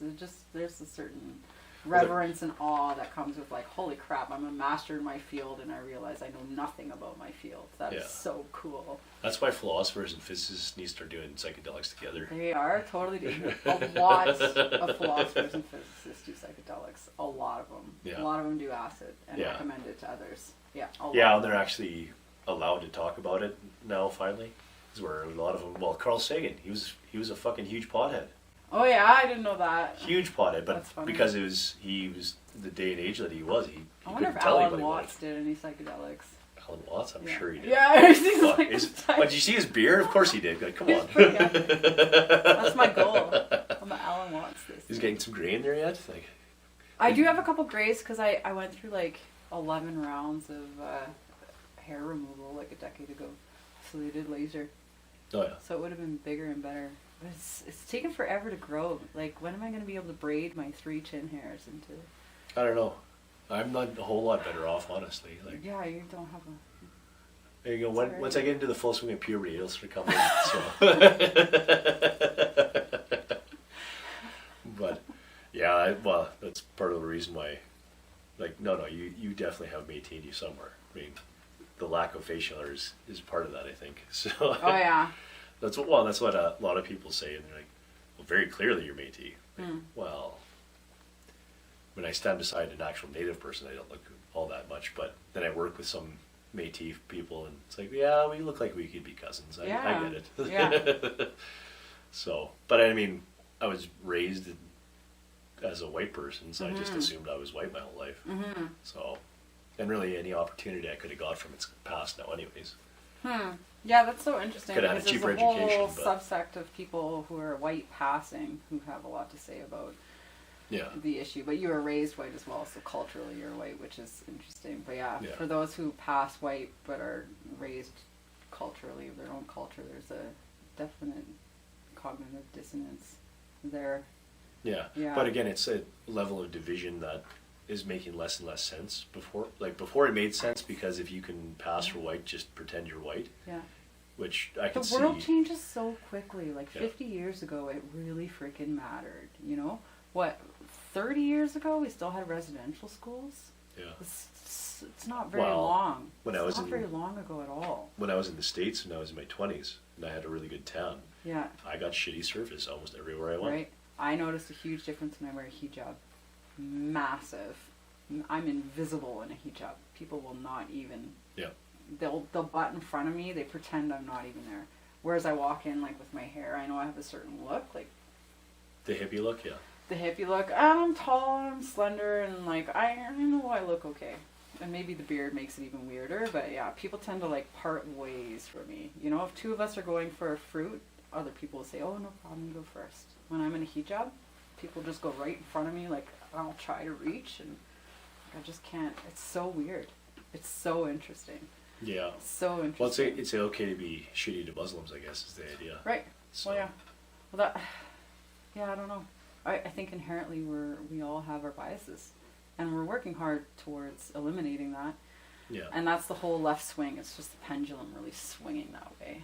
And I hope that it swings back to center sometime. And I'm not saying it wasn't necessary. How pendulums work. I'll swing far right, and then we'll be like, oh, goodness. Yeah. Yeah, we'll see what happens with all of this. But it's becoming less and less relevant today than it was 50 years ago, or even 20 years ago when Edward Said came up with the Orientalism and anti-Muslim basically sentiment that the West had, but now it's the West hating the West, right? Yeah. We Westerners hate ourselves, and if you're a white straight man, then you're the worst. Yeah, well, we got to pay for crimes that were committed 200 years ago. That's the issue, is paying for crimes that we didn't commit, that our grandfathers committed. And that everybody participated in. That's the other thing. It's like slavery wasn't just whites against blacks. It was blacks against blacks. Well, it's Indians against Indians. Still going on in India. I was going to say, slavery is still happening. Slavery. Yeah. It's a human condition. It's super unfortunate, and I think it should be erased. But I don't know what the answers are. But there is a certain amount of, like I said, generational trauma that gets carried on from generation to generation. Yeah. Which should be addressed. Maybe free Yeah. therapy? I don't know. Well, and again, that's why the world's education standard needs to be at a certain level, but that's easy for me, again, white guy living in Canada, to say, oh yeah, the world just needs a better education. It's like, well, there's some parts of the world that all they have, like Afghanistan, all they have is religion. Because somebody goes out for some food, everybody gets together and prays because we hope that he actually comes back with food. Right, dang. We don't know. It's true. So, Yep. yeah, for an industrialized world person to think that they can solve the world's problems is preposterous. Yeah, it's very egotistical. Well, and it's ignorant. Because we don't understand their problems, but we think we can walk in there and fix them. Yeah. So it's dumb. But I mean, at the same time, though, too, I understand the idea of empathy and the need for it. But when it comes to, well, race things or, you know, something like malaria that's killed, 25% of all humans in history. But, you know, COVID's the fucking big thing we need to jump on. Like, what the fuck are we doing? Like, in 2018, there were 17 million people that died of contagious diseases. How many people died of starvation? Well, yeah. It was massive, yeah. That's just like... I didn't look up the facts. I looked at it when COVID first hit, because they were predicting just an increase, a tenfold increase of starvation for the next couple of years. Yeah, so it's... Yeah, I don't know what happened with that. The opiates, how many young people died of opiate overdose in BC during the pandemic? It surpassed anyone dying from COVID. Oh, for sure. It was insane. Yeah, well, Cole had said that he read an article in May of 2020 about how any socioeconomic impact will be significantly greater than the threat of the disease. Yes. And he said he read it, and then he tried to show it to somebody the next day, and it was already gone. Yes. And he could not find it. That's why I started screen grabbing, because that happened to me several times, and that happens with scientific research. Yeah. It depends on what platform you're using too. Google is really terrible, so I've switched to Brave. But we just need a new internet, to be honest. Yeah. Well, to a degree, it kind of doesn't matter, because Google owns everything. They own the internet. Yeah. Straight up, they do. Yeah. So you can get away with different search engines. You can, sure. but it's even still... DuckDuckGo now censors. Twitter, which was based on free speech, also started censoring, kicking people off. That was a big issue. Hopefully that changes with Elon's takeover. Yeah. Yeah. I mean, there's a lot of people that are afraid of what he's doing. Well, yes, they're afraid of other people voicing opposite opinions. That freaks me out. Well, I don't even think it's part of that. I think it's because it's the whole, again, white man taking over power of something that he's going to do it. It's going to be his narrative from now on. They don't believe it's going to just be open source censorship or no censorship. And it's like, well, this is how hate groups get built and stuff like that. It's like, well... And he stands for free speech. The other part of it is, too, is like, if people want to be a part of hate groups, they're going to be a part of them. Yeah. I mean, that's why the KKK is still a thing. Yeah. I mean, the fuck are we talking about it when people say that? But again, it's a lack of education or understanding or actually looking at the facts. You see something, you feel triggered, it's like, I immediately got to get online and tell everybody about this. Like, well, what the fuck? Like, have you done any research? But that's a frustration because there's so much information that's around. I think it's over. Show's done. I gotta go. Oh, my battery's fucking done. And we are, holy shit, we're 4 hours in. Whoa! I gotta pick up some children. Yeah, it's 6 o'clock. Okay, yeah, let's close her down. We can do this again another time. Yeah, so, we can. Right on. Well, we're gonna have a Cancel Connor episode. Sweet, let's do it. I'm gonna bring all the hot topics and ask you about all of them. I like it. We'll see how quick we can get canceled. I think that sounds like a great idea. Great. Awesome. Thanks, Michi. Thank you.